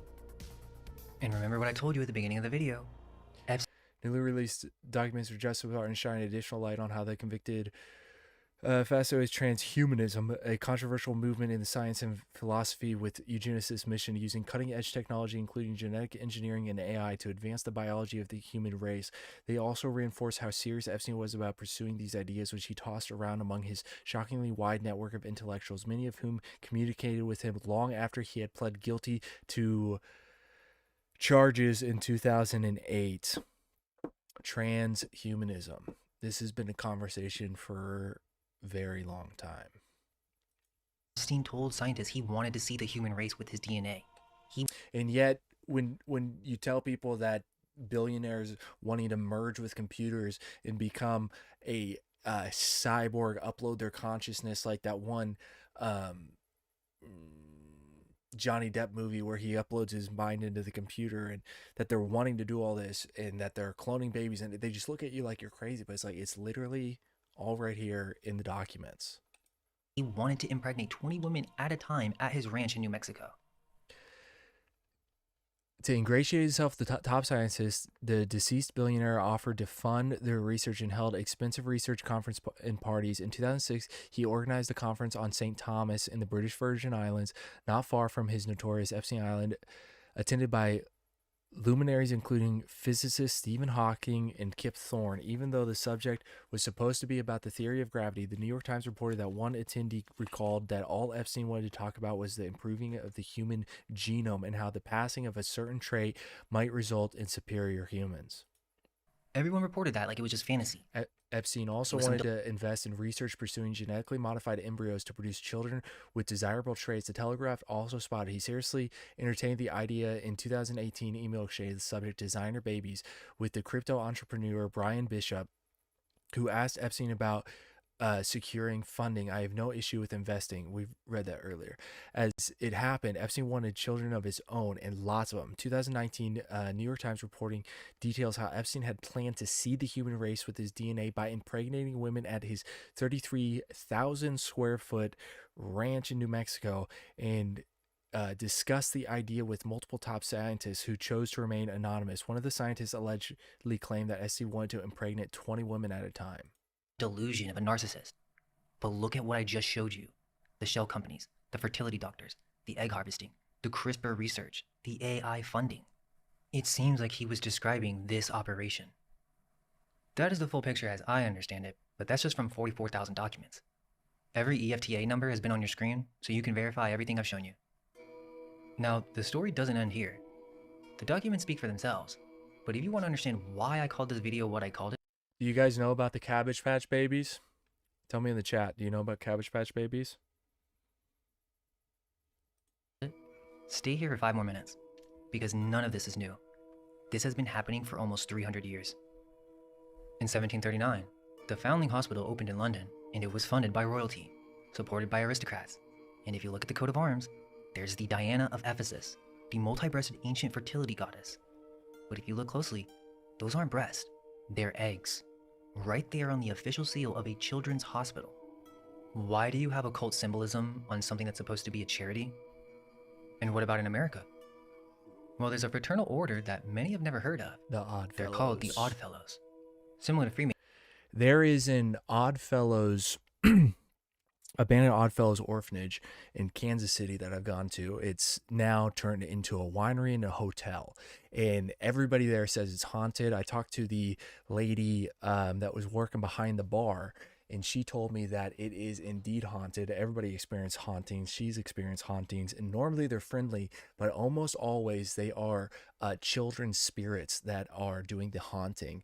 Now, half of or 3/4 of this building is abandoned. There's like 3 different big buildings. One of the buildings is used as a hotel and the winery, and then the abandoned buildings, one of them is used as like a wine house where they do the fermenting or whatever, but then the rest is like completely abandoned, like full on ceilings fell through and everything like that. On the property, they also have a Odd Fellows cemetery.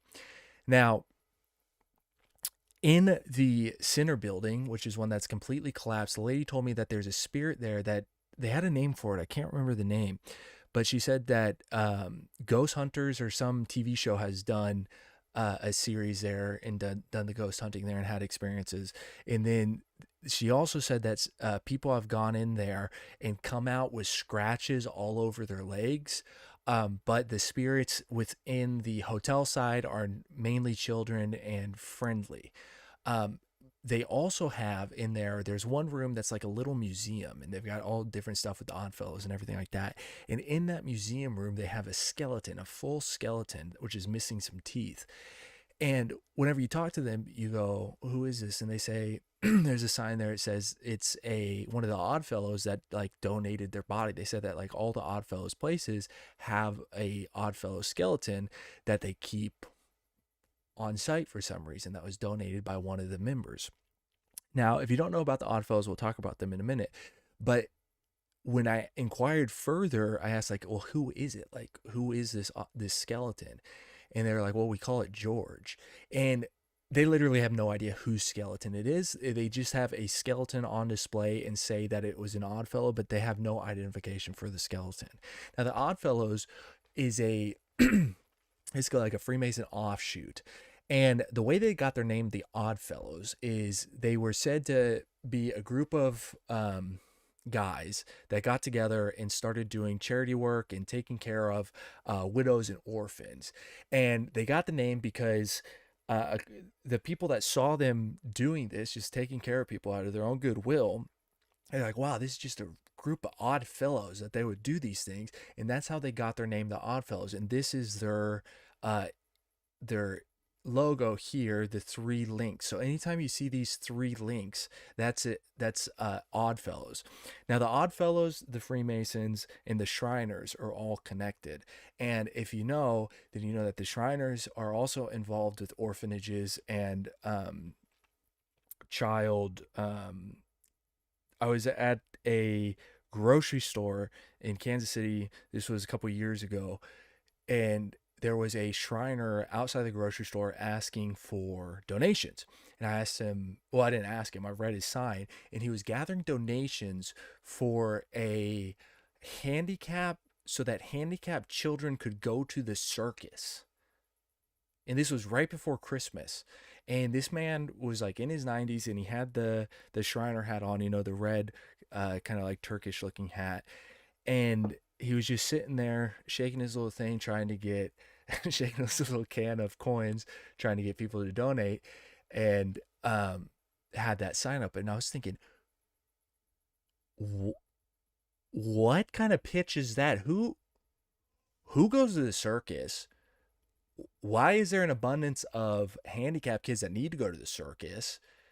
And like, what is this situation considering the allegations that the Shriners have? Anyway, so the Odd Fellows, though, are very much associated with orphanages around America. And yeah, I just want to tell you that little experience. And now let's hear what Mr. Soul here has to say. I am and will always be an odd fellow. what does this say? Relieve the distressed, bury the dead, and educate the orphan. We command you to visit the sick. Relieve the distressed, bury the dead, and educate the orphans. The Sovereign Grand Lodge. You know, they call it a lodge just like the Oddfellows. This is the, I think, International Order of Oddfellows. I don't know what FLT stands for. Masons, but with a completely different purpose. Funded by royalty, their symbols include the all-seeing eye, the fasces, skull and Independent bones. order. And they were the ones that ran the orphanages in America in the 19th century. They ran the asylums. Their founder, Thomas Wildey, was himself an orphan. Orphans grooming the next generation of orphans. And they did all... Let's take a look at that symbolism there for a second. Okay, so here we got Jacob and Boaz, the two pillars, just like in Freemasonry. You got the center pillar for the center path, the right-hand and left-hand path, the light path and the dark path, and then the center path. You've got the founder of the Oddfellows with an upside-down pentagram. Now, a pentagram in and of itself, the five-pointed star, is not a demonic sign in and of itself. Whenever it's pointed down like this, that represents an inversion. With the point pointing up, that is how it's normally intended, and that's how it was used by Pythagoras. And with it pointed up is considered to be a benevolent symbol. With it pointed down is considered to be a non-benevolent symbol. And with it pointed down, it also makes the head of Baphomet. You've got the two horns here, the head of the goat, and the other two horns. So let me just pull up Baphomet real quick. And yeah, right there. Yeah, the ears. You can see that the head of a Baphomet makes kind of like a pentagram. It's got one extra one, but where are we at? Then you got two angels. You got the book open with the three links. Shepherd's staff, the all-seeing eye, victory in the lines. There's some Hebrew right there. What is that? A ship in the sea, the moon. What else we got here? Is that them performing a funeral? Something under a tree. Then you got the underworld down here. I don't know who that is. There's more Hebrew right there. And the people praying, and there's a cross. Tents. 1, 2, 3, 4, 5. There's them with the sick. There's them educating the orphans. That looks like somebody praying to somebody. That looks kind of like a sultan. That looks like an initiation ritual going into a cave, maybe. There's the Freemasonic handshake, the secret handshake. There's another hand.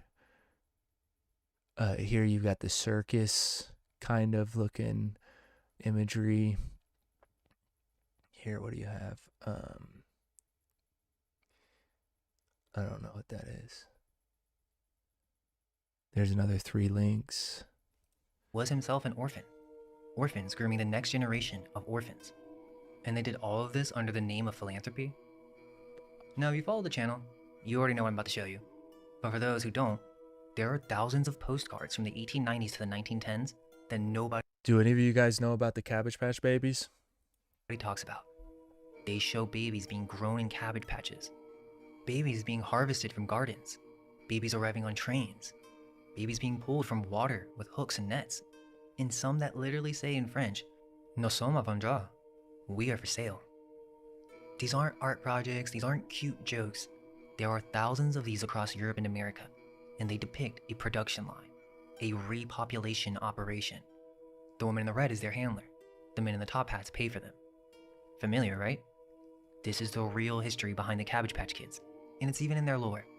A story about babies being grown in a garden, delivered by a stork in uniform, while an evil witch tries to enslave them for labor. Nobody really ever questioned where that story came from. In 1881, a French doctor attached to a foundling hospital built the first baby incubator. He modeled it on a chicken hatchery. Within a decade, baby incubators filled with live premature infants were exhibited at world's fairs across Europe and America. The medical journal that covered it wrote, quote, "It is just as essential in raising men and women as it is raising any kind of stock," end quote. And in 1896, at the same Paris World Fair that showcased those incubators, the first narrative film ever made premiered. Le Fée aux Choux, The Fairy of the Cabbages. A woman pulling babies from a cabbage patch and handing them to couples who pay a farmer. The first movie ever made was about selling babies, and it was created to promote the incubators. Then came the trains. Between 1854 and 1929, over 200,000 children were loaded onto orphan trains and shipped from East Coast cities to the Midwest and West. 72% of them had at least one living parent. They weren't orphans, they were taken. Their names were changed, their records destroyed. They were displayed at train stations and then chosen by families. And then we're just told to forget everything about where they come from. So to put that together, foundling hospitals funded by elite with fertility goddesses on their seals, a secret fraternity running the orphanages, thousands of postcards advertising babies for sale, incubators modeled on chicken hatcheries at world fairs, the first movie ever made is about producing and selling babies, and 200,000 children were shipped across the continent with their identities erased. Now look at what I just showed you in these documents. Shell companies declaring DNA analysis, CRISPR gene editing, fertility doctors, egg harvesting, AI processing, forced pregnancies, babies taken, women trafficked through international pipelines and brought to genetics meetings, and $167 million routed through one man's shell company to a Rothschild bank. The same banking dynasty that's been at the center of European finance since the founding hospitals were built. The same operation, different century. The only thing that changed is the technology. Okay, so I showed you what I found, but that was just from 44,000 documents in the database I was using. There are 3.5 million people. This right here. But that was just from 44,000 documents in the database that I was using. This right here is the logo of the Fabian Society. As you can see, it is literally a wolf in sheep's clothing. Now, why is the Fabian Society important? Well, the Fabian Society is George Orwell. Fabian Society. George Orwell was part of the Fabian Society. Or George Orwell, or who's the one that, not George Orwell, who's the one that wrote Brave New World? Brave New World. Aldous Huxley, that's right. Aldous Huxley. Fabians. I said that so confidently too. It was completely wrong. There you go. Aldous Huxley, Fabian Society. Aldous Huxley was a member of the Fabian Society. I'm pretty sure Orwell was as well. But Aldous Huxley wrote a book called The Brave New World. And if you've never read The Brave New World, well, I would recommend it. It's a good book. There's also a TV series that was made called The Brave New World. And what The Brave New World was, the way that it starts, is it opens with people. Well, it opens with a baby farm. It's a dystopian future novel where it opens with them manufacturing babies on an assembly line, and they are genetically modified. They are made per class. They have the alpha, the beta, the gammas, and I think the epsilon class. And this society is a completely contained society. All these designer baby children, whatever you want to call them, they live within a contained city. They're not allowed to leave. Outside, they have they call them the barbarians or something, the savages, something like that. Those are the regular people out there struggling to exist. The people that are born within this city live in this paradisal, idyllic city where there is no pain, there's no suffering. They take a drug called soma anytime they feel any type of negative emotion. They have marriage is banned.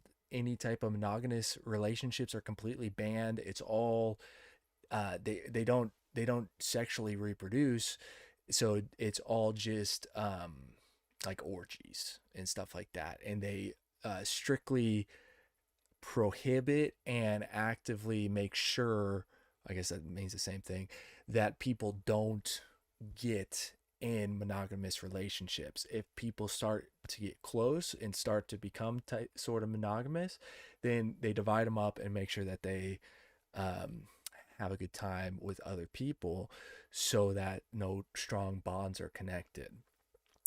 And the book is good. It goes more into that, but that is the premise of the society that they were living in. And that book was written by Aldous Huxley, who was a member of the Fabian Society. And the Fabian Society logo is literally a wolf in sheep's clothing.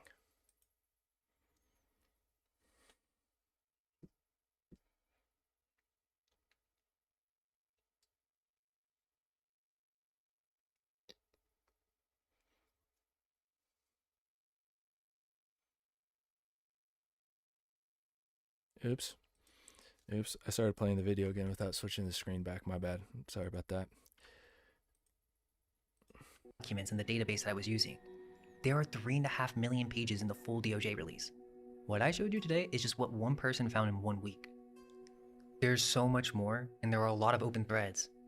Nobody on YouTube has gone through the documents like this. Tucker said that nobody's gone into the genetics methodically. I just did. And this is just the surface. Part 2 goes even deeper. This whole thing is way older than Jeffrey Epstein. Alright guys. First, it turns out to be 100% true. Hitler was selling his clothes and artwork and living in shelter funded by Jews. Epstein, Rothschild, and Goodman. No conspiracy. The Epsteins were the Vienna bankers brought their bank on the ring. Hence, still Palais Epstein. Where are you? I'm in bed with your cold. Whether it's a way to say that generosity is not rewarded or that the conspiracy theory still exists is quite pathetic. What? I know it's true, but regularly the Rothschild plan is supported to gain more power. I'm in the Maldives. Okay, so there's one thing that I want to show you before we get into something else. Feel like I'm catching a second wind. I was getting tired there for a minute, but I'm ready to keep on going. So I want to know, do you guys want to hear more of what Alex Jones was ranting about? Do you want to see the Epstein newest video from Mine Unveiled?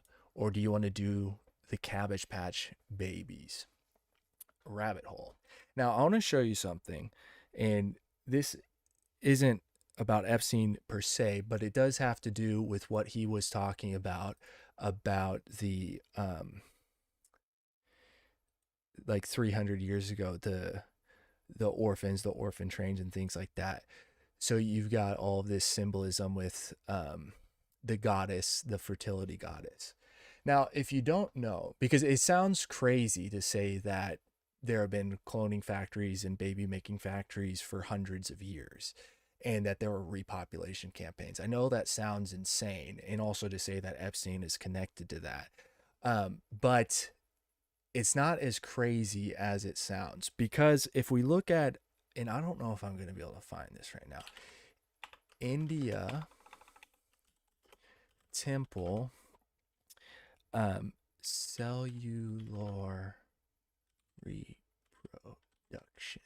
I think the term is mitosis. But there are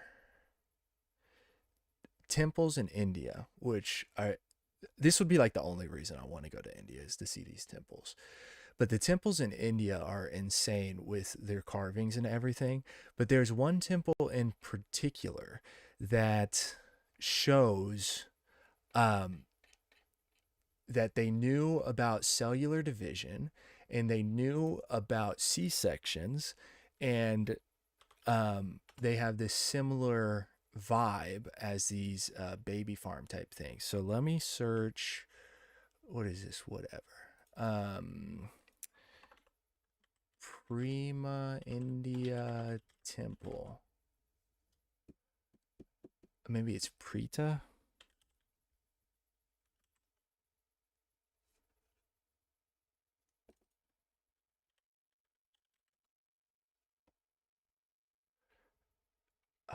There's this guy, Praveen,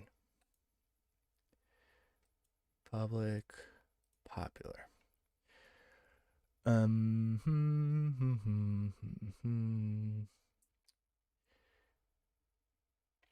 didn't expect to be going down this rabbit hole right now, but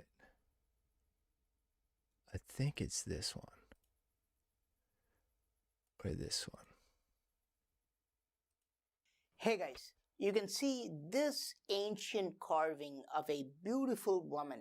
Maybe it's not that one. Hey guys, today I want to show you some radical, groundbreaking evidences about ancient. So here you have an egg and a sperm going into the egg, and this temple is like thousands of years old, right? India, and that's understanding things at a cellular level. Its technology. Here's a carving found in an ancient temple. It shows something mind-boggling. A sperm. Shouldn't they have documented what happens after fertilization? In another ancient temple, you can see something even more strange. A single cell. This is unmistakable because it looks circular, like an egg cell, with a round nucleus at the center. So what happens when a sperm unites with this egg cell? A new life called zygote or embryo is formed, and it starts to divide rapidly. The fertilized egg starts to split into two cells. Again, this is clearly shown in the same temple, in the same place. Then it starts to split into 4 cells. Again, this cell division is also clearly shown in the same temple, side by side, as though they're giving us a step-by-step explanation of the process. Then the cells start to become a blob. So this idea that older ancient civilizations had position, technologies to understand reproduction, possibly even cloning, is not completely insane, because here we've got a temple that's showing the understanding of cellular reproduction, mitosis, whatever it's called, thousands of years ago. And then if we go deeper, it has something about implanting embryos and the C-section. Those are C-section scars there, and those are on multiple different carvings. Test tube Buddhas. It gets real wild. So anyway, let's go back. All right, we got new video, so I'm assuming you're talking about this one. Let's see. Oh, this is 52 minutes. Let's put this at 1.5 speed. Let's see what else Mind Unveiled is talking about, because they really are doing work that nobody else is doing. So we've entered a very strange world. A world where conspiracy theorists, the people who've been saying this stuff for decades, are suddenly ahead of everyone else. There's no more denying it. It's time to do your due diligence. It's time to actually look into this. And for everyone who spent years doubting them, now's your chance to help shine a light on the darkness. What if I told you that Epstein wasn't just connected to secret societies, he was in them? That he had the signs of the year 1915. Oh, that's it. The zodiacs. Real esoteric knowledge. That he was a part of a 158-year-old secret society that most people have never heard of. Also, sorry, this just reminded me of it. But did That you he had guys real see esoteric that knowledge. With Jeffrey, with all this going viral, that Tim Dillon made a video like 10 years ago dressed up as Epstein's temple, walking around LA saying he was out of work, and that's going viral. Anyway, it's a funny video. Anyway, back to this.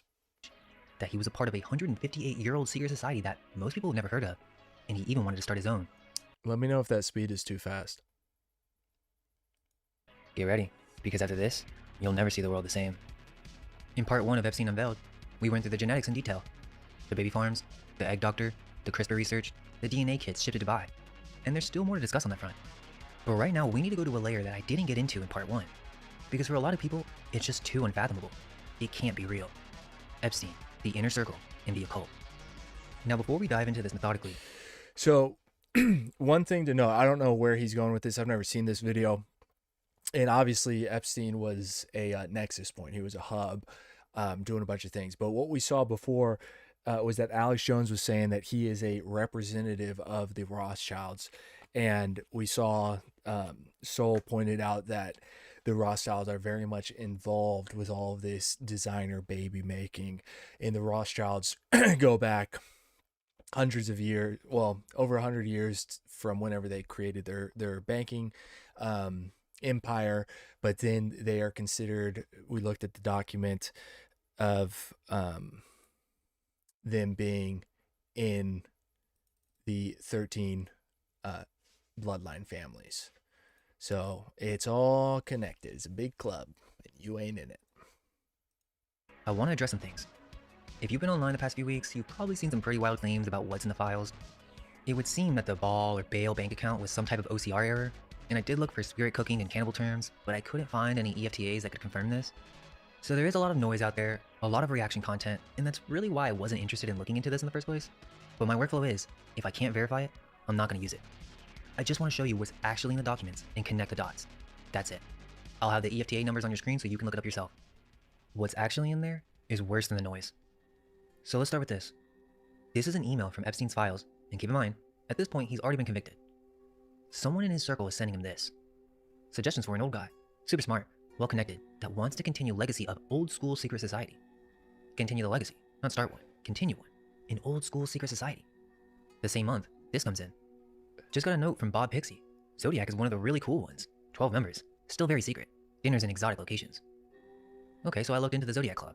This, still very secret. Just got a note from Bob, who asked me if I thought Murray Gell-Mann would make a good candidate for the Zodiac. As you know, it's one of those secret type societies. The Zodiac is one of the really cool ones. There are 12 members at any one time, and it is still very secret. They do really cool stuff, but mostly, since they are very old, it's just dinners in exotic locations. I can't tell you all the 12 members because I don't know who they all are, but I know Paul Volcker is one. Some guy named Howdy, whose family owns Stuyvesant Town, and I think Tom Brokaw. Bob represents Cancer, the sign, not the month. You are a member until your death, but if you get senile, they can put you into eccentric orbit and not invite you to meetings, etc. Anyway, the only way to get in is if someone dies. There's obviously no minorities or women allowed, obviously. Anyway, let me know what you think. Finally, leaving West Africa tonight. Finally, let me know when you get this postcard. I'm taking a screenshot of that. Look into that later. Secret. Dinners in exotic locations. Okay, so I looked into the Zodiac Club. This is real. Founded in 1868 in Manhattan. Only 12 members at any time. Each one gets assigned a zodiac sign. Aries, Taurus, Gemini. And you only get replaced when someone dies. And this members list is pretty crazy. J.P. Morgan was Brother Libra in 1903. Bob Pyrie ran Rothschilds Incorporated, the American arm of the Rothschild banking dynasty. Paul Volcker, the chairman of the Federal Reserve. So Epstein's circle was... We got J.P. Morgan, who obviously founder of Chase Bank, is alleged to be behind or involved, allegedly, the sinking of the Titanic.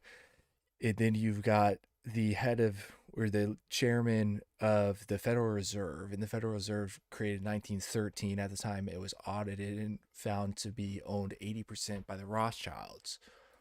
Was being consulted on nominating Murray Gell-Mann, a Nobel Prize winning physicist, for membership. But it gets crazy because in 1910, a group of men traveled in secret to Jekyll Island. They used fake names, told the press they were going duck hunting, but what they were actually doing was writing the blueprint for what became the Federal Reserve, the central bank of the United States. And at least 2 of those men were members of the Zodiac Club. So, you have a secret society that's been around for 158 years, whose members include the Rothschilds, the architect of the Federal Reserve, J.P. Morgan, and Jeffrey Epstein got an invitation. And Rothschild isn't just a name that shows up once. Ariane de Rothschild had scheduled meetings with Epstein in New York. Jacob Rothschild was forwarding messages through her.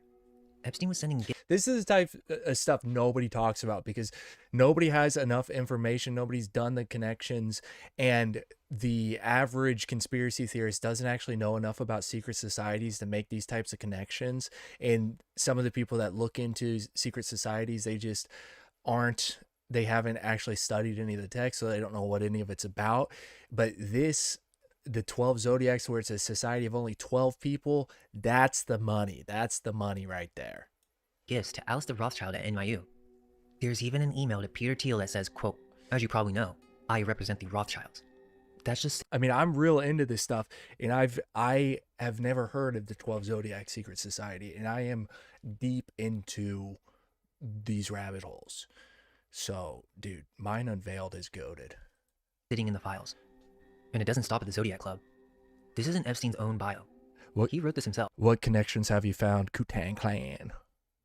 Epstein, educated philanthropist, donates critical funds to the largest student civic organization in USA.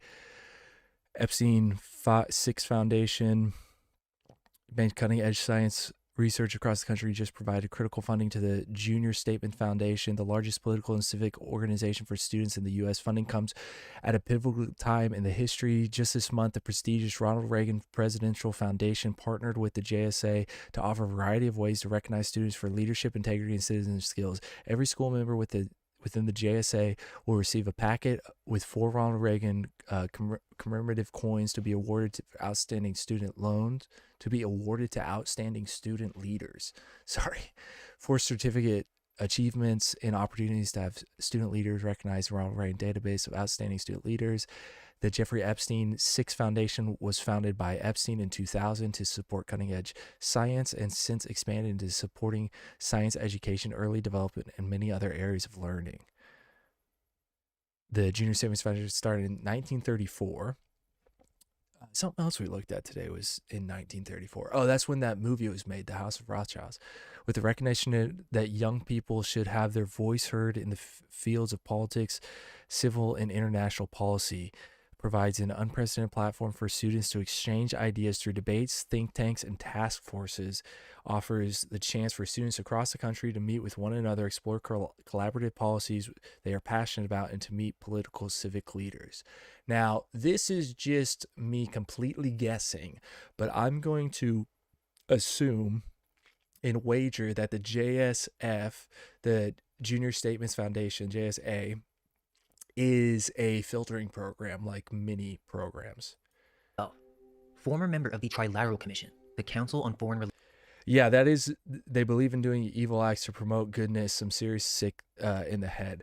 Yeah, that is, there's a route in Hinduism that is it's in lots of religions that through doing degenerative acts, you can attain enlightenment through some sort of moral relativism. And then there's also the accelerationists that believe that in order to get the coming of the Messiah, the Talmudists, because they don't believe that Jesus was the Messiah, that they need to fulfill the prophecies of Revelation and therefore do the most degenerative acts in order to bring the coming of the end. It's basically like they want to speed up the Kali Yuga and make apocalypse happen as fast, or Armageddon happen as fast as possible, so that the Savior will, or the Savior will return or come for the first time. And then it goes into things like Aleister Crowley and guys like that were, their whole form of magic was doing the most depraved things in order to gain magical abilities, basically. Not magical abilities like telekinesis, but like bending the fabric of reality to how do I explain this so it doesn't sound stupid? They're doing magical rituals to have real world consequences, if that makes sense. It's like the idea of like that Black Hawk helicopter that crashed on the 33rd runway, and that was supposed to be like a sacrifice so that the Eagles would win the Super Bowl. You know, people said that stuff. Relations. If you're not familiar, the Trilateral former member stop at the Zodiac Club. This isn't Epstein's own bio. He wrote this himself. Former member of the Trilateral Commission, the Council on Foreign Relations. If you're not familiar, the Trilateral Commission was founded by David Rockefeller in 1973. About 390 members from North America, Europe, and Asia. The Council on Foreign Relations is probably the most powerful foreign policy organization in the United States. And Epstein listed membership in both on his own resume. Damn. And then you have Ghislaine Maxwell casually emailing, "I'm coming in for the Trilateral meetings. We can coordinate some trouble." Coordinate some trouble? On top of that, Peter Mandelson, one of the most powerful politicians in Britain, is emailing Epstein directly. There are. And real quick, I think you guys by now probably know this, but Ghislaine Maxwell, her father was literally a Mossad agent, and he was high level Mossad, and then he tried to like blackmail them, and then got, you know, fell off a boat and died. And so that is like the most direct Mossad correlation to Epstein, but there are also others because Epstein was, you know, messaging Netanyahu and the previous prime minister of Israel. I can't remember his name. But yeah, Ghislaine is a big player as well. Our plane rides to Bilderberg meetings in the files. So just to be clear, this is where we are. Zodiac Club, Trilateral Commission, Council on Foreign Relations, Bilderberg, all of it documented in his own files, and some of it on his own resume. But it goes deeper than this. When I started looking at how this network actually operated... Yeah, exactly. And Robert Maxwell was involved in... starts with a P, Pergamon Printing Press, which if you like follow the subsidiaries and stuff like that, or whatever the subsidiaries, you find out that he was involved in the textbooks for a lot of American schools. Internally, there was a whole hierarchy. Look at this. I was told by my inner circle not to have any communication with him, and if I did, I would be in deep trouble. Think about that. Someone was told by the inner circle, not by Epstein personally, by the inner circle, that they couldn't talk to someone, and if they did, they'd be in deep trouble. Another email. Mike was a part of our inner circle, and when someone made an unauthorized introduction to the network, brought someone in without permission, Epstein was furious. I'm returning to New York today after supporting... Why does he do these equal signs? That's very strange. I wonder if that's one of the things that's like... You know, it was written by Jeffrey himself, or I don't know what's up with that. After supporting you in your ideas for years and putting you through school, ask yourself if you have ever written me a thank you note equals C2. Oh, that's a sad face. Is that what that is? The idea that you would bring someone I told you clearly that I do not trust into my inner circle, putting me at risk, and then posture, then okay, I will move out, was disgraceful. I expect you to find out all you can about hardship exemption from your school. I expect that your wife will fill out the forms that you require. I expect that you and I will have a conversation to discuss all of the above. Don't worry, I will not leave you, but I am very annoyed. Very. That's not a message you want to get from Jeffrey. My inner circle putting me at risk? There were even access codes. This email... He said they don't use plus sign in math. That is true, but he does use plus sign in emails. I've seen it already. But yes, what you said is true. Literally instruct someone on how to get past a gate. That was the... They use like this. No upper. Like a T. Credential for getting to Reid Hoffman. Friend of the first circle. All right, inner circle. Let me rewind that. Putting me at risk? There were even access codes. This email literally instructs someone on how to get past a gate. That was the credential for getting to Reid Hoffman. Friend of the first circle. Inner circle, first circle, initiates. If you know anything about the history of fraternal orders and secret societies, this is exactly how they operate. And then I found this email thread from June 2011. This ties it all together. It's between Epstein and a woman named Marina, who's writing from Istanbul. And Epstein says, trying to build the 4 levels of Topake ideas, initiates, favorites, beliefs, principles. Topake? Isn't that an archaeological site?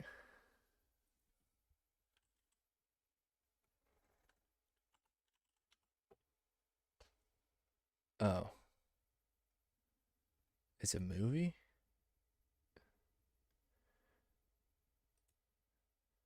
Heist comedy. I gotta watch that. Putting that on my list of things to watch.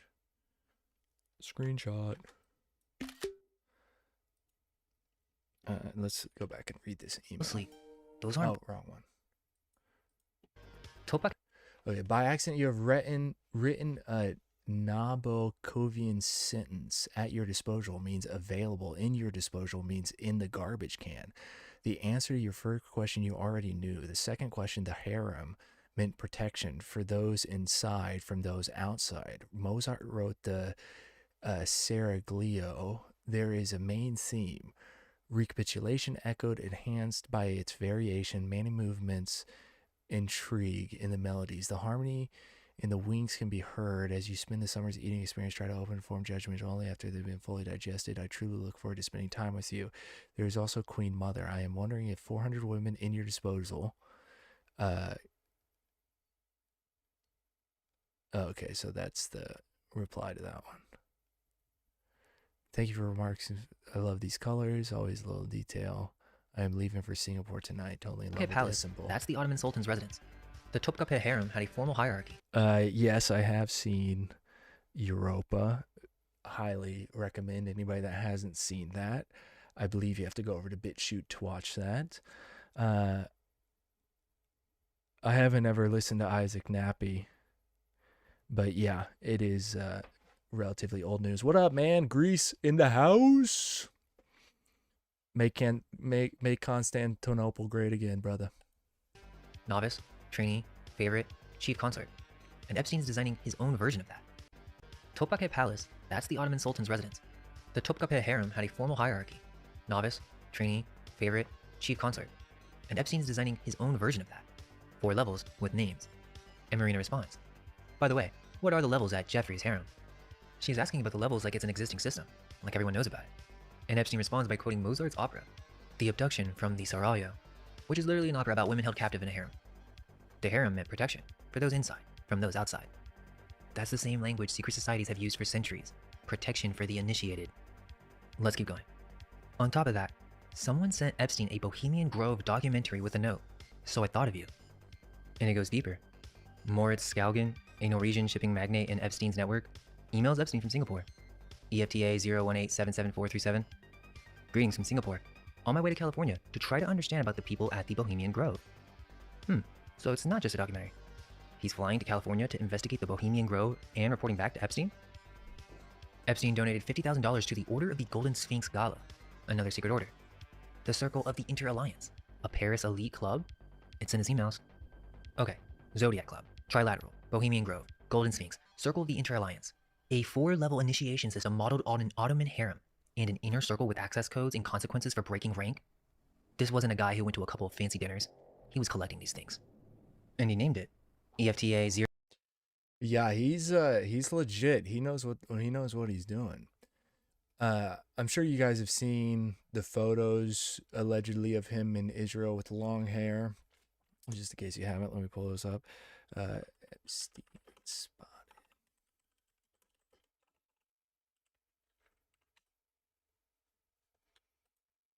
Of course, they say it's not him. That's not the one I saw. Maybe the one that I saw was AI. Yeah, that looks like it could be him. I saw a different photo though.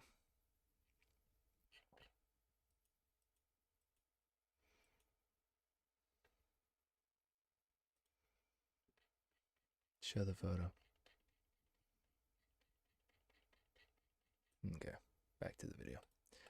0161. Bill Helm has ideas how to create business around this and monetize the concepts, plant human transitional research, and don't worry, he's incredibly discreet. Geoff Ling, the former head of DARPA and total genius, is also my good friend and very supportive. Didn't give a ton of detail, but he says he will do whatever or even help run advise. He knows how to make science fiction science fact. Wow, that's crazy. Both are welcome to our society. Leader of DARPA, don't get into the whole Jews control the weather thing, bro.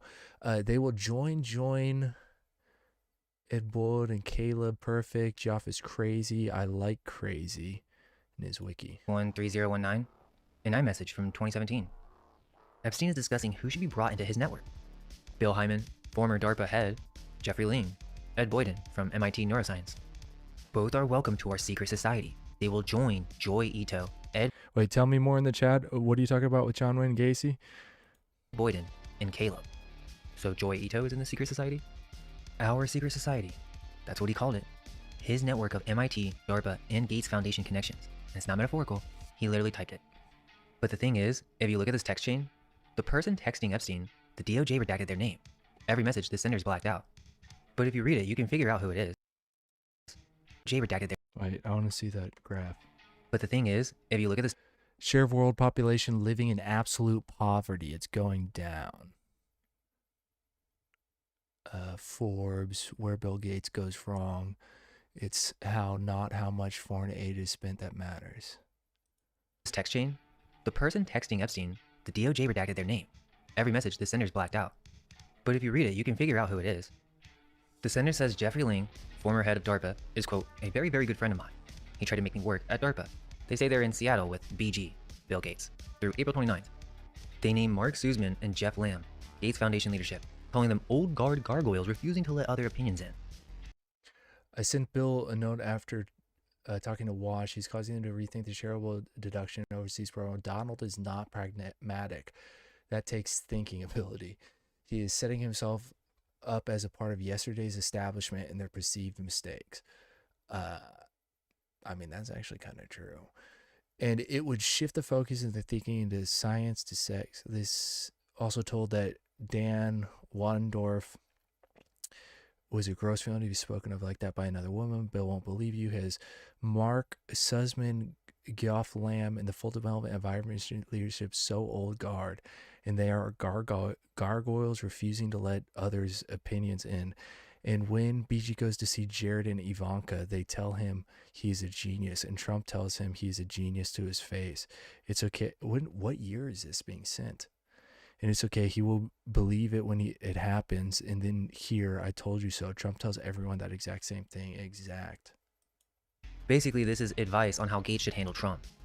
They tell Epstein that both of them had advised BG to pick a topic and make a deal. Quote, something quid pro quo. Bill says Trump will never get budget cuts through. He claims he's spoken to senators. White House unilateral do a budget like that. He says Trump can't unilaterally change the tax code. He says Trump will be in power 3.5 years more or less, and that his foundation has 30-year life. Watch Obamacare, see what tools he uses. I agree with you. You and I both advised BG to pick up a topic and make a deal, BG being Bill Gates. If he wants PEPFAR, then make a deal there, something quid pro quo.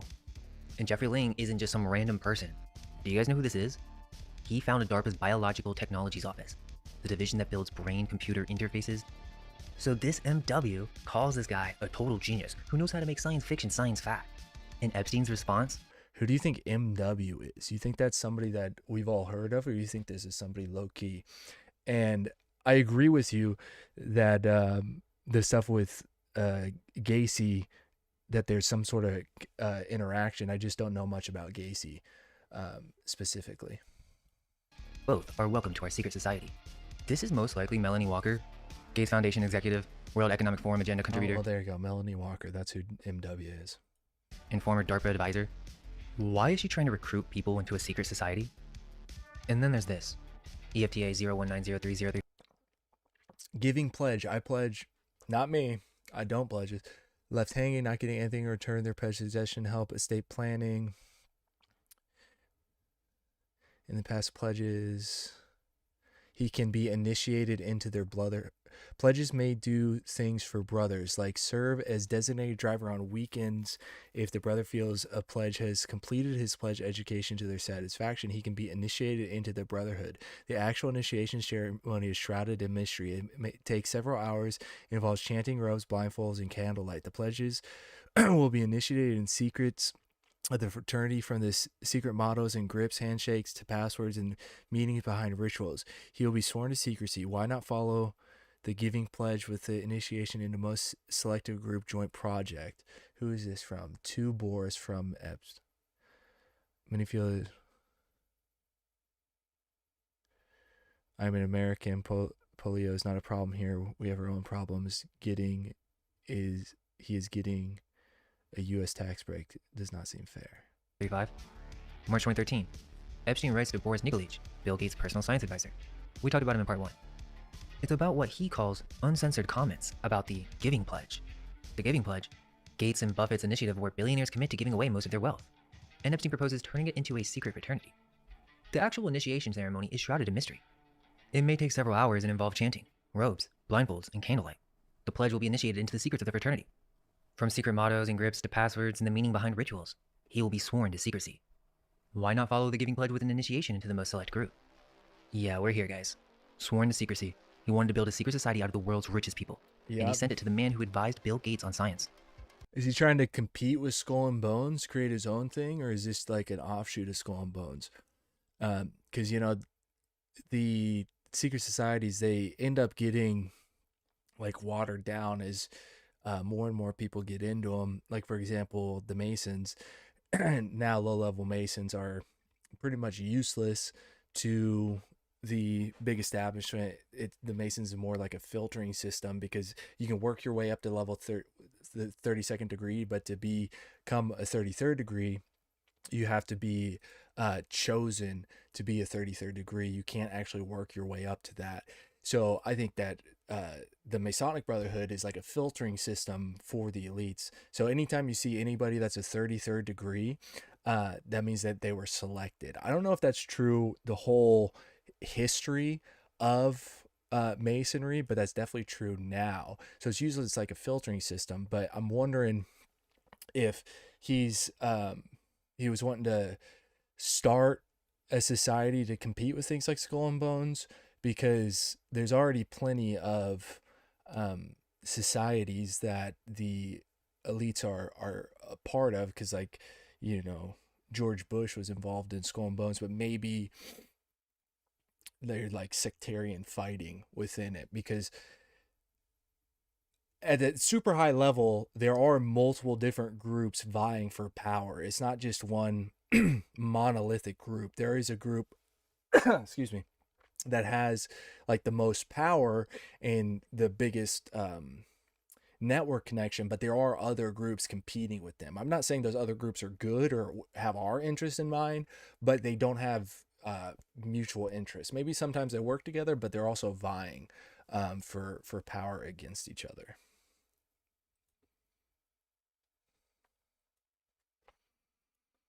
Then there's Brock Pierce, crypto pioneer, former child actor with his own allegations, EFTA 02620047, October 2018.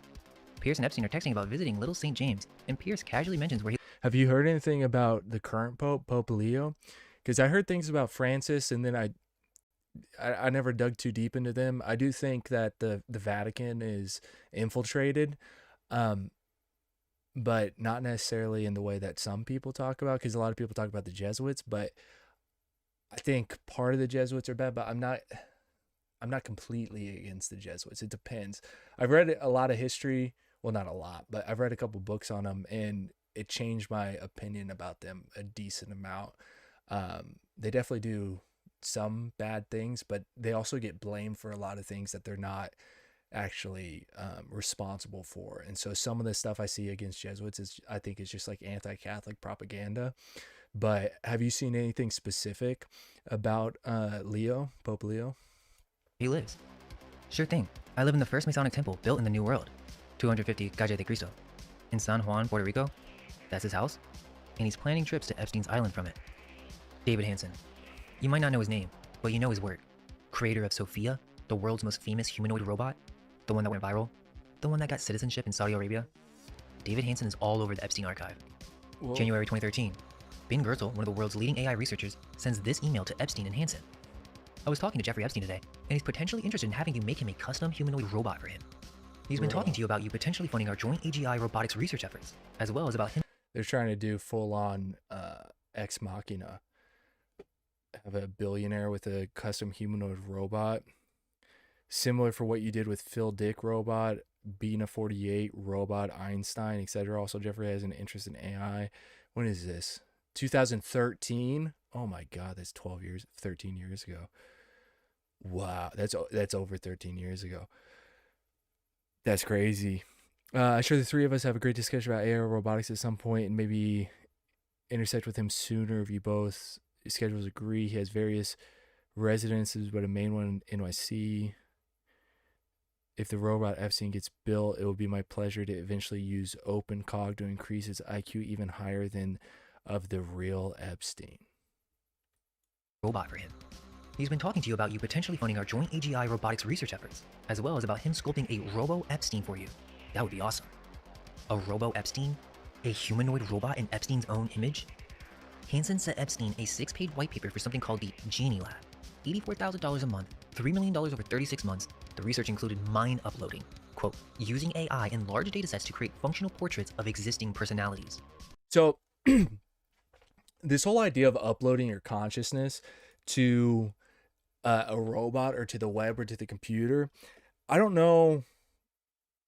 I mean, I guess people want to do it so that they have, like having kids, like you have a offspring in your image or something like that. But like to me, it would seem like you as the experiencer wouldn't be uploaded. It would just be like a replica, like a control V, copy paste, and you would still experience in your body, and there would just be a duplicate of you, and then you would have two consciousnesses, or who's to say if the upload one would be conscious, but then you would still eventually die. That always seemed to me to be like the logical conclusion. I don't see any way that you would be able to upload what is you as the experiencer to the computer.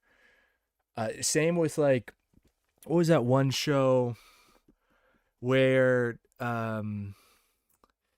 they've got the stacks? It's like super gory, super graphic, and they've got the stacks, and they can swap, what do they call them, suits or something, skins, and their consciousness is contained in the stack, and it goes between the vertebrae, and they have like the super billionaires have their stacks backed up. And so, because I think they call them sleeves, they call the body sleeves, and if the sleeve gets killed, then and the stack is not damaged, you can take the stack and put it into a new sleeve, and the consciousness continues. But the billionaires, they take their stack and back up their stack, because if the stack is destroyed, then that's considered real death. If somebody knows what show I'm talking about, let me know. But in my mind, it would still be like, for those people, like your actual experiencing consciousness would still be like relegated to that stack. So yeah, you would have like a duplicate made, but that would be like a completely different experiencer, right? Carbon something, I think is the name of it.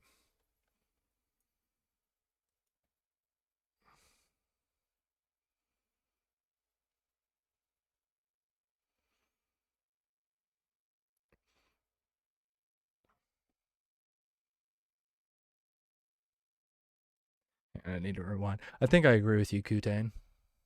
Tang.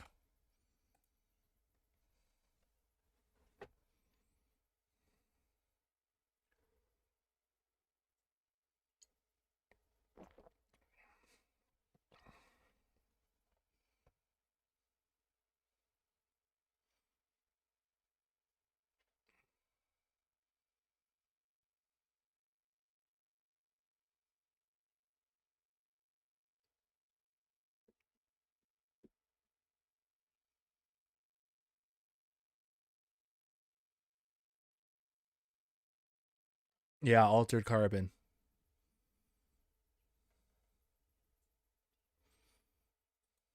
Altered carbon, that's what I was talking about. Pretty intense show. Pretty cool, like the concept, but definitely if you have an aversion to violence, don't recommend watching that.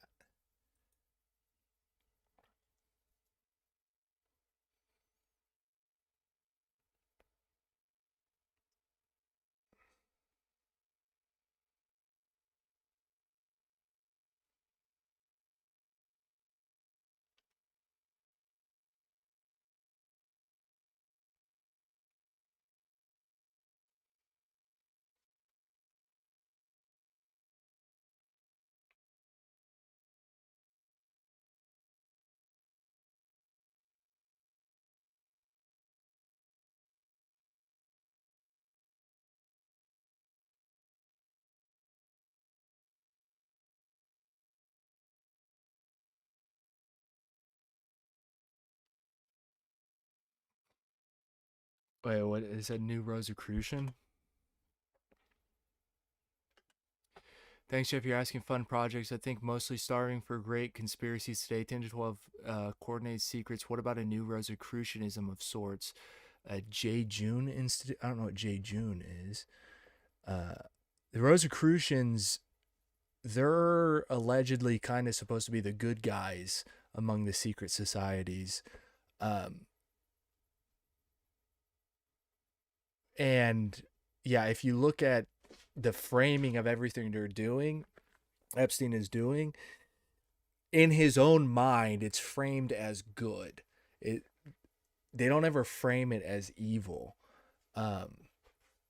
It's just demented. What are your thoughts about funding and constructing your own intelligence agency? What, he wants to break away from Assad? And I also like to do an exclusive science salon sort of thing at a place like Esalen, or maybe on Los St. James, experimenting philosophical science, examining while considering artificial intelligent epistemology. They're going deep. Outside of this, I tend to think of my mate preferences as evidence of gentlemen to pay attention. Cavet emptor. Like any decent 20 trader, you should estimate various lags, regime changes to seek relevant trends. High profile island orgies also independently come to mind, but I have a strong suspicion that you may already have that covered. This is to Epstein on behalf of Michelle Riley. Fraternal regards from one Coney Island baby to another. Oh, fuck. Sorry. I didn't change the screen. Let me rewind it. Anyway, I just read one of the... Sorry. Together, OTO on the CV, a $3 million lab proposal, a robo-Epstein, Kabbalah labyrinth, genetically engineered art, and the guy he's building all of this for is running baby farms and buying Crowley's sex magic books? That's when the pattern starts to look different. January 7th, 2015. Yosha Bach, an AI researcher at MIT Media Lab in Harvard, emails Epstein from Berlin. He mentions two people, Michael Vassar and Michelle Riley. They're in Puerto Rico, and they want to visit the island. Epstein responds immediately. Have them come tomorrow at 12. Leave at 5. His assistant books the flights. January 9th, Epstein emails Bach about the visit. I like the idea. He and Michelle were here yesterday. Again, you were right. He was fun. And blue-eyed. Yeah. 2 days later, January 11th, 2015, Michelle Riley, quantum computing scientist. So, two things. If you're new to the stream and you didn't see the video that we talked about before, Epstein is very into creating a superior race. And so the blue-eyed thing is very important. And then this 2 days later, January 11th, this is the email that I read about the Rosicrucians. 2015, Michelle Riley, quantum computing scientist, Princeton Math, Columbia Physics, co-funded a startup with MIT professor Seth Lloyd. Sends this email to Epstein. Thanks, Jeff. You asked for fun projects. I think we're mostly starving for great conspiracies today. 10 to 12 person coordinated secrets. What about a new Rosicrucianism of sorts? A new Rosicrucianism? She's proposing they build one. What are your thoughts on funding and constructing your own intelligence agency? Let's look up J. June, see if that comes up with anything. Non-interesting, lacking maturity. Oh. Learned a new word. Word of the day, J. June. She even talks about the science salons. I'd also like to do an exclusive science salon sort of thing at a place like Esalen, or maybe on Little St. James. Experimentation with philosophers and scientists examining physiological stuff. Physiological stuff? Experimentation? On the island? High-profile island orgies also independently come to mind, but I have a strong suspicion that you may already have that covered. Fraternal regards from one Coney Island baby to another. Hold up. It's like breaking the fourth wall. Yeah, that's where us schizos have the advantage, is we see everything and it's just like, and it connects in the mind in like 3D imagery, and then you have to figure out how to articulate it, but you just like see it all pieced together and you can like envision the whole thing as it's working. But then it's like having a psychedelic experience. You're like, how do I explain that to somebody now? That was crazy. Fraternal regards? That's fraternal order language. But did you catch that? Well, I think a lot of normies' brains are melting at what's been going on, because the ones of us that have been looking into this for a long time, we're pretty numb to the atrocities, which is not good. I don't think that's a good thing to be numb to it, but we just are. And so then we can like look at the bigger picture of like things like this, of like, okay, what is he actually doing outside of that? Because those evil things have been going on for a long time. They've time in memoriam. It's not good. They need to be stopped. Obviously, they're sickening, but there's more going on here than just that. If you think it ends there, then you're just not understanding the complexity of the situation. One Coney Island baby to another. In the early 1900s, Coney Island was famous for putting premature babies on display in incubators as a sideshow attraction. From one incubator baby to another. And she's writing this to the man running baby farms. Epstein received this at 10:34 p.m. Wait, he's saying they're incubator babies? I'm sure you guys have seen the Jeffrey Epstein is who's on the $20 bill. I'm sure you guys have seen that meme floating around. One Coney Island baby to another. In the early 1900s, Coney Island was famous for putting premature babies on display in incubators as a sideshow attraction. From one incubator baby to another. And she's writing this to the man running baby farms. Epstein received this at 10:34 p.m. At 11:02 p.m., 28 minutes later, he forwarded it to Yosha Bach. Bach replied at 12:26 a.m. A shadow research planning academy where scientific visionaries project future research agendas in new disciplines. A series of workshops focusing on neglected knowledge. Yeah, Kutang, it's like when all this stuff with 2020 happened, and then everybody like came around and were like, oh yeah, of course it was a lab in Wuhan. Like, obviously. It's like, bro, you were saying the exact opposite 6 months ago, and now you're like trying to act self-righteous. Like, give it a rest, brother. Such as Russian a shadow research planning academy where scientific visionaries project future research agendas in new disciplines. A series of workshops focusing on neglected knowledge, such as Russian psychopharmacology, Buddhist psychology, Chinese opinion control, a network of media people that can be used to efficiently place and coordinate friendly items in our corrupt opinion market, psychedelic retreats for groups of select individuals with the explicit goal to create a tightly knit group capable of radically thinking and influencing global affairs. So that is something, psychedelic retreats. Obviously, that's like a big buzz and craze over the last 10, 15 years, is more and more people are doing psychedelics. In LSD obviously was created by the government and was used in programs like, I can't remember the exact name of the programs, but where they were giving it to guys that were getting hookers, and they were washing them through the walls. And so and if you know about the Monroe tapes, the gateway process and astral projection, all that kind of stuff, the intelligence agencies have been studying all that kind of stuff for a very long time. And the reason they study it is because it has real effects.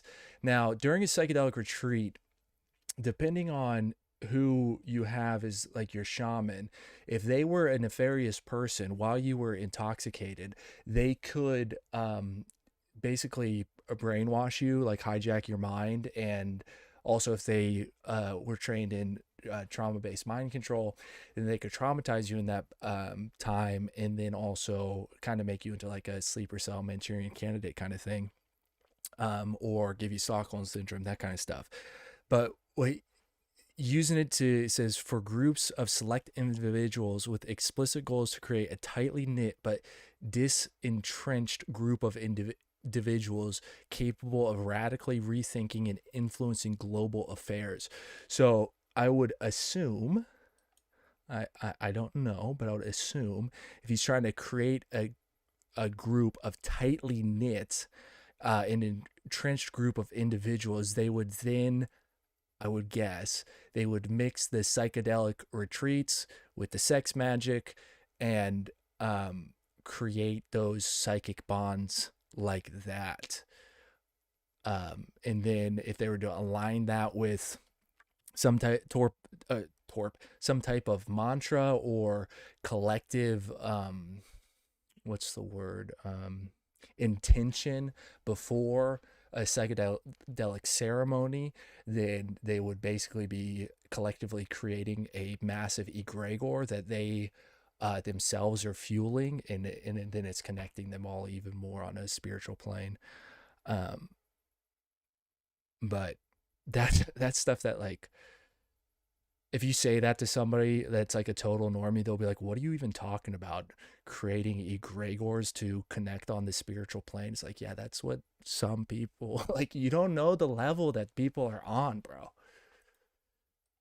There are some more that I would not want to put into email. How much more do they need to spell it out for you? A shadow academy, media manipulation, psychedelic retreats for global influence, and things that he wouldn't put in writing.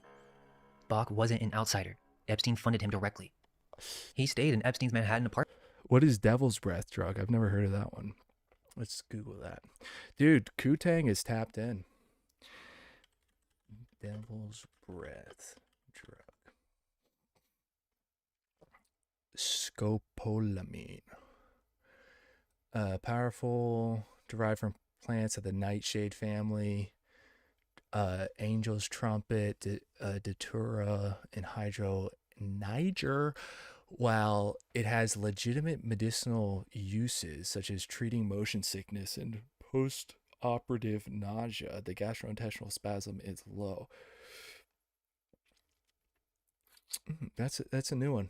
I will look into that one later. We're not going to go down that rabbit hole at the moment. All right, let's get back. Rewind. Academy, media manipulation, psychedelic retreats for global influence, and things that he wouldn't put in writing. Bach wasn't an outsider. Epstein funded him directly. He stayed in Epstein's Manhattan apartment. Epstein's office booked his flights. He's all over the archive. Sorry, let me pause one more time. He said that they split their personalities during the Devil's Breath experience somehow, maybe by witnessing some dark stuff. Yeah, well, the way that trauma-based mind control works is typically for best effects, they do it to a child, because they're the most malleable at that point. But basically what they're trying to do is they want the victim to disassociate, and then in that disassociative state, that's whenever they can implant their conditioning, whatever type of conditioning that would be. And that's been used for literally thousands of years. It's like pretty well documented how to go about doing that. It's not good. It's completely horrible. But if you were to do that with somebody in a heightened state, in a psychedelic state, then I would assume it would be exceptionally more effective. That's why, like, for the normie going down to Peru to do ayahuasca, something like that, they really need to look into who their shaman is and make sure that they have a good reputation, because there are some dark people in those spaces, not that aren't even necessarily connected to Epstein, that kind of stuff. They're just dark individuals that are, seeking power in their own way and doing it through taking advantage of people while they're under the influence of psychedelics. And yeah, it would be very effective, because you'd be able to, especially if you're like a skilled person in psychedelics and you were able to,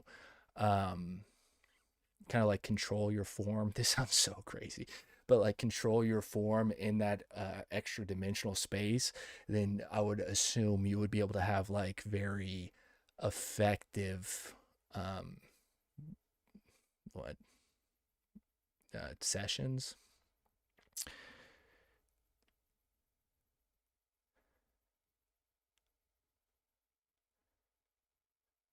They say sorry about what you have to do next time. Maybe you'll trip properly and see the DMTLs. Yeah, maybe. It's a dark shit. That's stuff that a lot of people don't really know about, and it does definitely happen. December 8th, 2014. John Brockman. Sorry, I need to rewind. I'm a little lost now. Okay. Influencing global affairs. There are some more that I would not want to put into email. How much more do they need to spell it out for you? A shadow academy, media manipulation, psychedelic retreats for global influence, and things that he wouldn't put in writing. Bach wasn't an outsider. Epstein funded him directly. He stayed in Epstein's Manhattan apartment. Epstein's office booked his flights. He's all over the archive. December 8th, 2014. John Brockman, founder of the Edge Foundation, the man who organized the Billionaires Dinners, sets up an art event in Palo Alto. Larry Page, co-founder of Google. Elon Musk. Anne Wojcicki, co-founder of 23andMe, the DNA company. And if you guys weren't here before, Ann Wojcicki, the founder of 23andMe, is also the sister of Susan Wojcicki, the late CEO of YouTube, who died in 2014. Jeffrey Epstein. In the entertainment, Marina Abramovich. Masterclass on art, segueing into something spontaneously orchestrated. And Abramovich, since she... I know about her. Oh, she's the one that does the blood, the creepy blood photography. Marina Abramovich, I think that's her. Oh, is that not her? Is she related to... I know her name. Conceptual performance artist. Let's see if I search up work.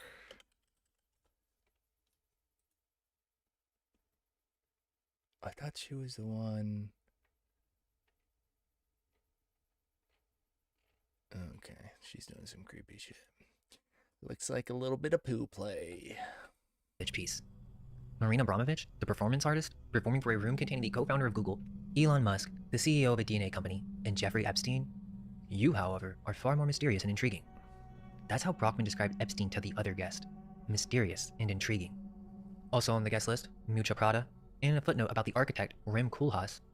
Brockman noted he couldn't attend. Unfortunately, is in Moscow, December 7th, meeting with Putin. And about those billionaire dinners, EFTA 0251169, quote, "It is Bill Gates who at the end of the summer began prodding Epstein to begin a process of public rehabilitation." That means Gates wasn't duped. He initiated the comeback. And after one of Brockman's dinners, the ones with Bezos, both Google founders, Musk, Epstein emails Brockman, EFTA 01929775. "Your Goyim dinner was amazing. Thank you very much for including me. Where are the Jews?" That's how he talked about a room full of the most powerful people in technology. Les Wexner, founder of L Brands, Victoria's Secret, Bath & Body Works, The Limit. And again, if you don't know, Les Wexner is the one that gave Epstein the apartment in New York City. The man who gave Jeffrey Epstein power of attorney over his entire financial empire, gave him a $13.2 million Manhattan mansion, and gave him access to Victoria's Secret. In 1985, New York Magazine published a profile of Les Wexner. And in that profile, Wexner described living with a debug since he was a boy. His father recognized it, calling it the churning. In Jewish mythology, a debug, adhere clean, is a malicious, possessing spirit believed to be a dislocated soul of a dead person. It supposedly leaves the host body once it has accomplished its goal, something after being exorcised. Debug comes from the Hebrew word debuk, meaning a case of attachment, which is normal from derived verb debuk, to adhere, to cling. So a debug would be different than an egregor, because an egregor would be like an entity that is created via thought forms, versus a debug is like an actual ghost. Literary circles, accounts of possession, Josephus, or demonic possession rather than ghosts. These accounts advocated orthodoxy among populace as the preventative measure. Michael Wojcicki, the debug. Maybe I'll watch that too. I got too many movies to watch, too many books to read. Is considered one of the classics of Yiddish filmmaking. A debug, in Jewish mysticism, is a possessing spirit. The article describes it as the demon that always wakes up in the morning with Wexner and tweaks and pulls at him. Okay, so follow me. Les Wexner, the billionaire who handed his entire empire to Jeffrey Epstein, told a major magazine he lived with a demon, and nobody followed up on that. In 2019, the FBI listed Wexner as one of the 10 co-conspirators in Epstein's trafficking operation. That document sat sealed until January 2026.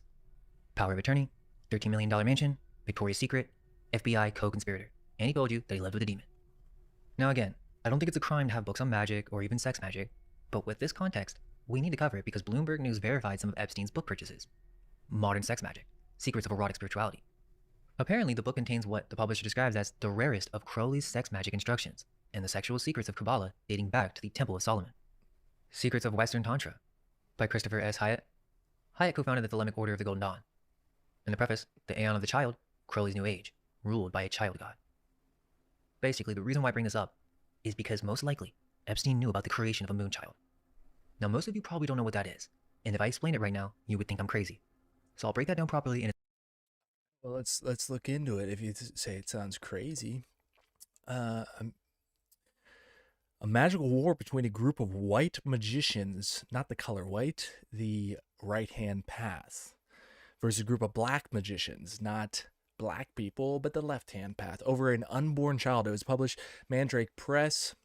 Mandrake, in its recent edition, is published by Weiser, albeit not strictly a Roman Eclipse. The novel depicts numerous acquaintances of Crowley's thinly disguised fictional characters.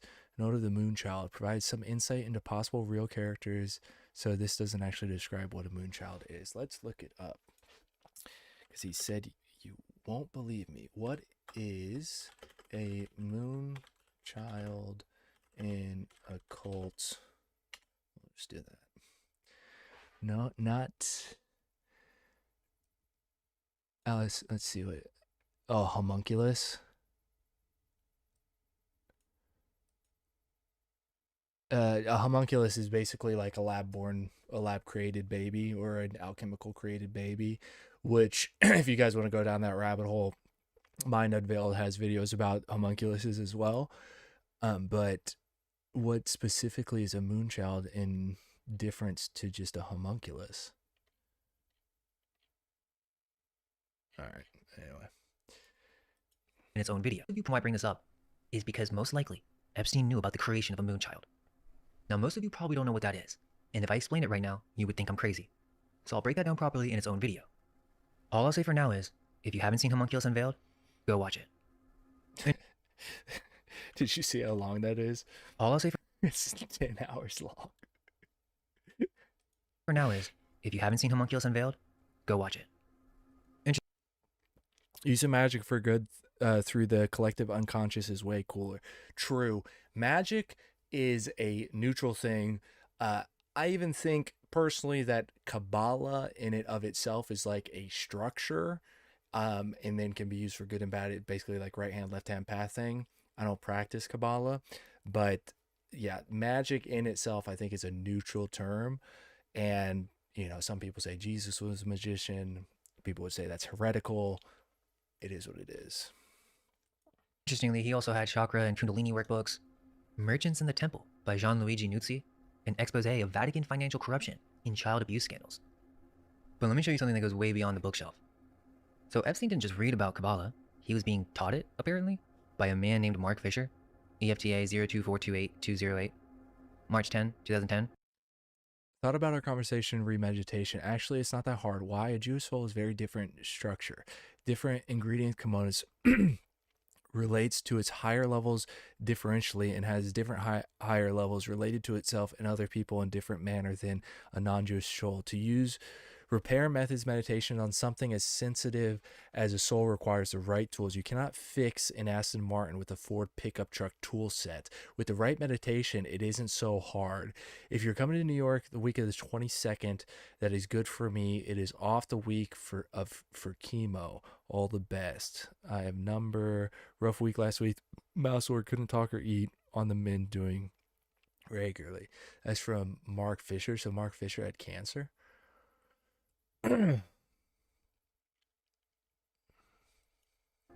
Mark Fisher, an art dealer and Orthodox Jewish spiritual advisor, writes to Epstein. Fisher is undergoing chemotherapy, and between cancer treatments, he's teaching Jeffrey Epstein Kabbalistic doctrine. Quote, a Jewish soul has a very different structure, different ingredients, relates to its higher levels differently, has different higher levels, relates to itself and other people in a different manner than a non-Jewish soul. To use repair methods on something as sensitive as a soul requires the right tools. You can't fix an Aston Martin with a Ford pickup truck toolset. So he's making an analogy that Jewish souls are the luxury car and non-Jewish meditation is the wrong toolkit. And this isn't Fisher's personal opinion.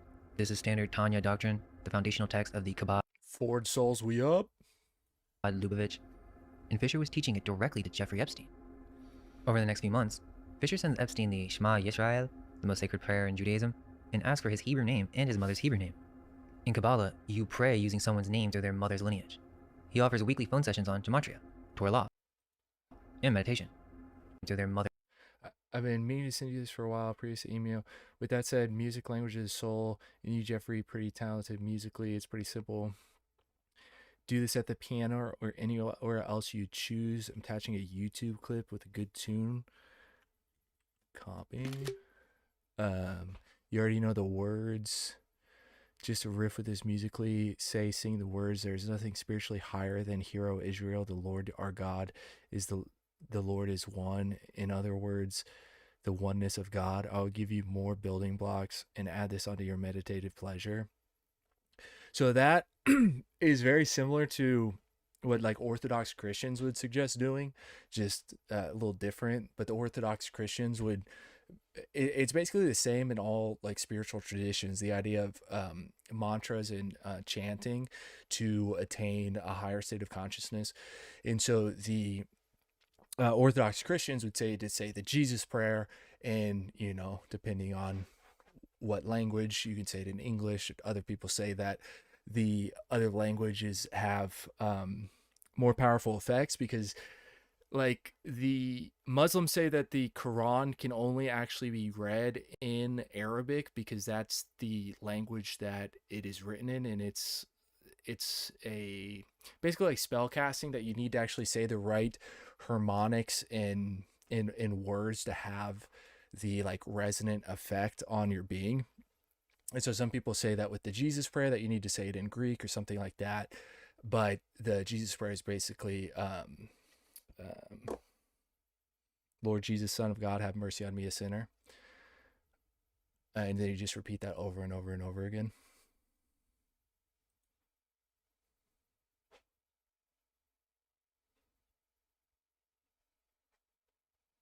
Oh, I didn't change the screen back over.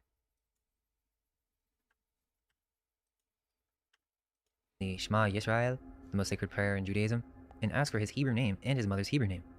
In Kabbalah, you pray using someone's name through their mother's lineage. He offers weekly phone sessions on gematria, Torah law, and meditation. And he connects Epstein's philanthropy directly to the Wexner Heritage Foundation. The same Wexner. But this is kind of weird. Fisher died of cancer in December 2011. Epstein told an associate, quote, say a prayer on my behalf. But the point is, it does seem that this Jewish soul concept wasn't just a Fisher thing. You said that the Muslims made the J's. It's funny you say that because Mind Unveiled has a whole video about how Hebrew is actually just Arabic or Aramaic backwards, which is a very interesting concept. This permeated the network. This Jewish soul concept wasn't just a Fisher thing. This permeated the network. EFTA 0182086. David Gelernter, the Yale computer scientist, famous as the Unabomber target, is writing to Epstein about Hebrew calligraphy. And he was a Unabomber target? You're talking about the Zohar? Wait, the Zohar, I think, is that a book in the Talmud? They're not talking about Zoroastrians, are they? Just casually quotes the Zohar, one of the central texts of Kabbalah. As the Zohar says, man, genuine man, exists only at the moment of sexual union. Epstein responds, I think you might consider focusing on the negative spaces between the Hebrew letters, much more erotic, a bulging shema, or throbbing ka. Gelernter is quoting Kabbalah and Epstein is sexualizing it. That's how the inner circle talked. EFTA 0256152, 7 years after Fisher's emails, 2017, Kathy Rumler, Barack Obama's White House counsel, writes to Epstein. And here I thought only I had a Jewish soul. And again in 2019, EFTA 02630427, Rumler to Epstein. You forgot that I have a Jewish soul? EFTA 016154776, December 2018. Something to consider about why they're all so sexual is that, do you remember what the first gay flag was? This rainbow flag. So this rainbow flag and the whole LGBT movement was very, Epstein was involved with the transgenderism and promoting all that kind of stuff. But this flag, this color structure is very significant, the way that it is, right? Red, orange, yellow, green, teal, purple. This is an inversion of the chakras. So if we look up the chakras, which these are real, these are nerve clusters in your body. You have them, it's scientifically proven. You can see you've got the same colors basically, maybe slightly different, but the most base is red. That's your root chakra. That is survival and very primordial. Think kind of Maslow's hierarchy of needs. And the one just above that is sexuality. So sexuality and primitive survival are considered to be like the two lowest forms of consciousness. And whenever that's inverted, you end up with this flag. You've got purple at the top and red at the bottom. So you can say, oh, that's a coincidence, but to me that looks like a deliberate inversion of this.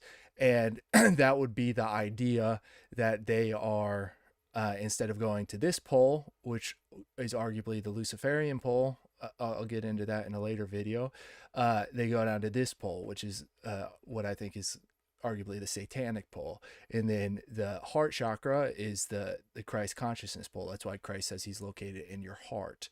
Jesus always talks about the heart. It's the center balance point between the two chakras. If you live up here too much, you become possibly Luciferian. If you live down here too much, you become satanic. And then those collapse. Yeah, I'll get into all that in a different video. But if you're wondering why are they so obsessed with sexual stuff, it's because there is an idea that if you go down to this pole, you can attain enlightenment as well, by basically like root chakra maxing. Epstein and Steve Bannon texting? Bannon asks about breast cancer research. Epstein just says, Jews? And then it almost seems like he's saying he's following their directions. Bannon says, love being a junior partner to the chosen people of Yahweh. Then Bannon says, smart. Let's get rolling. Epstein corrects his spelling, Yahweh, like Mish Agas. Gotta get the spelling right. And then he says, not sure Beelzebub is considered a junior partner, more like outside counsel. What? And then there's this. EFTA 018-21140, October 2009. Epstein to an associate. This is the way Jews make money, selling short the shipping futures. Let the Goyim deal in the real world. Then there's this. Epstein emailed the text of Ezekiel chapter 9 verse 6.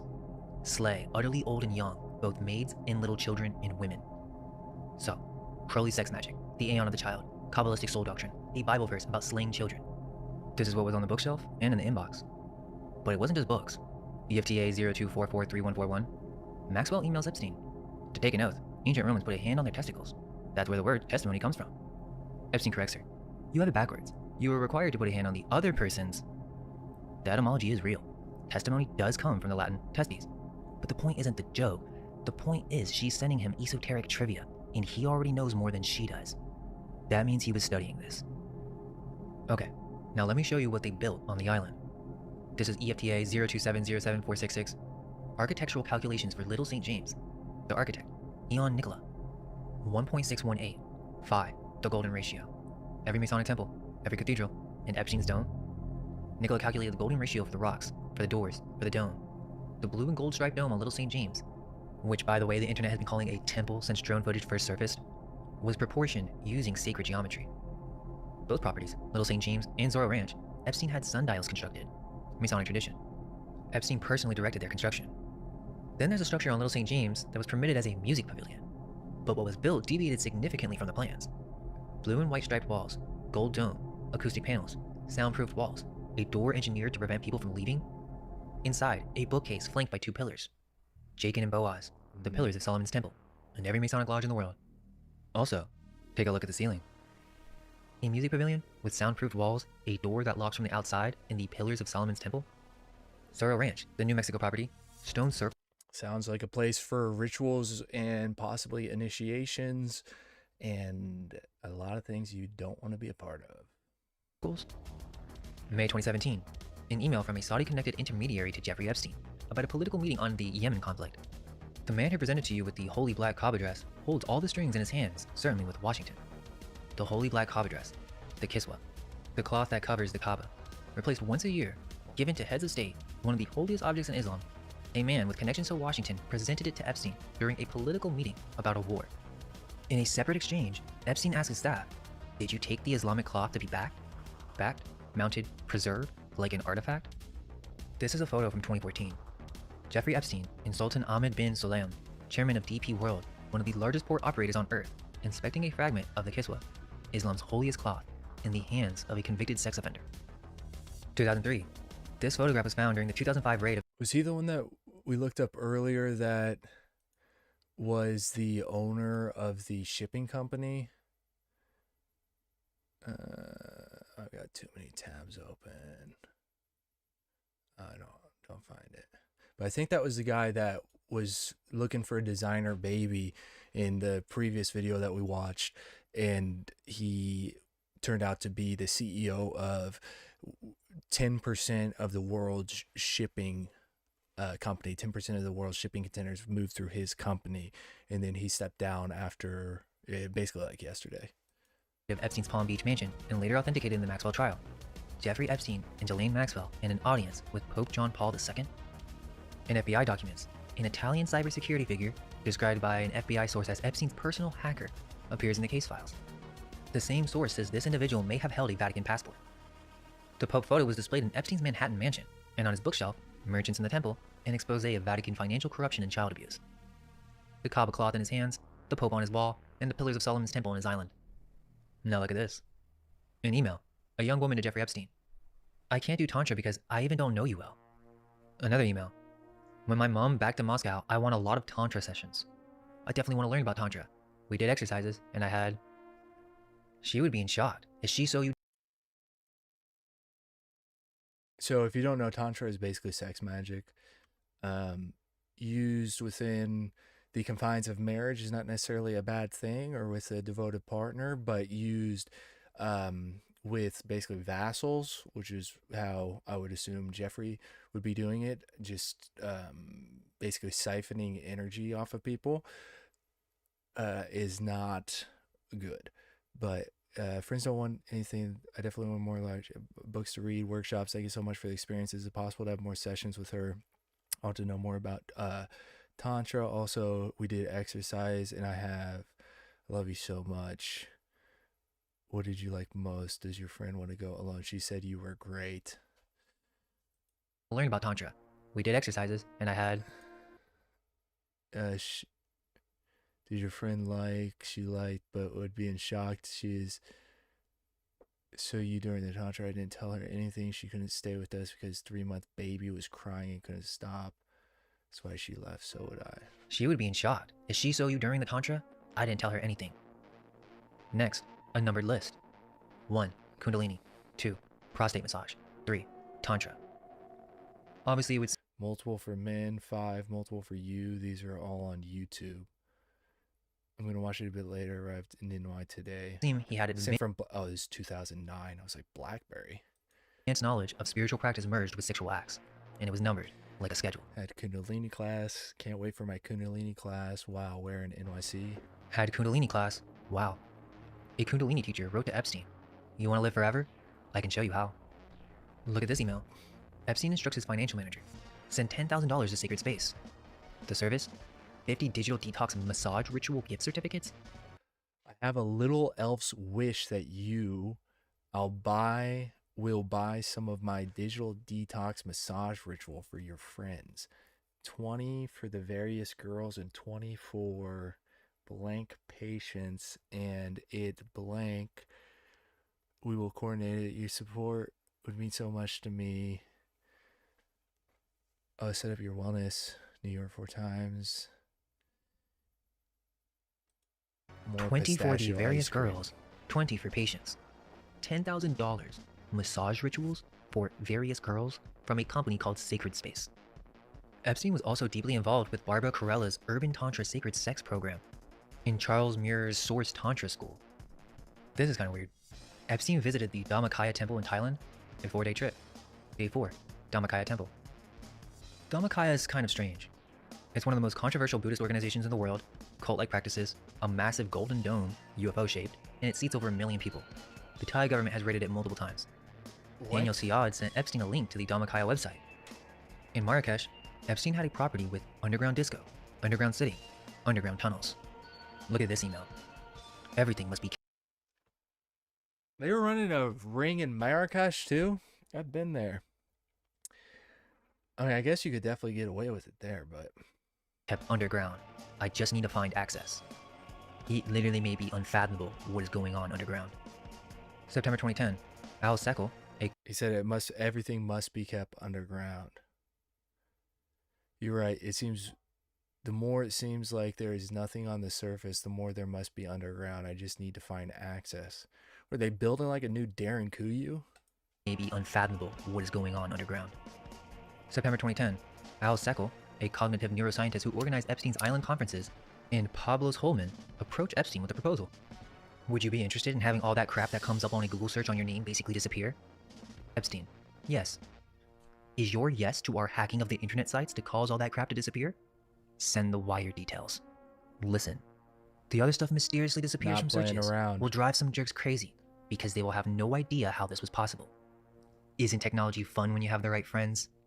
$20,000 to hack search results for a convicted sex offender, and the man offering to do it, Al Seckel, also curated Epstein's guest list. The same Am I the only one that thinks 20 bands is kind of cheap for that?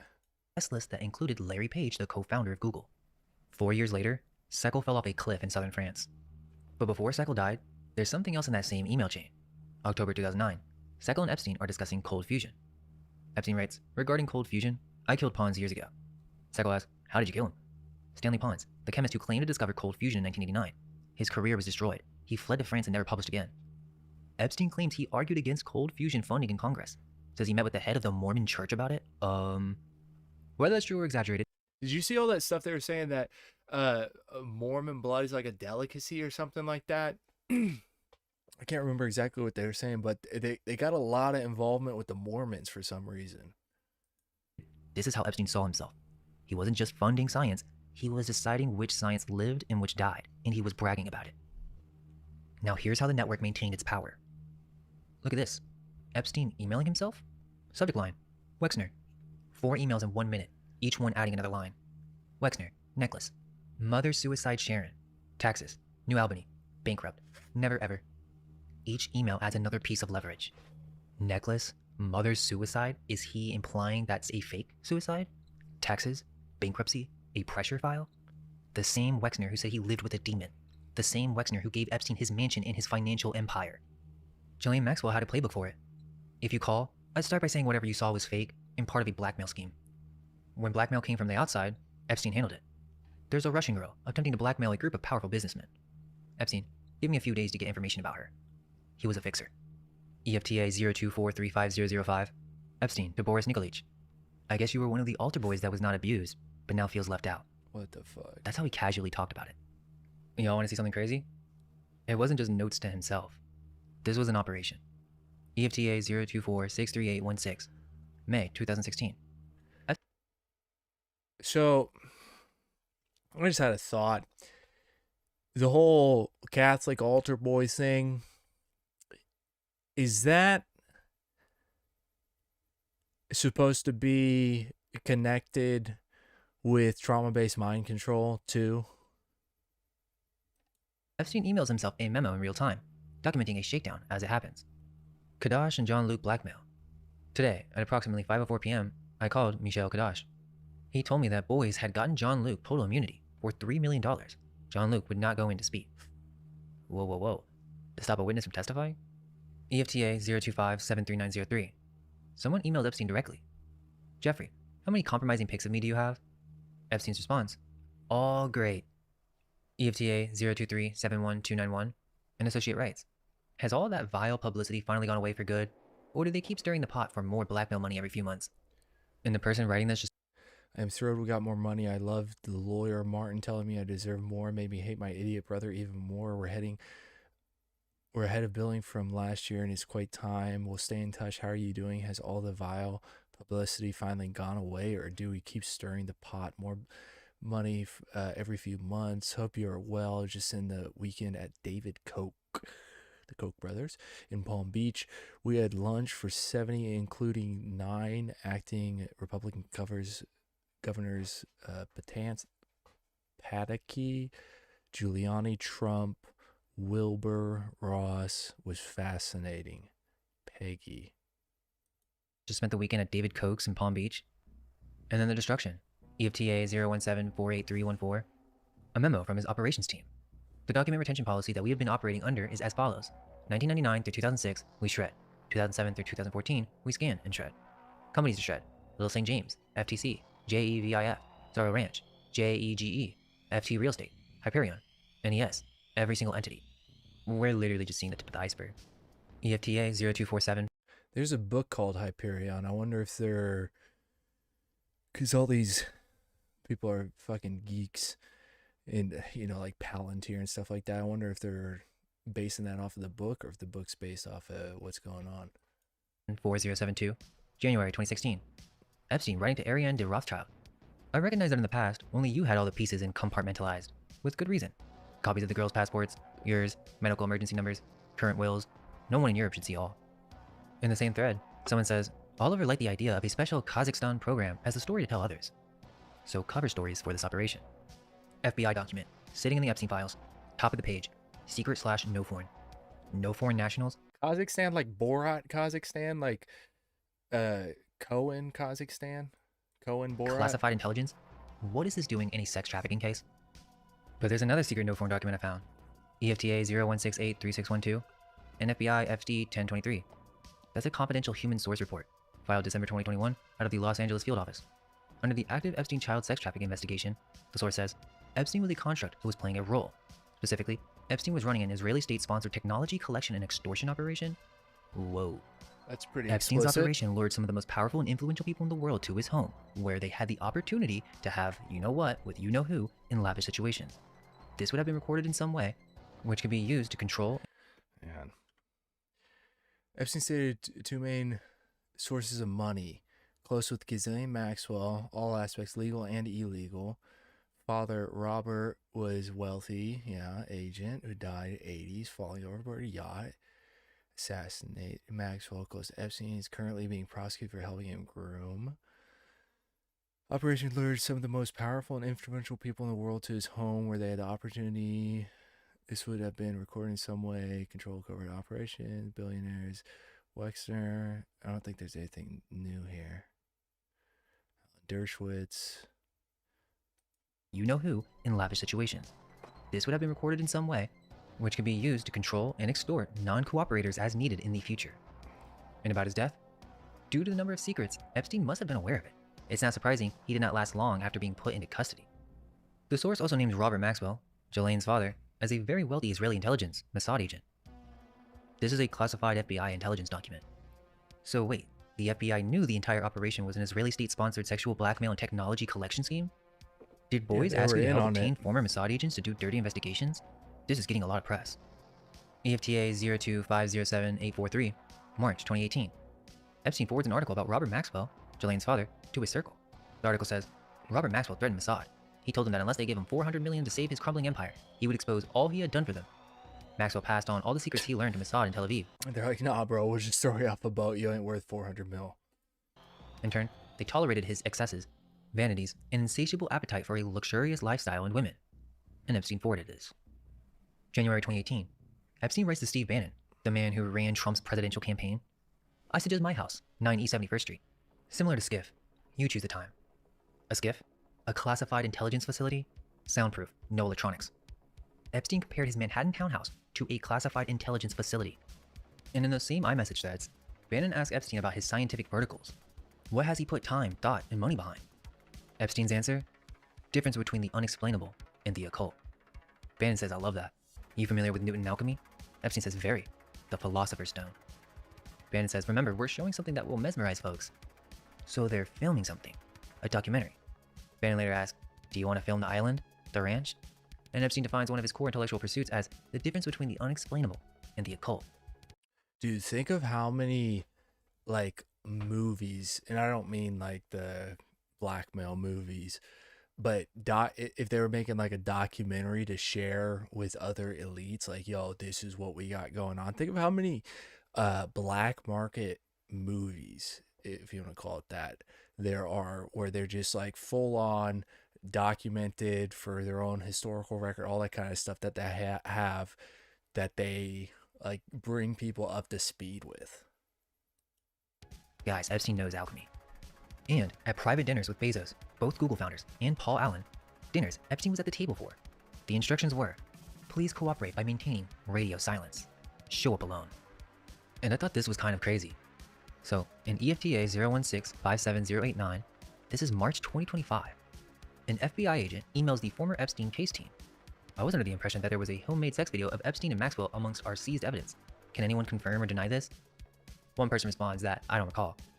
The agent writes back, thanks, you happen to be the only one to reply. And the response is, maybe people were afraid to put anything into writing. In 2025, FBI agents are still afraid to discuss Epstein evidence in writing? EFTA 027-29919, October 2021. The MCC, the Metropolitan Correctional Center, where Epstein died, is being closed. A Bureau of Prisons investigator emails the FBI. I was instructed to destroy all evidence that is not needed for investigations. A blanket destruction order at the facility where Epstein died. The FBI's response? Is it possible to get a list of what you have first? They didn't even know what evidence existed. In 2019, journalist Vicky Ward reported that when the US attorney was asked why Epstein got the most lenient plea deal in federal history, a source said, I was told to back off, that Epstein was above my pay grade. I was told Epstein belonged to intelligence. Belong to intelligence? Remember the Rosicrucian email? What are your thoughts on funding and constructing your own intelligence agency? He was already running one. And here's what the FBI found when they finally went inside. A painting of Bill Clinton in a blue dress, hanging on the wall. A framed photograph of Epstein with Pope John Paul II. A framed photograph of Saudi Crown Prince Mohammed bin Salman. Roleplay costumes, including school uniforms. And there's a bunch more disturbing related artworks. There are a few emails that are a little mysterious. For example, this one. You had your eyes clenched shut last time. Not fair. Eyes clenched shut? Eyes wide shut? Stanley Kubrick's film about elite secret society rituals? Another weird one. An unknown sender, sending a full wiki page for The Wicker Man? EFTA 027-22330. So, this movie's about ritual human sacrifice on a remote island, recommending a film about sacrifice on an island to a man who owned an island. The Wicker Man?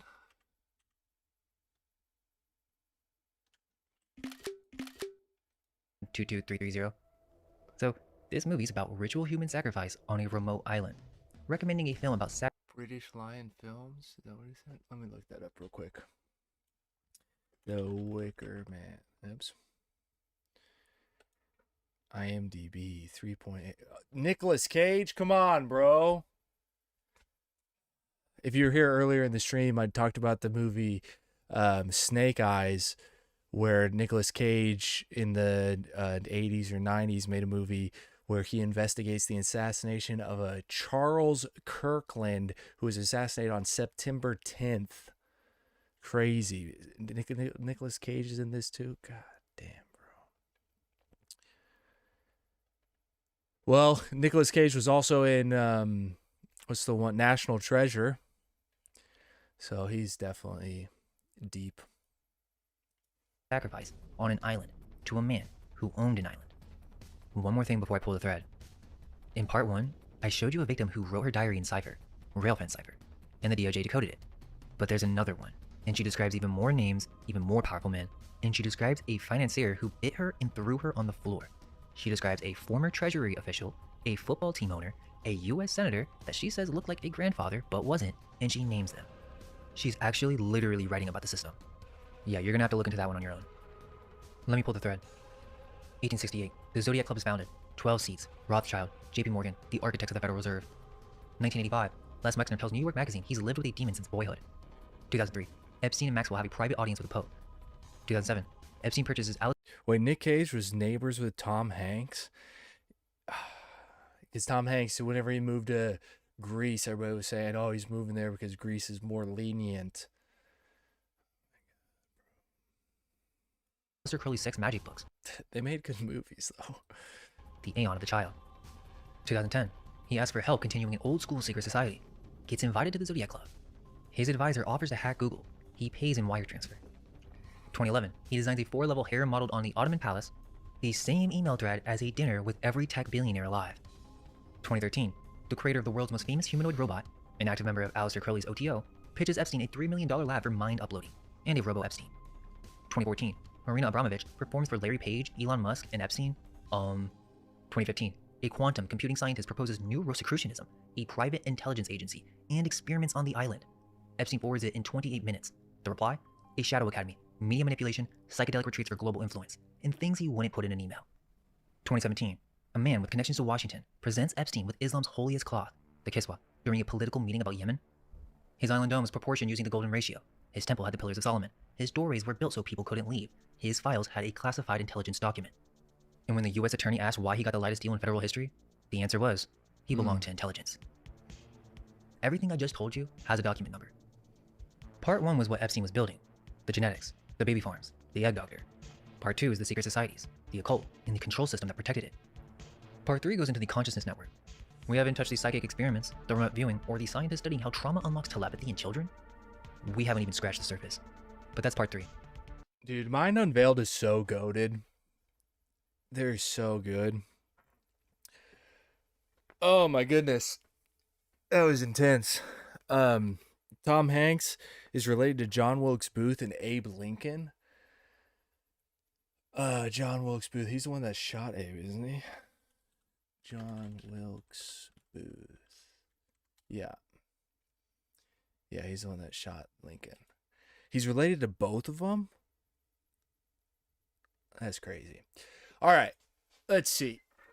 If you guys want to keep going, I'll keep going.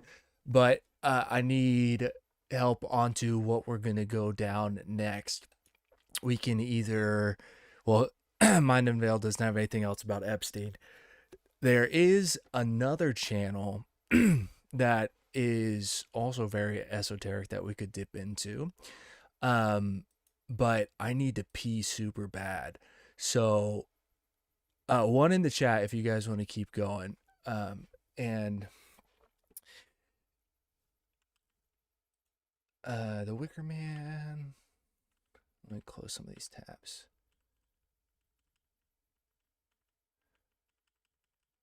Okay. Okie doke. While I'm gonna go pee, I'm gonna have you guys listen to Alex Jones rant for a minute. And if there's anything interesting in this, we can go this. Otherwise, we'll dive into some more esoteric stuff. But I will be right back. Their like their friendship. I know they were friends for a bit. It seems like party mates or whatever.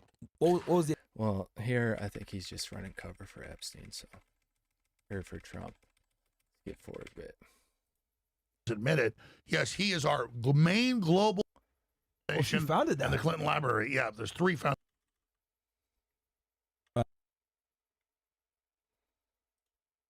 X, Rumble, etc. Got 20,000 plus. We got even more on Kick and everywhere else. So yeah, over 20,000 watching. So shout out to you guys. Wow. Let me ask you this then. Clintons. We've heard the rumors. Lolita Express. We've heard, we've seen the pictures too, right? Especially all the pictures that came through recently. Yeah. Did he get more BJs? This guy. What is the deal with the Clintons? What was his relationship with Bill? What was his relationship with Hillary? They fought back. They went on Twitter and they said, "Hey, yeah, we want to go ahead and we want to testify. We want to make sure it's open, etc." So now I guess and then they pulled back. Oh, they did pull back after that again? Yeah. So that's a great question. Good. Take it away. Use your federal law enforcement training. We don't have to speculate. In the last tranche of 3 million emails that were released a few weeks ago, you have Ghislaine Maxwell, who was appointed by the UN, the head of the UN Sea Treaty, where the UN claims ownership of the ocean. Yes. She was the head of that. Yeah. She is in emails back to 2005, 6, 7 with the Rothschild money founding the Clinton Global Initiative. So the Clinton Global Initiative, the Clinton Foundation, founded that. and the Clinton Library. Yeah, there's 3 foundations. But the Clinton Global Initiative, the money from the Rothschilds through her. Her dad was Robert Maxwell. I've been standing up this whole time. So who was he talking about? The Clintons. They're also, of course, connected to everything. And if you don't know about Hillary, there's a video that is pretty much impossible to find unless you go through Telegram chats. I don't know if I necessarily want to say the whole name of it, but it's Frazzle something. And I haven't seen it myself, but I have friends that I know personally that have seen it. They went down through the Telegram rabbit hole and they have seen it. And so it is real. And I haven't gone down that rabbit hole because I'm not trying to get videos that are banned from the internet sent to me via Telegram. But it's pretty much as depraved stuff as you can think of, where allegedly, because I haven't seen it.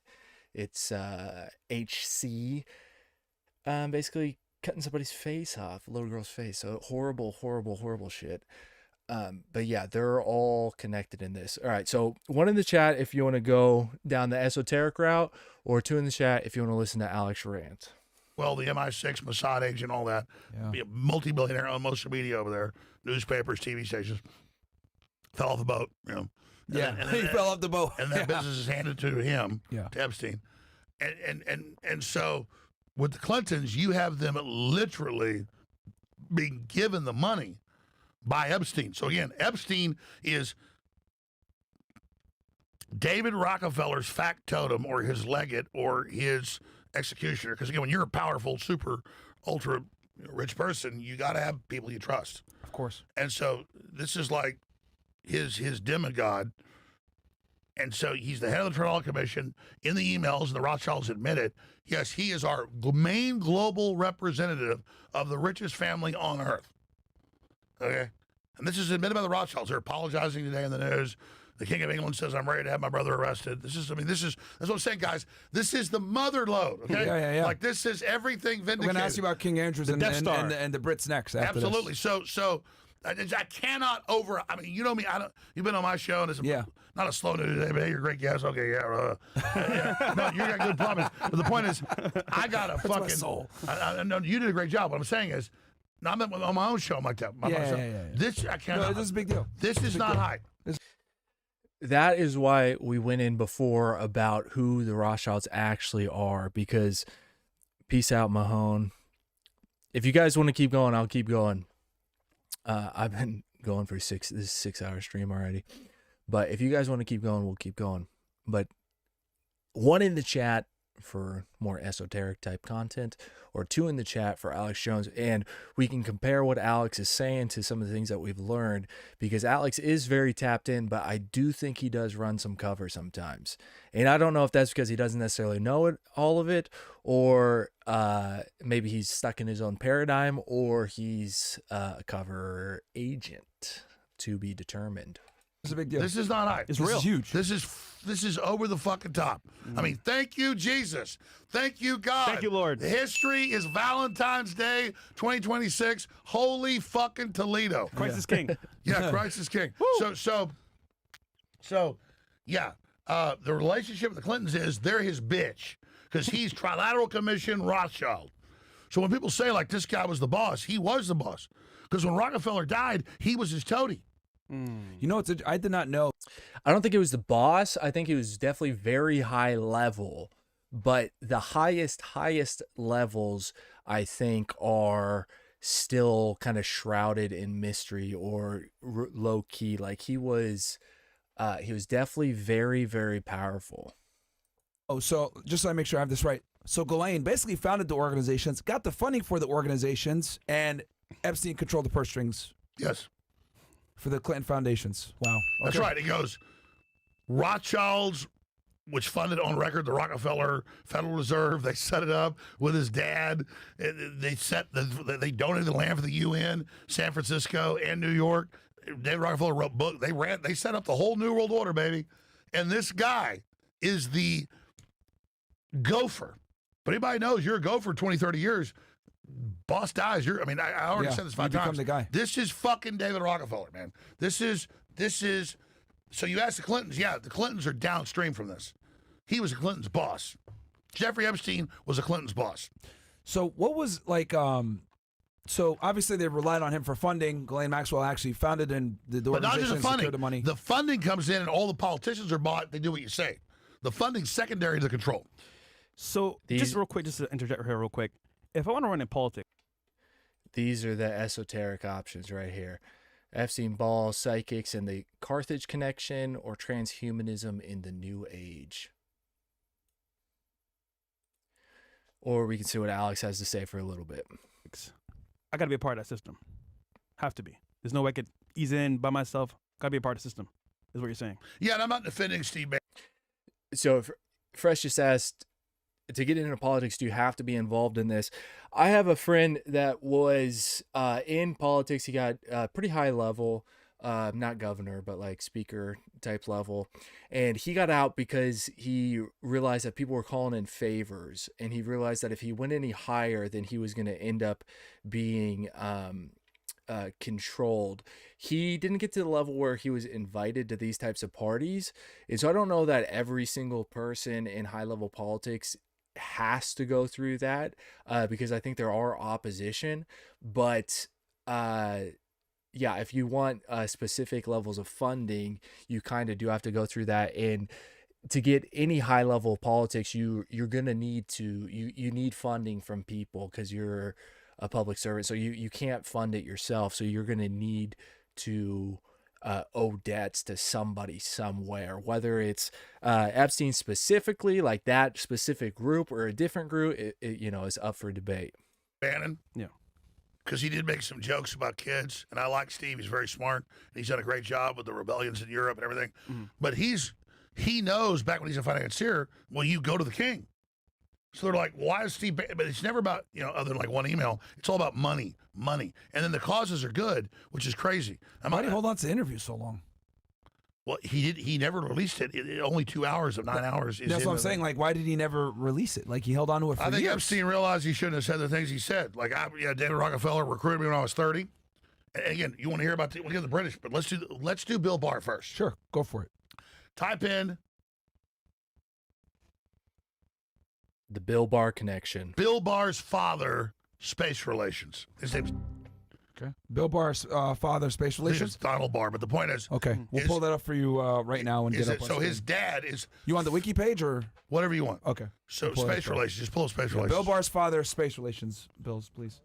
So Bill Barr. Here it is, right here. Make it big so Alex can see it. His dad is number 3 in the OSS in World War II. Okay. Whoa. Like former CIA. Yeah, but that's like advising directly, Eisenhower. Okay. So and Churchill. So Bill Barr's dad, Donald Barr. Yeah, we literally has space relations right there. He click Donald Barr. Click his thing. He is number 3 in the OSS. This is declassified. Then high level CIA. He runs a girls' school in New York. In the OSS, that was the CIA before it was the CIA. That was what was created in World War II, and also Myron titled his personal Telegram chat or whatever, the OSS, his personal men's group, the OSS. And at like 25, they hired Jeffrey Epstein to work there. Oh, hell no. Yeah. Then the Dalton School, right? If I'm not mistaken. Dalton School. Yeah. 5 math teacher. Yeah. 5 years later, he's the representative of the head of the Trial Commission. So it's all so here's the deal. It's nuts. Bill Barr is the head, same as Jeffrey, the manager, it's declassified, of Iran-Contra. Because they kept it secret from Reagan. Wait, he was say that one more time. He was the manager Bill Barr on record was CIA. Yep. And the main White House manager they kept secret from Reagan under George Herbert Walker Bush of Iran-Contra. Oh, my God. In the Iran-Contra, that was what Tucker Carlson was involved in with his dad. His dad was something... Voice of America, a propaganda arm of the CIA, and Tucker, whenever he was like in his 20s or something, was down in was it Guatemala, Nicaragua, during the Iran-Contra, and he says that it wasn't an op, he wasn't down there with the CIA, but like he was down there with the CIA, and now Tucker runs a different type of propaganda arm, which the way that he operates is interesting. Like, he's very clearly controlled to some degree. He seems like a limited hangout kind of guy, the guy that is there to collect the people on the fringe, about to get to where about to leave normie status. He's like there reining them back in, I think. Okay. So his dad runs the Dalton School. Then they hire Epstein. Then in 1991, they use the Somalis as the cutout of a bunch of billions of dollars to ship them to. I think Jones said once that he has like a photographic memory. But either way, he's got like the schizo programming where he can just pull out information anytime, anywhere. Ohio, and they set up in Ohio a evergreen transportation that used to just be north of here, run by Oliver North, the CIA Air Force. Okay. Yes. So yes, there's a CIA base. Yes, a former back in the day. Yeah. So he becomes. That's where they got all the seized planes, Maduro's, all of it up there. And so all of that, I just turned it the other day. Leave it at that. I'll get to it later. So all of this is going on, and so that his dad publishes, whatever year it was, you pull up Space Relations, a book about humans that work with aliens to kidnap human children on Earth to ship them to a planet for sex slavery and satanic torture. So that's what the book is about. But do you remember, if you were listening to Alex Jones back in like 2019, something like that, where he was on Rogan and talking about interdimensional aliens and people having these interdimensional connections through psychedelic experiences and tapping in like that? The alien aspect of the conspiracy theorists, whether it's like the UFOs or whatnot, the Roswell, that kind of stuff, I still don't know where to place all that, because I'm not necessarily convinced that they're extraterrestrial. I'd be more open to the idea that it's something along the lines of like the abyss, where they're in the ocean or they're underground or something like that, or interdimensional, or maybe they're from the moon. There's a whole conspiracy theory that the moon is actually a spaceship and it's hollow, and the CIA did astral projection experiments, I guess, or missions to the moon, and a guy projected there and he saw like little villages, and he was like, oh my god, they could see me, they could see his astral body, and they told him to come back, and he was like, you guys know they're there? And they were like, yeah. They didn't say anything, and they were like, our work there is done, and they like never contacted him again. And that's one theory, is, you know, if they landed on the moon, why they never went back is because there's entities there, and they were like, don't come back here, bro. Up for debate.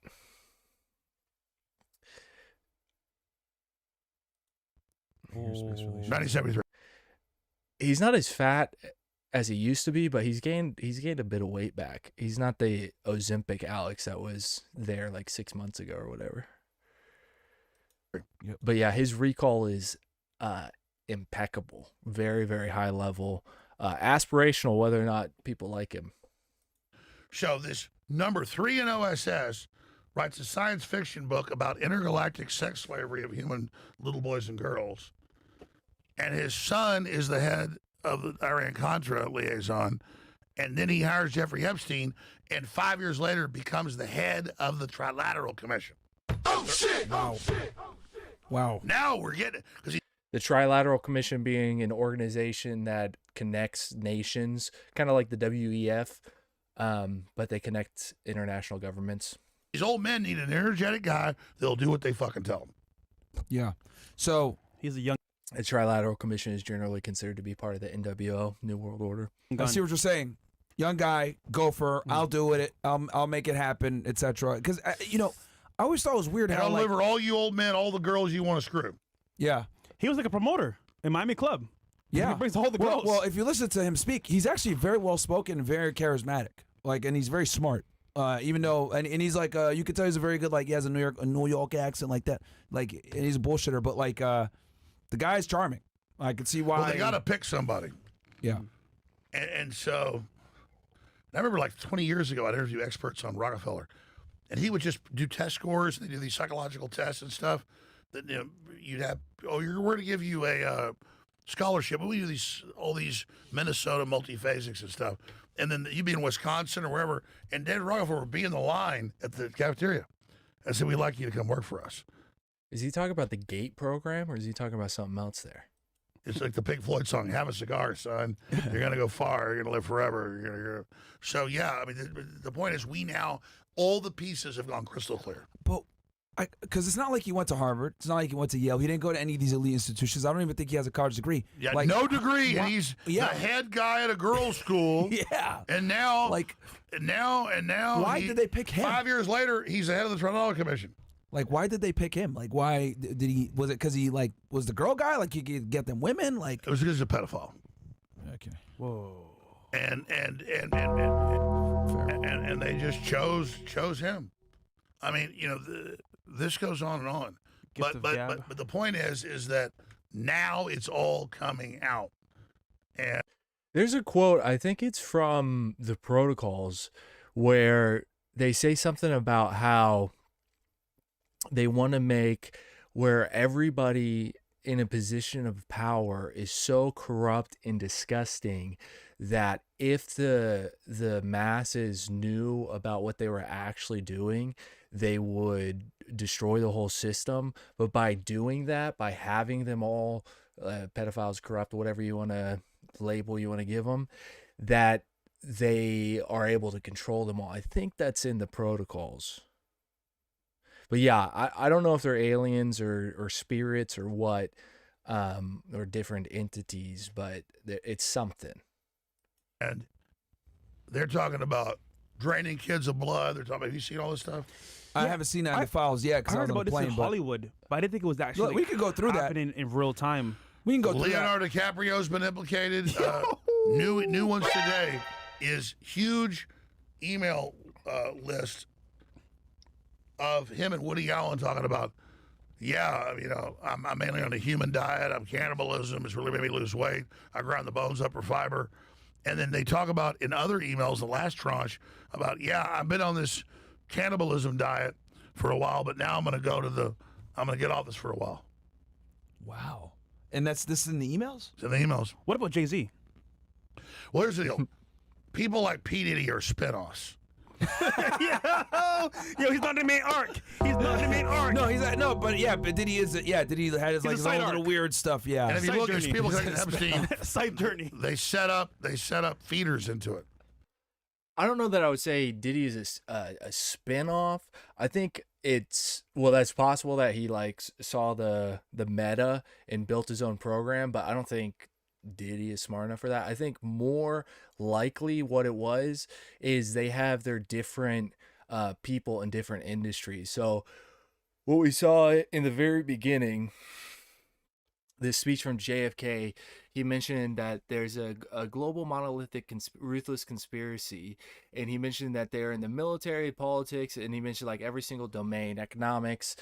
And I think what is more likely is that they have their nodes in different organizations, and not necessarily, I haven't rabbit hole Diddy, but it might not necessarily be the exact same structure controlling him, but I think if you were to say like Diddy was the mastermind like Epstein was, that would be a pretty far-fetched thing to say. And also Epstein himself wasn't the head honcho. He was operating under and for people, and maybe he started to go a little bit rogue and develop his own side projects, do a bit of side quests, but he was definitely not like flying solo. He had higher ups for sure. So it's kind of like minor leagues. Okay. Like you got the minor league baseball teams. Big league and minor league. He was a little league. Hey, boy, go over there. Oh man. Damn. Okay. Well, Peter Nygaard, you can look him up. Peter Nygaard was a whole other thing. Is he had an island in the Caribbean, and they had all these women come that would have babies, and they'd sign them over. They'd cesarean them. So if they kill them before they're born. Wait, so you think that Diddy was like, you messed up, now you're going to Diddy? I think that, I mean, I guess that's possible, but I think that, well, one, it's possible that people develop their own programs and they see what's going on and they're trying to like get, build up their own power network, or that it's just like a different node. Because Ellen, for example, had her set designed like Epstein's Island, and then she left the country whenever Trump got into office, and now, people say the reason she's looking so old is she's not getting her adreno hits. But whenever you get into all the other rings, I'm not sure how disconnected versus connected they are. And I don't really know how you would even go about finding that out unless it was like in the files.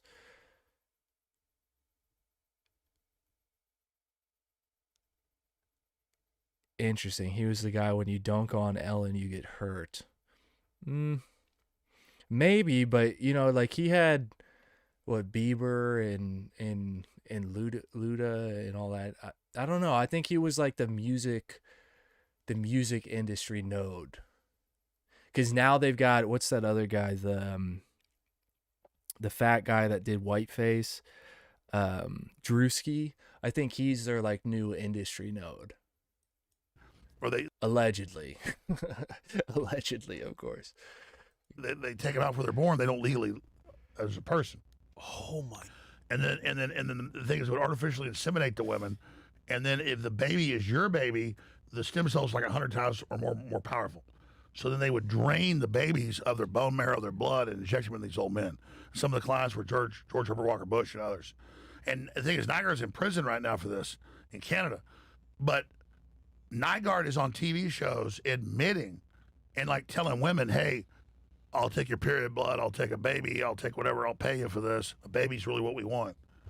And so, and what he was just saying about the blood, this is proven. This is my video here about the Illuminati. This is proven with the young blood transfusions, the vampirism, where young blood reverses aging in old organs. That's scientifically proven. This guy, Brian Johnson, injects his son's blood into him, and now he's selling like a fucking supplement and being like, "This is why I look so great." It's like, bro, you inject your son's blood. Don't be like saying it's because I drink this powder. So what Jones was just saying about injecting baby blood, that is a real thing that actually works. Not ethical. Don't do it. Don't recommend it. I think it should be stopped. But that's real. Yeah, you can pull it up. Okay. Wait. Nigga, stop the show. You just drink the blood of babies? Listen, I'm not saying this because you're black. It's just the truth. If you pull up the Peter Nygaard thing, because Peter Nygaard, you know about dominant recessive genes, right? Yeah. So, like whether it's a black bull or a black bird, or a black lizard, for whatever reason, the expression of black pigment in the original genetics, not just in humans, but in every species, most stuff's black. Okay. Yeah. Okay. For whatever reason, bro, it looks crazy. So shout out to the white minorities. So the point is that he's got all these African supermodels who are like Congolese and Central Africans. Those are pure blacks. And he's saying, "I will pay you for your babies because I want their blood." Because if he gets one of them pregnant and it's already his kid, there's no rejection like an organ. And then if he's saying that Congolese are the pure blacks, and what are the Australian Aboriginals? Because they're like genetically different than every other race on the planet. They are like an outlier type of thing.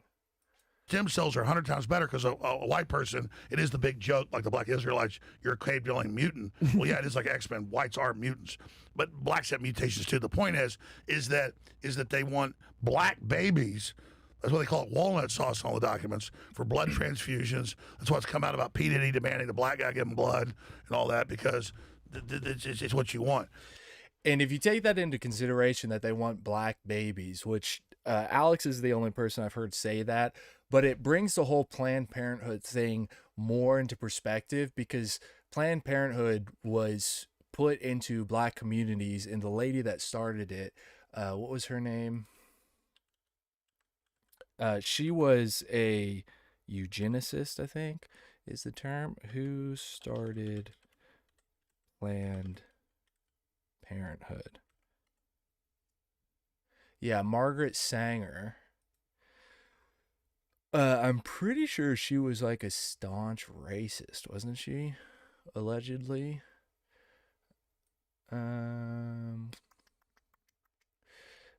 But basically, the most amount of aborted babies are black babies. Black women abort more babies than any other race, especially, well, in America. And so that would make sense what he was saying. One of the reasons why they instituted that more in the black communities, I guess.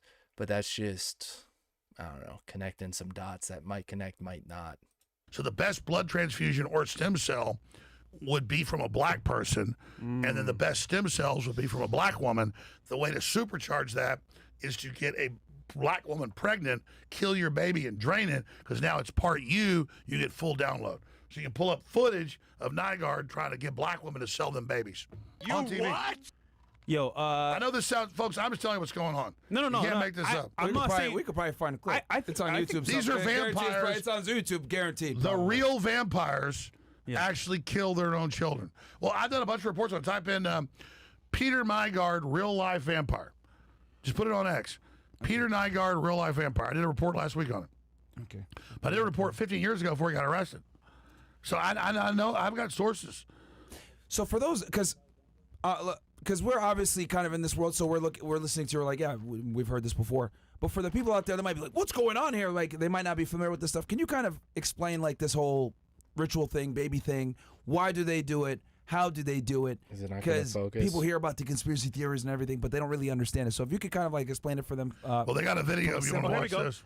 Okay, so we can watch this video here. Yo, let's what's with that nigga's face, bro? Anyway, that's a vampire crush in the Illuminati. That's him game. without the black blood.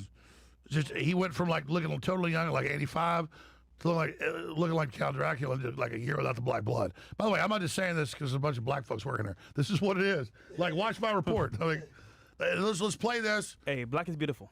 It is. You can get paid a lot more than that. So how much do you want for it? Let's bid. I bid $500 for, you know. I'm prepared to outbid him anyway. Whatever I bid, he's going to outbid me. I bought about $60,000 worth of eggs. Yeah. If you have abortion, that's very valuable. Umbilical cord, you know. Look at how uncomfortable she is. Placenta, you know, even your period blood is so rich with stem cells. Yeah. We regard it as waste, that it actually should be. It should be captured as recycled, and it shouldn't go to waste. What he is saying is true, though. If you want ethical stem cells, because if you get stem cells, you really need to look at where they're getting them from and make sure they're not getting them from aborted fetuses if you want to do it ethically.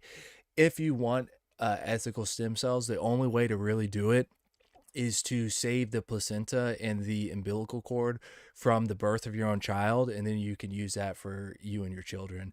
And the placenta is like 500 grand or 200 grand placenta value. Oh, now it says 50 grand. 50 grand. That's a street value. I'm pretty sure 500 up to 500 grand as an Instagram post.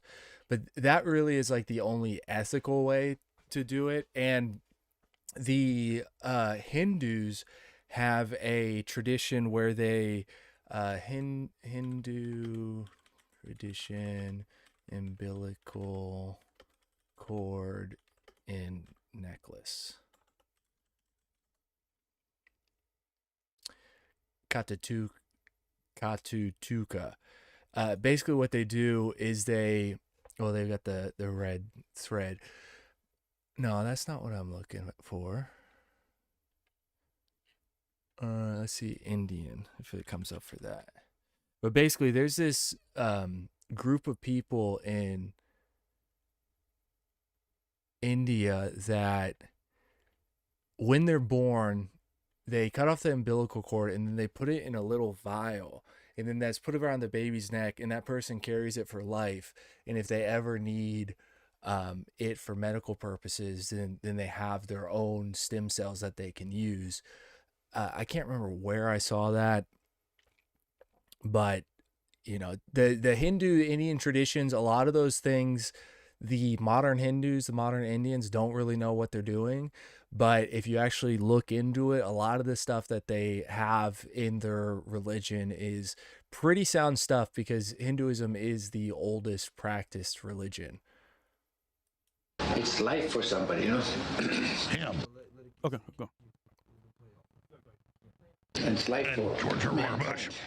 No, the best eggs are 16 to 18 years old. Those are the best eggs. Oh, 16 to 18-year-olds. Your eggs get weaker and weaker. Yeah, that's what I was thinking. So you may not be our top. You remember when they made a report about the rise of abortions, how much death is happening, and the immense number of abortions they're having? Where does all that blood go? From the abortion clinics? I don't know. I don't. Yeah, they sell the baby parts. They don't just dispose of those. Any aborted fetus, they then sell those parts. It's what it is. I don't know. Because I'm thinking, like, if that's true, and what Alex is saying is verified because of video, of course, then what about abortion clinics? All that dude, that's crazy, bro. Like, You're sure crazy. wow. Continue, but that's insane, bro. Yeah, absolutely That's nuts. insane. No, that's fine. I think that was my business anyway. And notice he slaps him around like a pimp. By the way, you women are like 30. I want 16-year-olds. I mean, folks, and then he did it with a huge medical facility. So understand, we ain't in 2026. We're like in 2050 and vampires running. These are literal vampires. And the young girl that is on record that he actually took his own child, he had a child with a 14-year-old, and he was taking the stem cells from that baby. I think they brought it to term maybe 8 months, I believe. Yeah. And then started taking the cells right from the baby and injecting it into himself. He personally did it. Well, that's when they kept it alive, they told. So he's milking the baby. Yes. All right. For those that are what was that? You seen the movie Sinners? No, I never With seen Michael B. Jordan, the vampires. I haven't seen it. I'm telling you guys, any listener, just type in Peter Nygaard vampire. Yeah. He's No, I all mean- over TV saying, I pay black women for their babies and I suck their blood. Wow. I mean, he said it. Yeah. Yeah, he goes on. Can't make it up. You can't make this up. So what I'm telling you is now in all the other emails that came out 3 weeks ago, and now the new ones I was searching before I got here, it's all paying women to have babies. So the woman says they put me on drugs. I was 7 months pregnant. The baby's gone because they drained your baby, lady. And so they get them there. They artificially inseminate them with their sperm On the island, the women. Zorro Ranch at the island, and Zorro Ranch was the main place. Okay, that was in New Mexico. Yes. Yeah. Yeah. So I know this all sounds crazy, folks. That's why I've been like, why is Trump covering this up? Like, yeah. And they said stock market. And if you take into consideration what we were talking about earlier in some of the earlier videos of Epstein having cloning farms and incubator baby farms, it starts to kind of connect a bit more. And I said that hundreds of times. We'll take them because I know we have a lot of people here that are probably like their mind blown is like, what is going on here? Can you kind of like explain to them kind of step by step how this works and how we know, but like for the newbies out there, that normies that don't know what the hell's going on here. All right. Anybody that studies history, which is fascinating, whether you're in Mesoamerica with the Aztecs before Cortez arrives 500 years ago or 550 years ago, or whether you're in Western Europe, whether you're in the Middle East, whether you're in Africa, whether you're in Asia, every culture would start to collapse and have a priesthood that would build pyramids and sacrifice children. Mm-hmm. So the whole Old Testament's about don't sacrifice your kids to Moloch, don't rape your kids, don't give your virgins to the priest. Mm-hmm. And so this is this demonic force that does this. This is in human history. Every culture did it. White, black, you name it. Everybody's done it. And so his emails are like Baal and Moloch, Epstein's. Yeah. And so this is real, folks. The devil's biggest trick, they say, is convince the world he didn't exist. Yeah. His biggest trick is good doesn't exist to counter him. But his second biggest trick, I say, is that he doesn't exist. This is real Satanism, as congressmen have been coming out that have seen this stuff, and it's coming out. They're like, this is pure on Satanism. This is real, folks. And I have this theory that whenever it comes to the cannibalism and everything like that, because there are health benefits, which is crazy to fucking say, but science, like, it is what it is. The young blood therapy, all that is true. I think that the Eucharist in the Catholic Orthodox tradition, so both the Catholics and the Orthodox, opposed to the Protestants, believe that the Eucharist, the Catholics believe in transubstantiation, that it actually becomes the body and the physical body and blood of Jesus. And then the Orthodox believe in the essence, it carries the essence.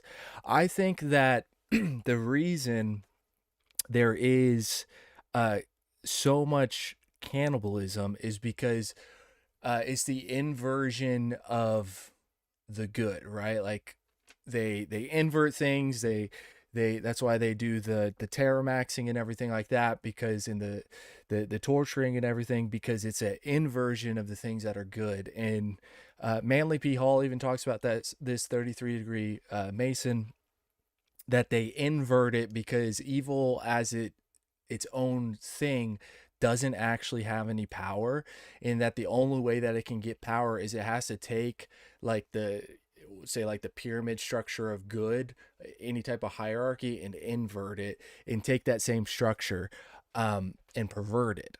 It's not creative. It can't create its own power. It has to pervert a good power. And so what I'm going with this is I have this theory that the reason for the Eucharist is that, and this is going to sound crazy, especially I've talked to some Christians about this and they're like, what are you talking about? But I think that is the only ethical form of that, because it's hard to look at the communion and Eucharist as anything unless you go full Protestant, where you just say it's like purely symbolic. It's hard to look at it as not some type of flesh-eating ritual, because, I mean, that's what he says. This is my body. This is my blood. And so the idea would be that if Christ was the divine, like pure divine essence, like full funnel of God force, like reach theosis, everything like that, Son of God, the creator persona, incarnated avatar, that would be the only ethical way to perform that type of ritual. Because without that, the question of why does it exist at all, and the fact that it does exist and does have some type of, regenerating benefits, which is so fucking crazy. Like, how is that possible unless there is some ideal form of that, in that being the Eucharist? But anyway, that's a theory idea that I've had that I don't know.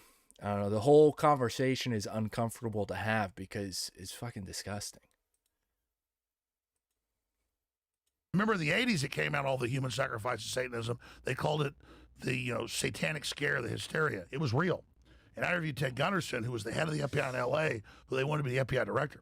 And he basically quit to expose all this. And he told me all this stuff. He told me... I've seen his work. He told me that they starve babies for like a couple days. So that... We're going to skip this part. Behavioral... Wow. So they've got tips on when you're raping the baby, you're starving. And holding these files back for so long. And we forced it because of the crisis. Follow me on Real Alex Jones on X and our backup HAN Live for the new network. They're trying to shut me down. Yeah. But yeah, I'm sorry, folks. I'm sorry this is so horrible. I'm sorry. With the new emails today, Woody Allen, how to eat bodies, how to grind the bones, how to get great fiber out of the bones. Yeah, Woody Allen, him talking about how they're gonna have great shits off eating people. We got how to deliver the meat, how to deliver the adrenochrome. It's all in there. And that brings me to this video. The strange case of Gabriela Rico Jimenez, a Mexican woman who unleashed wild accusations about a host of powerful people before suddenly disappearing, remains a mystery. Now, I have been meaning to talk about... If you've been in these realms, you've seen this video before, but this is like 2009, I think. to be a supermodel, making claims that the so-called elite. Lo que decía esta joven al momento que estaba protagonizando su escándalo en plena vía pública. Here, this young girl is shouting on the streets. I wanted my freedom. Monetary freed me, but it cost me a lot of work, and I was in Mexico City for a year. In 4 months, all this began in mid-2001.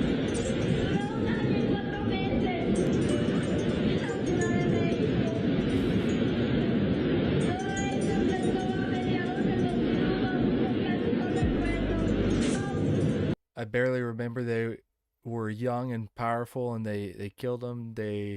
I've been knocking on doors. What I wanted was my freedom. I want my freedom.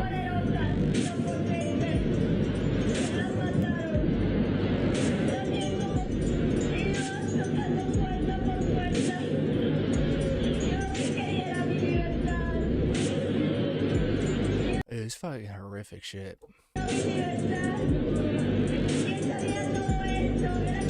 Carlos Slim Dominique knew about this. I want my freedom.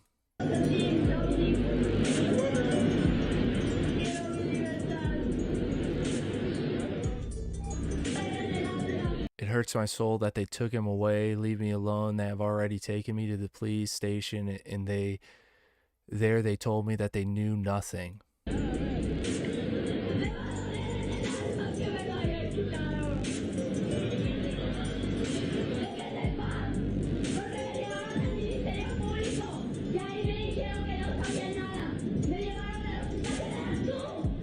They took me to the general hospital. You were there. Go to the Marino.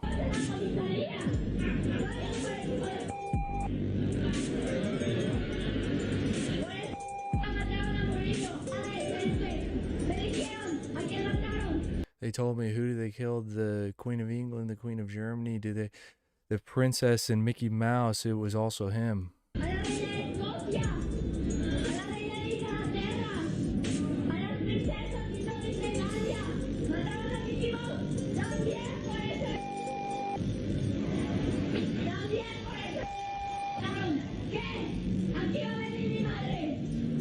What? Nothing is going to come here. The people where you come from are crazy.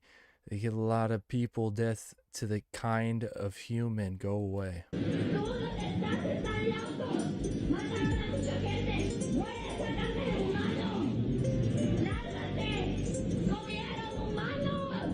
They ate humans. Disgusting. They ate humans. I wasn't aware of anything. But yes, they ate humans. Humans, they smell like human flesh.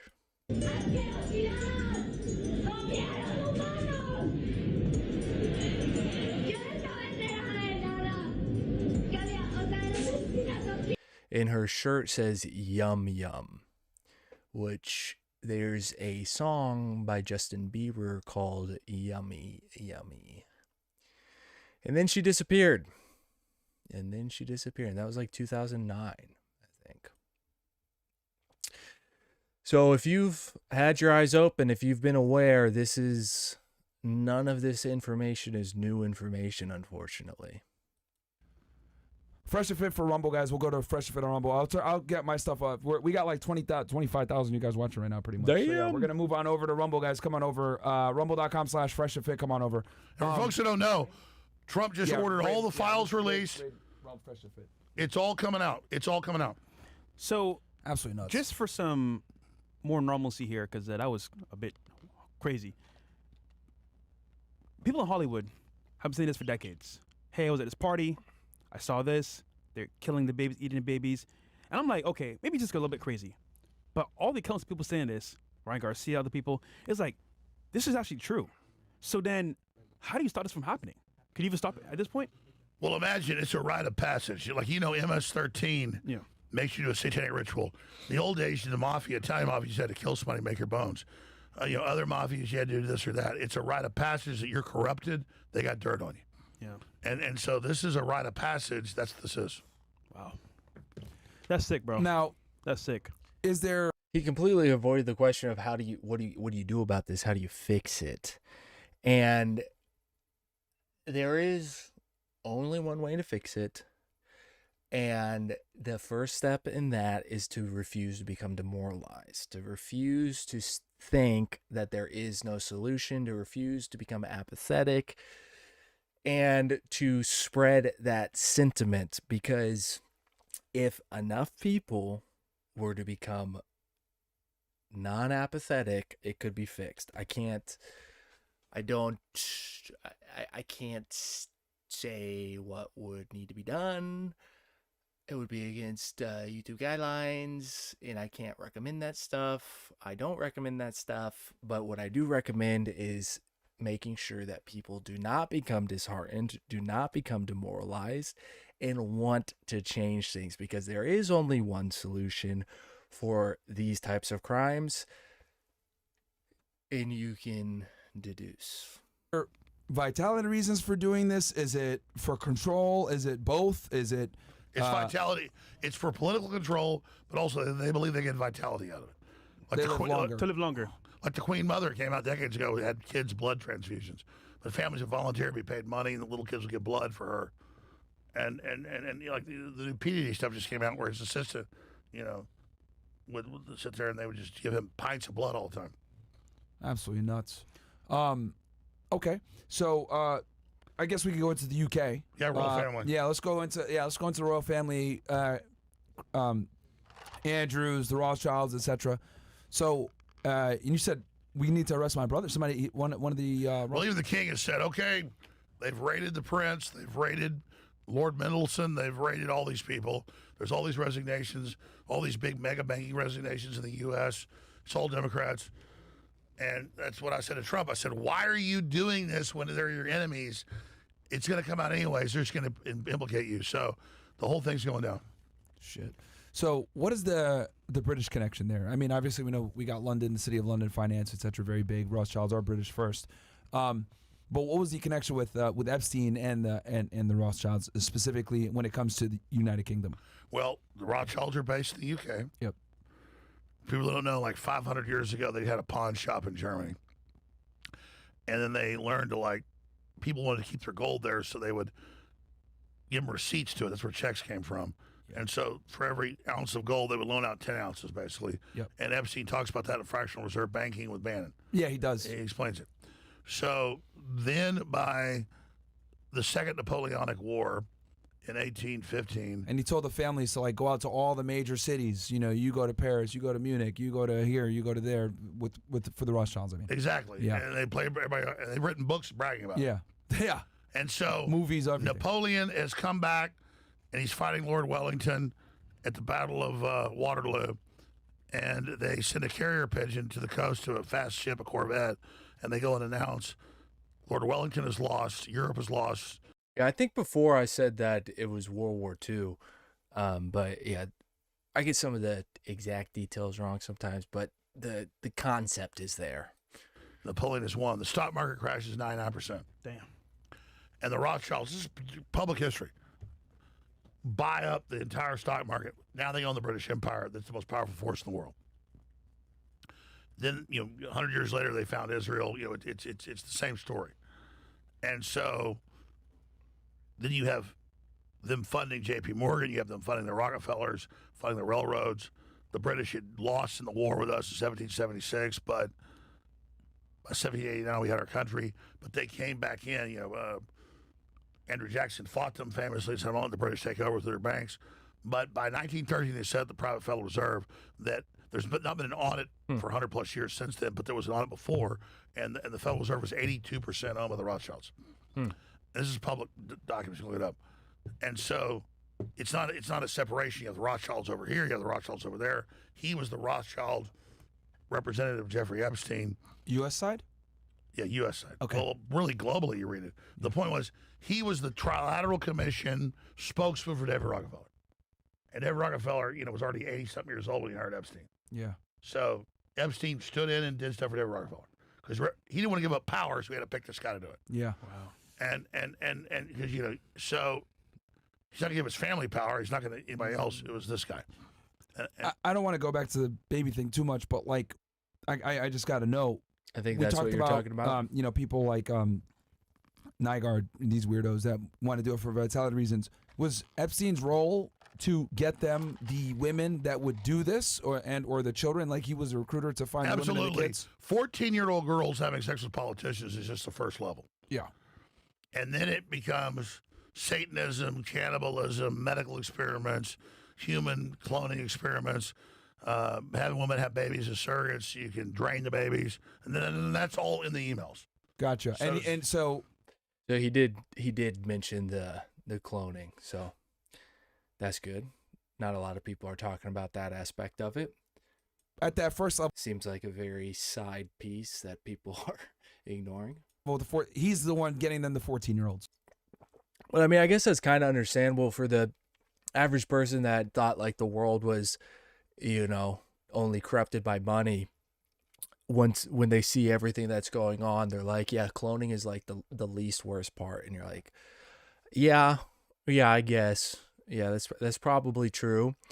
But for everybody else that's known everything is going on for a long time, it's like, dude, he's running cloning farms. Like, the other stuff is stuff that's been going on forever, and now they're also running cloning farms to do this more and to, like, replace people. Like, long game plan. And then they're going up from there. Well, the FBI and the media and the culture just left it at 14-year-olds. But when you see these women that are 30 years old now, and I'm putting them down, they have Stockholm Syndrome, they are victims, I don't blame them, but it's come out. Everybody learning about pedophiles, they use a kid to pick up other kids. Of course, yeah. So these girls on record went and recruited. They were doing it, a lot of them.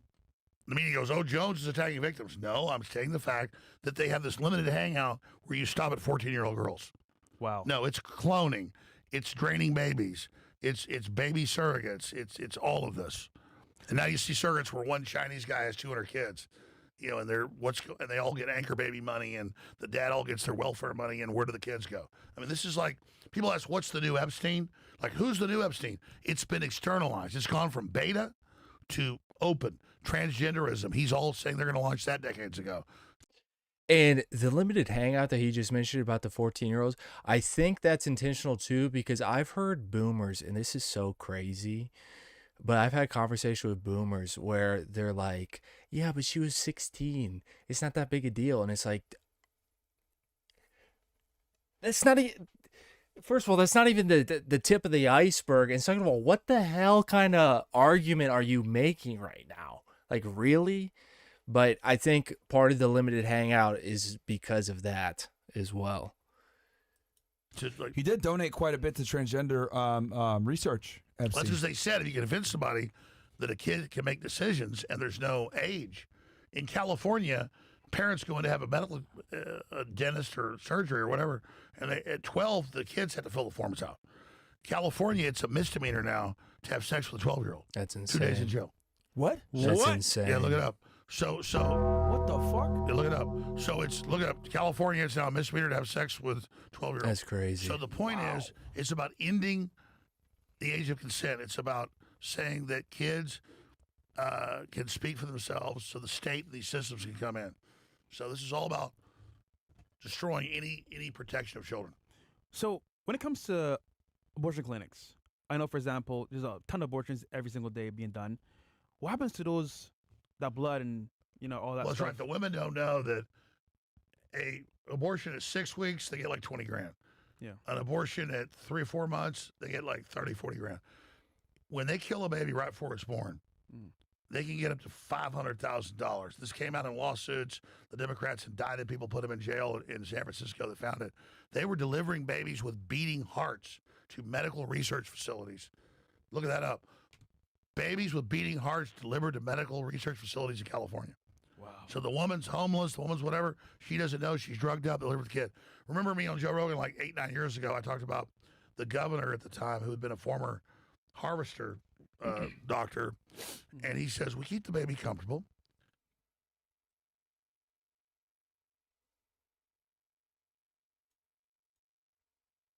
We come to the mother and we say, we're not going to resuscitate. That's a legal term. Resuscitate normally means bring them back to life. Yep. Resuscitate means they're not alive. Then we keep the baby comfortable. Then we harvest the organs. Governor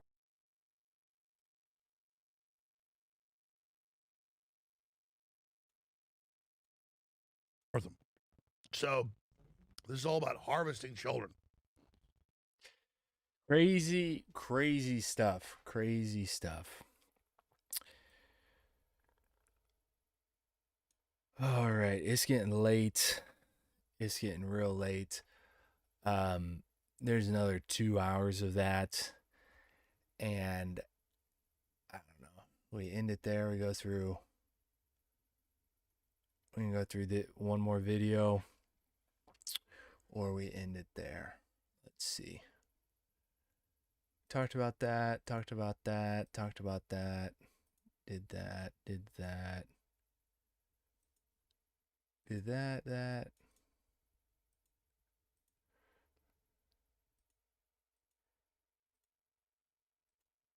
Yep, yep, done it, done it, done it.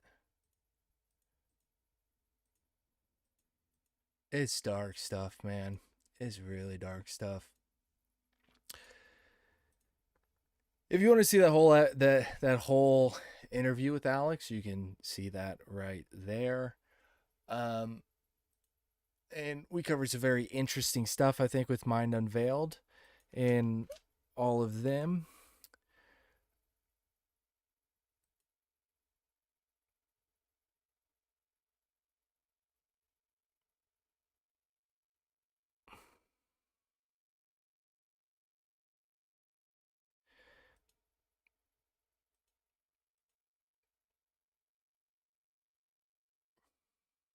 And let me check something real quick.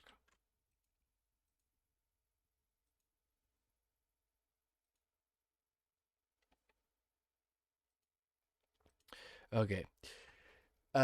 Let's go through one more. Eeny, meeny, miny, mo. Transhumanism. Let's go through the transhumanism. And is my internet dead? An interesting angle. There we go. Let's go through one more, and then we'll call it a night, I think. Yeah, let's go and start this. What I found about the Epstein files is his correspondence with Dmitry Iskov, who is a Russian billionaire, and in their spare time, they're discussing psionics. They're giving each other telepathy tests. Now, Dmitry Iskov is the founder of the Avatar Project, okay, the 2045 Avatar Project, and what he wants to do is upload his consciousness into a machine. Yes, it's true. Billionaires are actively trying to do this. It's not just a meme on the internet. He has an entire organization devoted to this, and he has some interesting contacts with very famous people, including the Dalai Lama, who is on board. We are going to have bodhisattva androids. We're going to have cybernetics trying to escape samsara via their cyborg bodies. Now, as well, they have a lot of interesting ideas. He's obsessed with psychics. Bodhisattva transhumans. They're trying to merge spirituality with transhumanism. And it's not just the tech oligarchs, it's also the Dalai Lama, which there's a crazy video out there of the Dalai Lama where he's like sucking my tongue. It's so fucking weird. So yeah, he's in it as well. You may not believe in psychics, but billionaires do. Okay? And he wants to basically harness the ability of psychics, and as well as he wants to, do genetic engineering. He wants to do cybernetics. He wants to do everything combined into creating these like super mensch. Negative human qualities will be taken under control. Aggression towards others, excessively egoistic aspirations, unrestrained consumerism, inertia. So they're going to alter you. They're going to alter you to make you more compatible with their larger vision, whatever that be. That's the thing. What are they really trying to do? Bro. Like they, of course, they're coming in as beings of light. They have the Dalai Lama. They're an interesting. There we go. Of course, they're coming in as beings of light. They have the Dalai Lama. They're well-meaning people, right? But what are their plans? What are they really up to? Who gets to decide what genetic engineering is superior? Who gets to decide what cybernetic engineering is superior? Who gets to decide what direction to take it in? Well, they do, because they have all the money. Positive qualities will be brought out. Inner purity. And that is the thing, is they some of these people, they think they're doing something good. Like the transhumanists, they honestly believe that it's a good path and that it's the right path.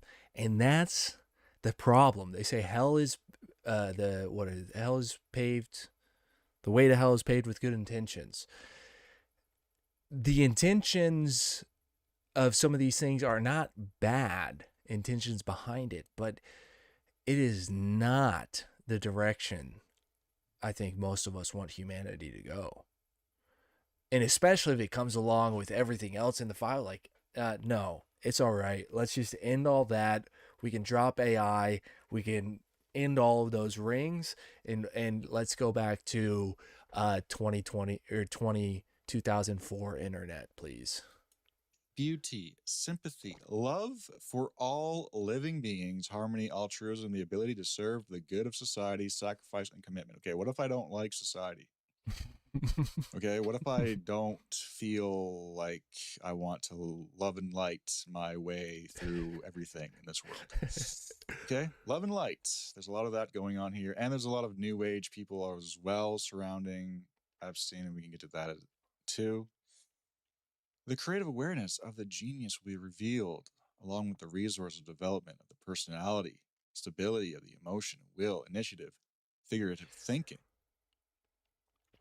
And that is one of the things that we talked about in one of the previous videos about the tantric aspect of it. If you get these new age people that are very, free loving types, then you can see how they would perceive some of this stuff to be like not that bad, because they're trying to do tantric connections. They're basically like wanting Brave New World. Okay, here's the interesting one. Using tested and recommended ancient methods, extrasensory perception will be developed. Okay, your psi abilities will be harnessed by the cybernetic overlords. Along with, I'm not making this, this is what they believe. Okay, this isn't sci-fi, this is real. And people think our modern problems are going to be an issue. We have no idea what's coming down the pipe. Okay, it's going to be absolutely bonkers. Absolutely bonkers, bro. Right? Terrence McKenna was right. Everything is just going to get weirder and weirder until we just can't stop talking about how weird it is. Regulating inner processes of the organism using willpower, controlling reality by the power of thought. If only you knew the power, right? They're teaching you to use the force, but for whose ability? For whose benefit? Okay. Modern science already knows a great deal about the evolution of cybernetic body. The cybernetic body will develop from robotic bodies to bodies made of a cluster of nanorobots. Okay, nanomachines. Okay, we got getting into the Diamond Age. I don't know if you've read that book. It's worth a read, but the premise is basically there's this the protagonist is like this young girl, and she gets this book which is like equivalent to ChatGPT at this point, but it has holograms and all this cool stuff. And then they got nanobots, they got nanobot swarms and all that kind of stuff. The gray goo that can construct a building out of literally nothing, all that. nanomachines. Metal Gear is just, it's going to be Metal Gear. Metal Gear was right about everything. Metal says, and then hologram bodies. Metal Gear is just the blueprint. They're just showing you the blueprint because they have to. That's the occult principle. Okay? Nanomachines. Okay, so the evolution is from crude robot. Okay, you're going to start out Darth Vader. You're going to be crude. You know, the good thing about Darth Vader is that at least they gave him a limb lengthening surgery. I don't think they're going to be so kind. You know, Palpatine at least knew how to looks-max Vader. He made him tall. What if they make us short and vulnerable? Okay, they just no max everybody.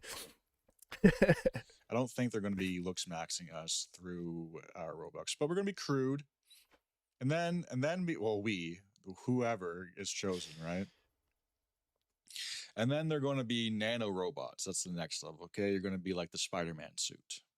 Okay. Whoever, like, they're going to be nanotechnology.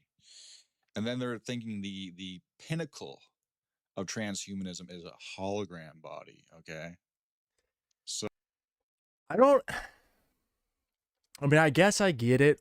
Like, people are afraid of death and everything like that, but I don't. And maybe if I was 80 years old in a decrepit body and not a young, strapping man, that I would be more into the idea of like a hologram body. But I don't get this whole desire to completely shed the human body. And maybe in the next episode, I'll go through. There's a lot of stuff I want to talk about how I think the structure of the universe works from a self-educated, non-scientific sailor. But like, you need a three-dimensional avatar in order to function. And the idea of having a hologram body sounds horrific. Like, what? I'm gonna have to have a little robot carrying around my batteries to have my hologram body? That sounds horrible. I will keep a fleshly body that decays over time over a hologram body on a little cart wheeled around by Wally. Thank you very much. So these transformations will completely change the accustomed infrastructure of human civilization. Yeah, no kidding. Okay, and is this all just make believe in his mind? Is this just like a scam on his part? He seems really like he's traveling the world to meet people to discuss. That's a lot of work. Okay, he's a billionaire. He could be doing anything. He could be riding elephants in the savannah. Okay, he could be doing anything he wants. This is where he's putting his time. Because they don't want to die. For some reason, these people are really scared of dying. Okay? Remember Conan the Barbarian? Do you want to live forever? That's my ethos. What new humanity will be like? Human beings have moved away from nature. The influence on natural processes increased, and the ecological niche has expanded and deepened. Demographic growth of the lifespan of the individual. Okay, and here's another thing. Like, it's very vampiric. Seeking immortality is extremely vampiric. They talk about there being a overpopulation on the world now. If everybody's living forever, you got bigger problems than that. And obviously, the people in power are not against culling humanity.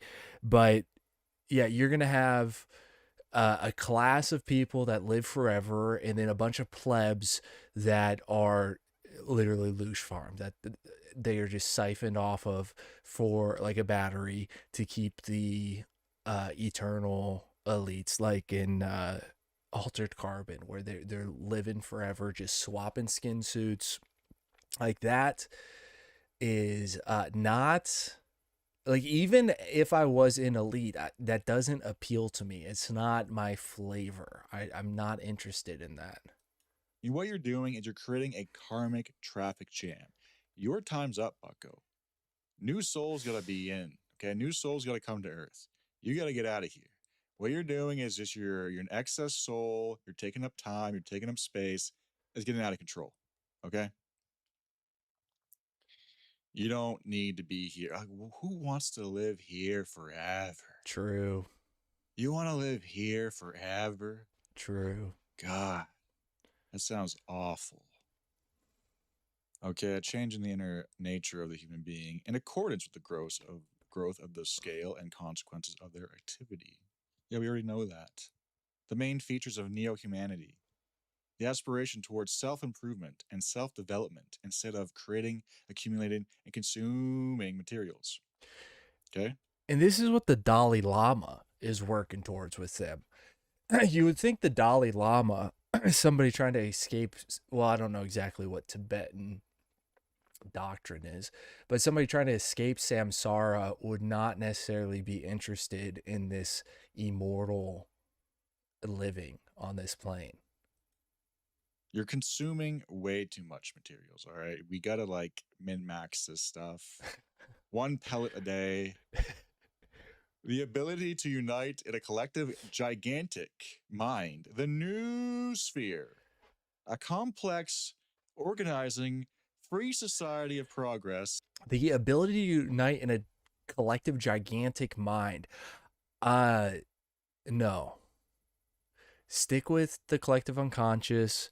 I'm not trying to plug into a giant matrix level program. It's not interesting. I'd rather, seriously, just keep it more of the same. Let's go back to farming.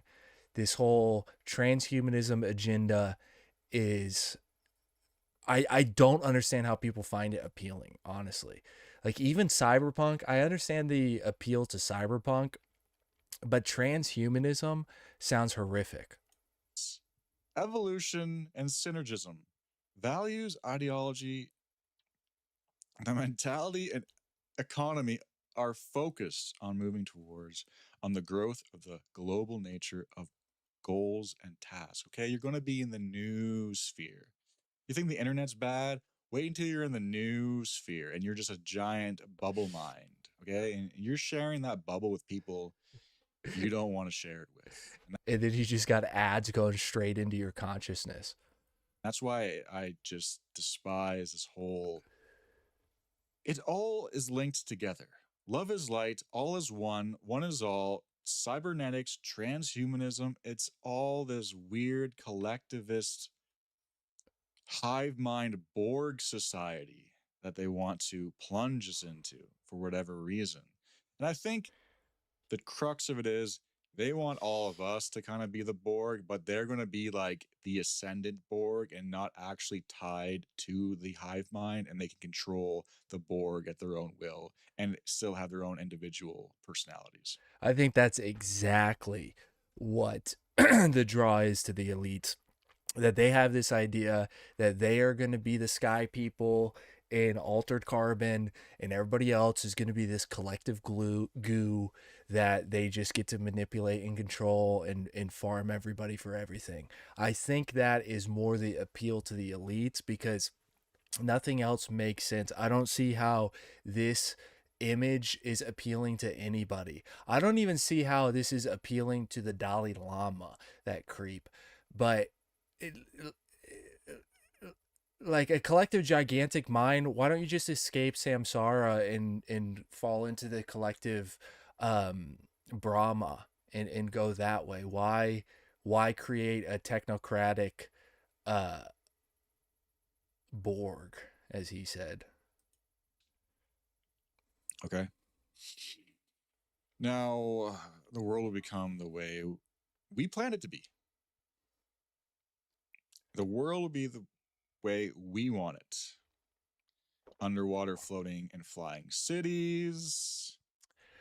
That part I'm not completely against. I wouldn't be against underwater floating and flying cities. I read a real cool book a while ago called Dome. I picked it up in Malta for like $1. And the whole premise that they lived in an underwater city. That I'm not completely against. Create underwater floating flying cities. I'd be all right with that, living the abyss life. They got to figure out a lot of tech before we get to that point, though. Futureopolises with controlled climate. Eco and futureopolises. If that is going like solar punk, I could go for that. You know, I'm not against that. You know, I would love solar punk. Have you seen solar punk? It's like futurism, trees everywhere. You know, I don't mind living in that world. But I don't want them to be in charge of it, okay? That's true. Transhumanism and cybernetics isn't really compatible with being hyperboreanism. And I even see that there's definitely aspects to hyperborean futurism. That's funny. But I don't think being an android falls. Search solar punk and the thing that comes up is Earth ships. I got some videos on Earth ships coming up on Florb here soon. But yeah, this aesthetic, this I could get down with. But yeah, like he said, I'm not interested in this while still having our technocratic overlords. But this I could vibe with. If New York City turned into geodesic domes and plants everywhere instead of smog, that would be a future I think would be worth aspiring to, which that is what we need. Is we do need a future that we can actually aspire to, because right now all we're being fed is just horrible dystopian future civilizations, Armageddon, post-apocalyptic pre-programming, everything like that. We need more of this vibe being injected into the consciousness so that people, one, don't become demoralized, and two, have an actual goal to strive towards for how can we actually integrate technology and like come into harmony with nature. Like, do we need to go Palo Santori level and build these like three-dimensional community cities? I know he's might not be the best example, but he was definitely an out-of-the-box thinker. Arco Santi is what I'm talking about. I've got a video I did on them on Florb. But something, we need a vision for the future that isn't just complete dog shit. And because if we don't have that, then we're going to end up with just dog shit. Like the idea of, manifesting the next reality is true. If we're all just focused on this dystopian hellhole, then that's what we're going to get, because we have nothing else. We have no other aim, no other direction. And so we end up the concept of target fixation when you're riding a motorcycle or driving a car and you focus on the obstacle you're trying to avoid and you end up hitting it because it's what you were looking at. You need to look at the gaps, right? If you're flying a drone FPV, and you're flying through gaps, you don't look at the trees, you look at the gap, because if you look at the trees, you'll hit the tree. So we need some sort of future that is actually worth striving towards, because we can't just go back to living like the Amish. That's not going to happen. Maybe some sects will, the Amish will keep Amishing, but society is going to continue on, or it's going to completely collapse. And I have lots of issues with society, but I would prefer that it continued on just in a better direction. So if they go, where was it, Eco and Futuropolis with a controlled climate, not completely against that. It just depends on what direction they're going in. And of course, we got to get all the baby eaters out before we have underwater floating cities and that stuff. New space technologies, not necessarily against that. We need to go back to the moon first before we can do that. Show everybody that we can go to the moon, because apparently they destroyed that technology. Prevent the possibility of waging war, eliminate aging, illness, and death. I don't know about that one. I mean, yeah, illness, but I don't know about you guys. I'm not necessarily trying to live forever. In line with that either. I think that's like something that I can't really get on board with. I don't even know if you need a limb. If you lose a limb, I can understand, you got on a robot limb, but full on hive mind Borg, that's not part of our tech doctrine. Okay, they want to eliminate. Yeah, I'd be a fan of Star Wars level limbs with the spray on skin like Luke Skywalker. That would be legit. But again, not with the current leaders. And aging, illness, and death, to nurture people who are spiritual, humane, with aspirations for the future, creative, and with belief in their divine potential. Who is the divine? Okay. Who is it? Could it start with a B or an I or an Ishtar? Who could it be? And we'll get to that. We'll get to the B question later, because there's a lot of people. The Baal question. Everybody's been talking about all the sacrifices to Baal. You see that all over social media. The Moloch and Baal are no longer gatekept. Everybody's talking about it. Upset. People are really invested in Baal for some reason. They really align with him, even though he is a Telluric, Chthonic, Mesopotamian deity and has nothing to do with Hyperborean, Olympic deities at all. We'll get to that later. Do you guys understand what he just said, or was that just a bunch of nonsense to you? Because Telluric, I believe, means of the earth. Telluric. I don't know how to spell it. Telluric.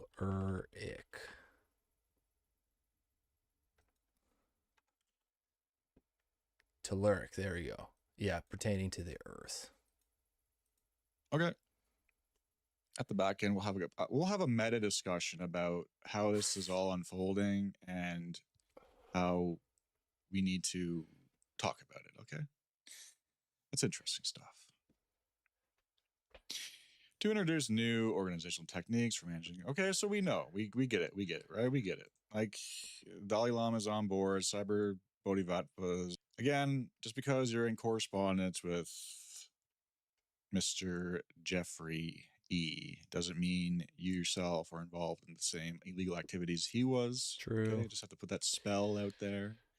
Although a lot of them are, but I never true. heard of this Iskov guy before I found him in the file, so it was interesting to say the least. Dmitry, it's funny because we're the ones being called quacks, whack jobs, kooks, freaks, schizos. But what we're doing is just relaying what we're discovering, what ultra rich billionaires believe. Okay, they're the ones talking about all this wackadoo new age stuff and psychics. And, I do agree with the psychic stuff. They're talking about the telephone tests. And that feeling you get when somebody is about to call you, you just know who is about to call you? That is something that we haven't covered in this stream, is that Epstein was involved with trying to find psychics, trying to make people more psychic. We kind of discussed it a little bit with the psychedelic retreats and that kind of stuff, but he was involved in the whole psychic atmosphere, which, again, believe it or not, the CIA did studies about all this stuff. All that is real. Some people are more psychic than others. It just depends on your predisposition, your training, things like that. But it's true. It just is. Which, whatever. It makes you sound crazy. You don't really talk about it with people. That's what they were talking about in that exchange. So I do agree with that. I think that is a thing. But, nanomachines and all that's what they want. Okay, that's what they believe, but they don't get shamed. We get shamed, the regular people. They don't get shamed for being called, people fawn after them. We'll see some of these people fawning after Epstein too. So what do we got here? Avatar A robotic copy of a human body remotely controlled via BCI. I don't know what BCI is. 2045 milestone. So either they're behind on that or they've got that. Is that the idea of I've seen people where they basically put on like a suit controller and then they can control a robot by distance. Maybe that's what they're talking about. Avatar B, an avatar in which the human brain is transplanted at the end of one's life, 20 to 25. So that's again, maybe they've got that in the secret underground billionaire network, but that's definitely not public stuff. They've got brain chips and whatnot they can put in people's head and let them, surf the internet with their mind, but they don't have brain transplants, brain in a vat, which that is one of the cards in the Illuminati card game. They've got brain in a vat. I don't know where it is in here. It's 450 cards. But they're going towards that, apparently. Avatar C, an avatar with an artificial brain in which a human personality is transferred at the end of one's life. I mentioned this earlier in the stream. I don't see how that would work for you, the experiencer. You would just be copying yourself, not changing your locale of experience. I don't see how that would be possible. I don't see how that would be metaphysically possible unless they did, I don't know, some sort of like golem ritual or something where they, as you're dying, they do some ritual to catch your spirit body and then like, nope, not going, bam, into Avatar C in that hologram like avatar. I don't really even understand what that means, to be honest. But we get, shamed and nobody ever questions them or pushes back on them. These people just have these, wild ideas. And it's fine. You know, it's fine to think. It's fine to be schizo as long as you're a billionaire. Okay, and then you're a genius. That's the barrier.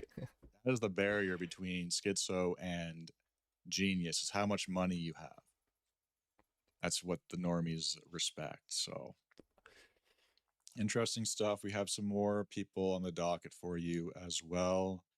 Some interesting tidbits of information popping out. Now, I know this is just where I'm taking the files. Everybody has their own lane. And of course, my lane pertains a lot to New Age deception, psychics, transhumanism. So, of course, there's like so much, and so many people have already covered a lot of other stuff. And I don't really see a point in reiterating everything. So, I'm just going to kind of take it in my own lane.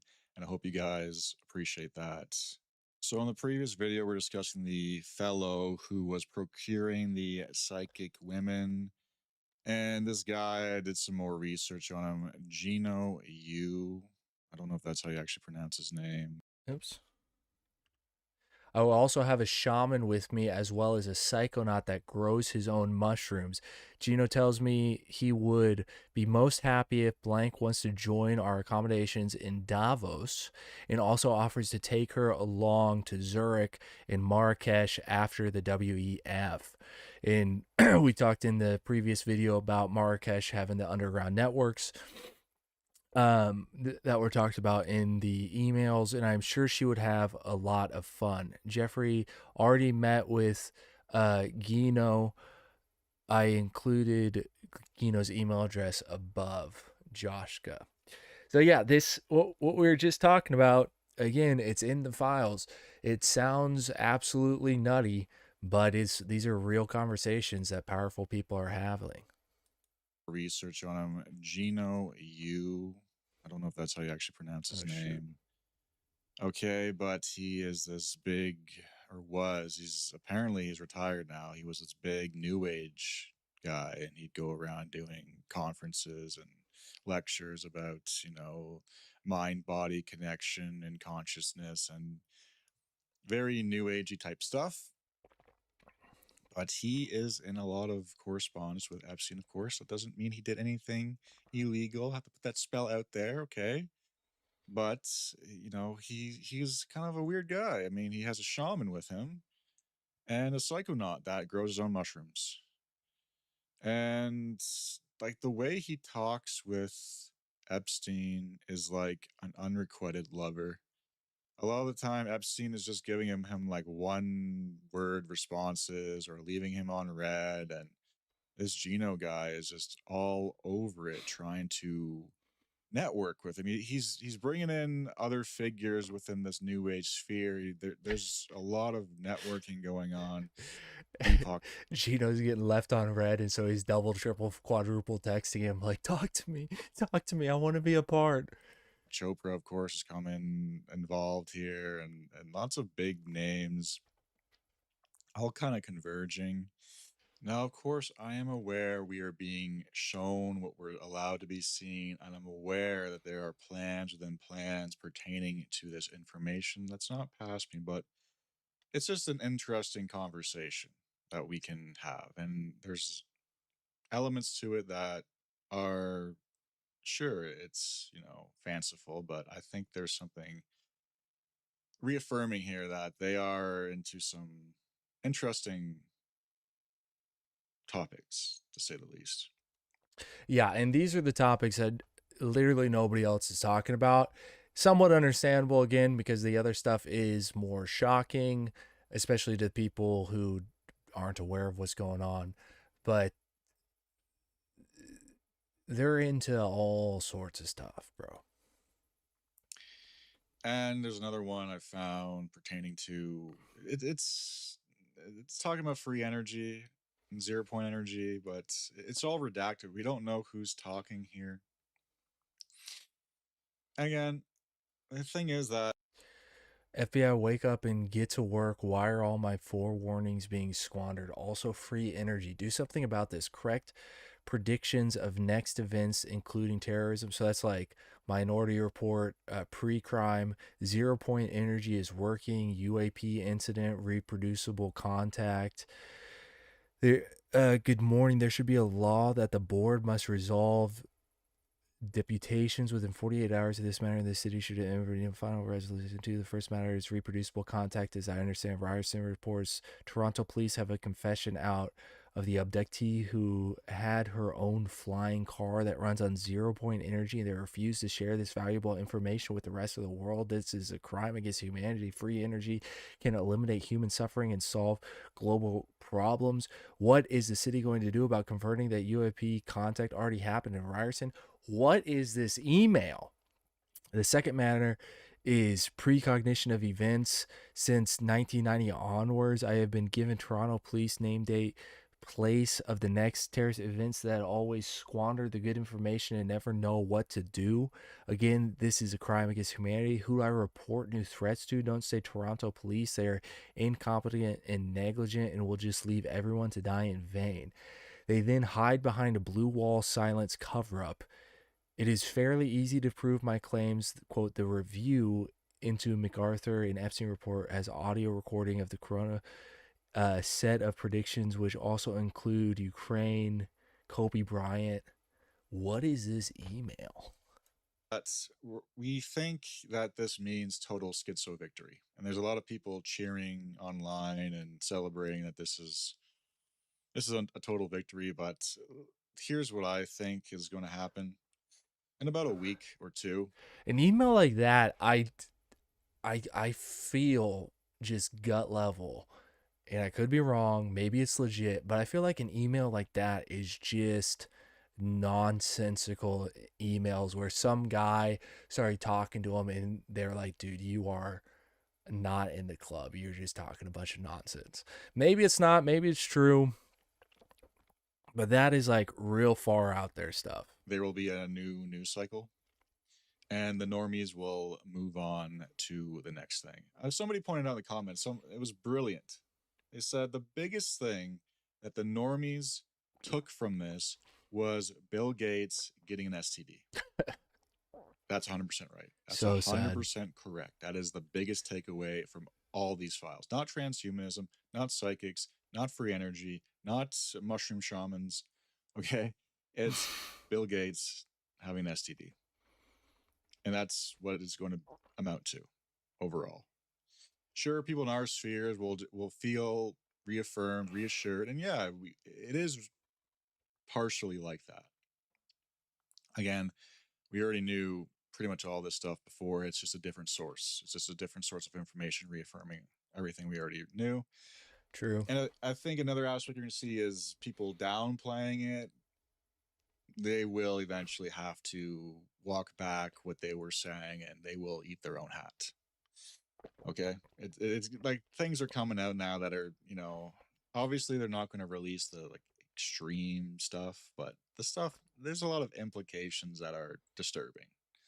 Okay, it's I've already seen people downplaying it on all the fronts, not just the quote unquote schizo stuff, but even the crimes, the real crimes of cannibal, all that kind of stuff. I've seen people downplaying that, running cover, or just like their mind can't handle the reality of the situation, so they just reject it and go, no, that can't be happening. It just can't be.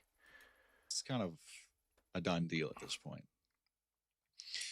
Now, there's going to be red herrings, of course. There's going to be things thrown out that are obviously wrong and incorrect, or people are jumping the gun. That happens, and sure.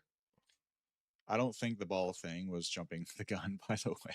I'm doubling down on ball because you have to remember, what are the odds that it's just a glitch and it's just, out of all the glitches that could happen, it just happens to be the god that they're accused of worshiping popping up. And it's been said before in the past, the Emerald Tablets of Thoth, well, they're a forgery. But people have said, well, they're true in spirit. There's lots of texts that may or may not be a forgery, but they're true in spirit. Now, the ball thing, I, for one, think I don't believe in coincidences. I don't believe in random glitches. I believe in glitches, but I don't believe in random glitches.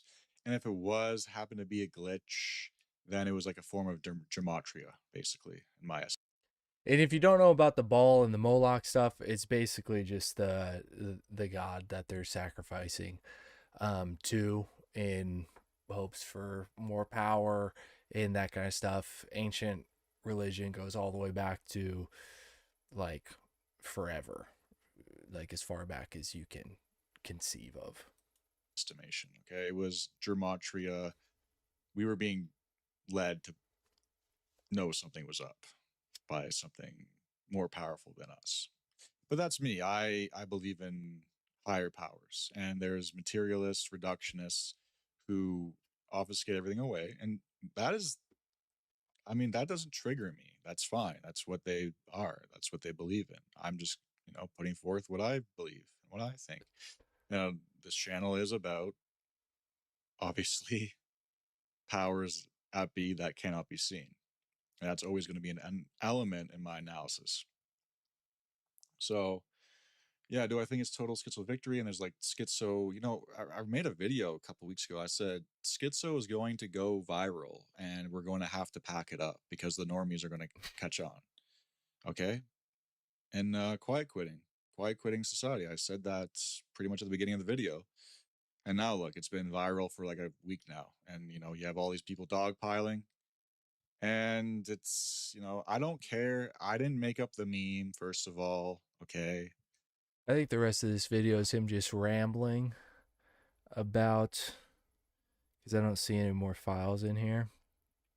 So we'll listen for a little bit longer, then we might conclude this stream. I just gave my own take on it.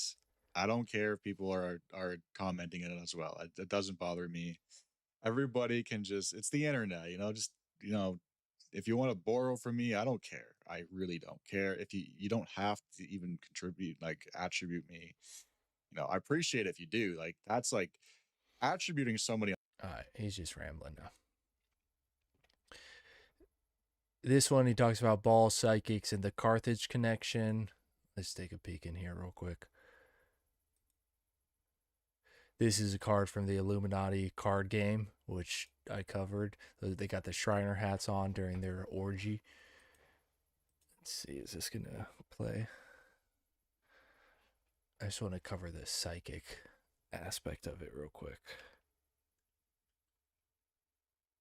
I just want to preface the video by saying that we are only being shown what we're allowed to see. So when we're dealing with the Epstein files, we really have to hold ourselves to a certain degree of separation because we are only being shown the tip of the iceberg and it goes way deeper. But nonetheless, it does make for interesting conversation because there are a lot of topics popping up that we deal with on this channel, including trauma-based mind control, specifically of the theta variant, which is the psychic variant. Yeah. Epstein has psychics in his DMs showing. We've talked about that as well in other streams. The whole mind control aspect, how they do it, why they do it, and it's all in the files. Him the pictures of the spoons they bent. He's trying to get involved with women who are undergone or have undergone theta programming. We also have ball mentioned. Now people are trying to obfuscate. They're trying to say that it's AI, it's fake. There is no ball being mentioned. Well, we will go through the files ourselves and prove that ball is mentioned.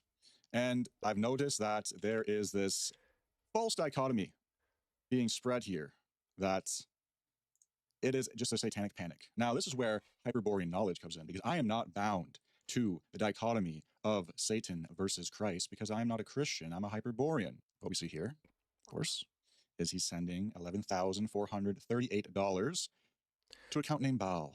Yep, bank account named Baal. Okay, so that is the account name Baal. Now people are saying that this is his account. It's money being sent here. So I need my high-level numerology bros on it. Figure it out, what's going on. We have talked about trauma-based mind control in this video, and I think he was deeply involved in this. He was involved with a lot of things that we've discussed.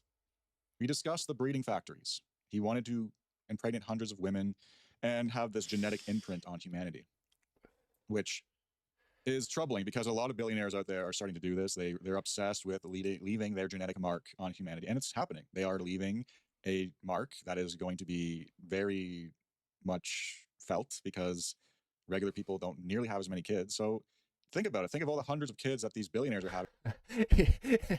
Gino sent this long email, and Jeff's response was, "What prompted your Asperger email?" How that's adding to the birth rate and inflating it. The birth rate is actually even lower, if you think about it. They're upping the numbers. Now, other things he was involved with, like he was obsessed with these New Agers, these occultists, psychics. He was in all sorts of things that are just, again, I cover these topics because my perception has led me to the conclusion that people like him are obsessed with these ideas, and lo and behold, it seems to be true. Now, there's some pushback. There's people out there saying that he did nothing wrong. He was just a base Nietzschean vitalist, and he wasn't involved in anything that bad. Okay, he was just partying with teenagers, essentially, is what they're saying. They're shooting cover fire for Epstein. But from what I've seen, it's not the case. He was involved in a lot worse things than that. I have seen a decent amount of that, where people are saying, well, this isn't proven, and it's not that bad. There was some guy on Rogan I saw some clips of where the guy was weird argument, just being like, yeah, you know, the girls juice the business deals, and that's all it was. It's like, what even type of argument is this that you're trying to make? Like, well, over there, you know, the age was legal, blah. It's like, dude, this is, you're completely trying to run a limited hangout, trying to convince people that that's all it went to, whenever it was well beyond that, and that was wrong too. Like, trying to argue that that was even acceptable is strange behavior to begin with. Pretty apparent. And of course, we're not even being shown the full picture, so it's much worse than we could probably ever fathom. Okay, especially with the ball stuff going on. But that's the contrarian NPC. If you don't know, it's the I'm against the current thing NPC, because they don't actually have any real values. They just have to counter-signal any prevailing narrative. So as soon as Epstein equal bad, they have to knee-jerk reactionary go against that and say Epstein actually is good, bro. Okay, I understand some of the points they were trying to make, but and some of them too are the ones that have fallen for Trump's programming of saying, oh, it's just a Democrat hoax. These are like the forever Trumpers. No matter what happens, they're always just going to believe anything that he says and defend him to their last breath, no matter what happens. Obviously, it's not the case that he was trying to make Neo-Atlantis. He was trying to create Neo-Carthage. So here we have one of the instances of the Theta programming. If you don't know already, Theta programming is a variant of modern conditioning where they try to create a psychic that they can control for their own means. And the reason why he's obsessed with psychics is he's obsessed with prediction. He's obsessed with finding out the future. He wants to be able to speculate, max, everything. Because think about it. You go outside and you go to the beach, or you go to the forest and you go to the pond. Like for myself, anyway, I go to a pond, I see water. I can swim. Activities I can do. I can swim in the water. I can chop down the trees and make a log house. I can collect the rocks and make a castle. But what Epstein sees, he sees speculation. He sees commodities. He sees futures. He sees things that he can sell and make money off of and commodify. And he can commodify the speculation of the commodities and futures. So everything to him was about future prediction and how to maximize that. That's why he had house astrologers. That's why he had psychics. That's why he did an interview with one of the preeminent parapsychology researchers for over an hour. He was all over it. He was all over it. They're all over it. But that's the thing about this guy. You see, he was just low ranking. He wasn't the highborn of the hierarchy. But what he was doing is he was emulating the people he admired. And he, obviously, a lot of his... I think that's true. I think he was higher than some people think. Like, he was, if there's 5 tiers, he was tier 3 or 4, I think. That's my guess. You can see he's kind of an amateur, but he knows there's something there because the people that he admires, the people at the top, he knows that they're into all this and he wants to emulate them. So that's why he kind of seems like he's into it, but not an expert, because he understands that this is where the real value is. This is where the real players are going. Okay. I just shared with you a message that I got from someone that I am mentoring based upon the stages model. Her message popped up as I was about to write to you to see if you were around or knew people here I should meet. And I shared it with you. Okay, they have a synchronicity. Synchronicity going on within the stage model. Okay. Stage 3, apparently. The caravan trip I don't know, like, what are these people doing? The caravan trip? What's going on here? Nobody even asked what the caravan trip is about. The caravan trip has been really wonderful in the meeting people that are stage 3. These are people who are developing a different perspective of reality and discovering the gifts that they have. Also in rallying others who have a strong interest in this area. Among the new projects emerging, including a base to use science-based approaches and Eastern practices to help sort out stage 3 people. Okay, so they have a base, and they're using Eastern practices to help these quote-unquote stage 3 people. Interesting. And that type of stuff, I wonder, one, how much that gets into the gate project in programming, and then also how much of this, because Epstein goes, what prompted your Asperger's email? I'm wondering if this is just like a guy that had his email, and Jeff is like, dude, like, not interested, bro. You are out to lunch. And what is the science-based approach? Well, we have all the records of the CIA and the CCP and all, the KGB. Everyone is on trying to measure this stuff as scientifically as possible. Okay, so that's what they mean by that. And of course, there's the West and the East, and it's meeting together to help these people out, because obviously they need help. There's something going on. Something happened. I understand that you're not happy with the results of the Cuba conference that you funded, but I feel that the work is very important towards helping people identify and recognize the gifts that they have, which may not be accepted or well understood by society today. That is why, okay, the normies are not, okay, this is the thing. This is what I've noticed in this whole ordeal, is that Epstein, the psycho, okay, he's siphoning the normies, but he's not even satisfied with that anymore. He gets bored, and now he wants to employ schizos to help him become a schizo-psycho hybrid. That seems to be part of the goal going on here with all this investigation and research he's doing and funding.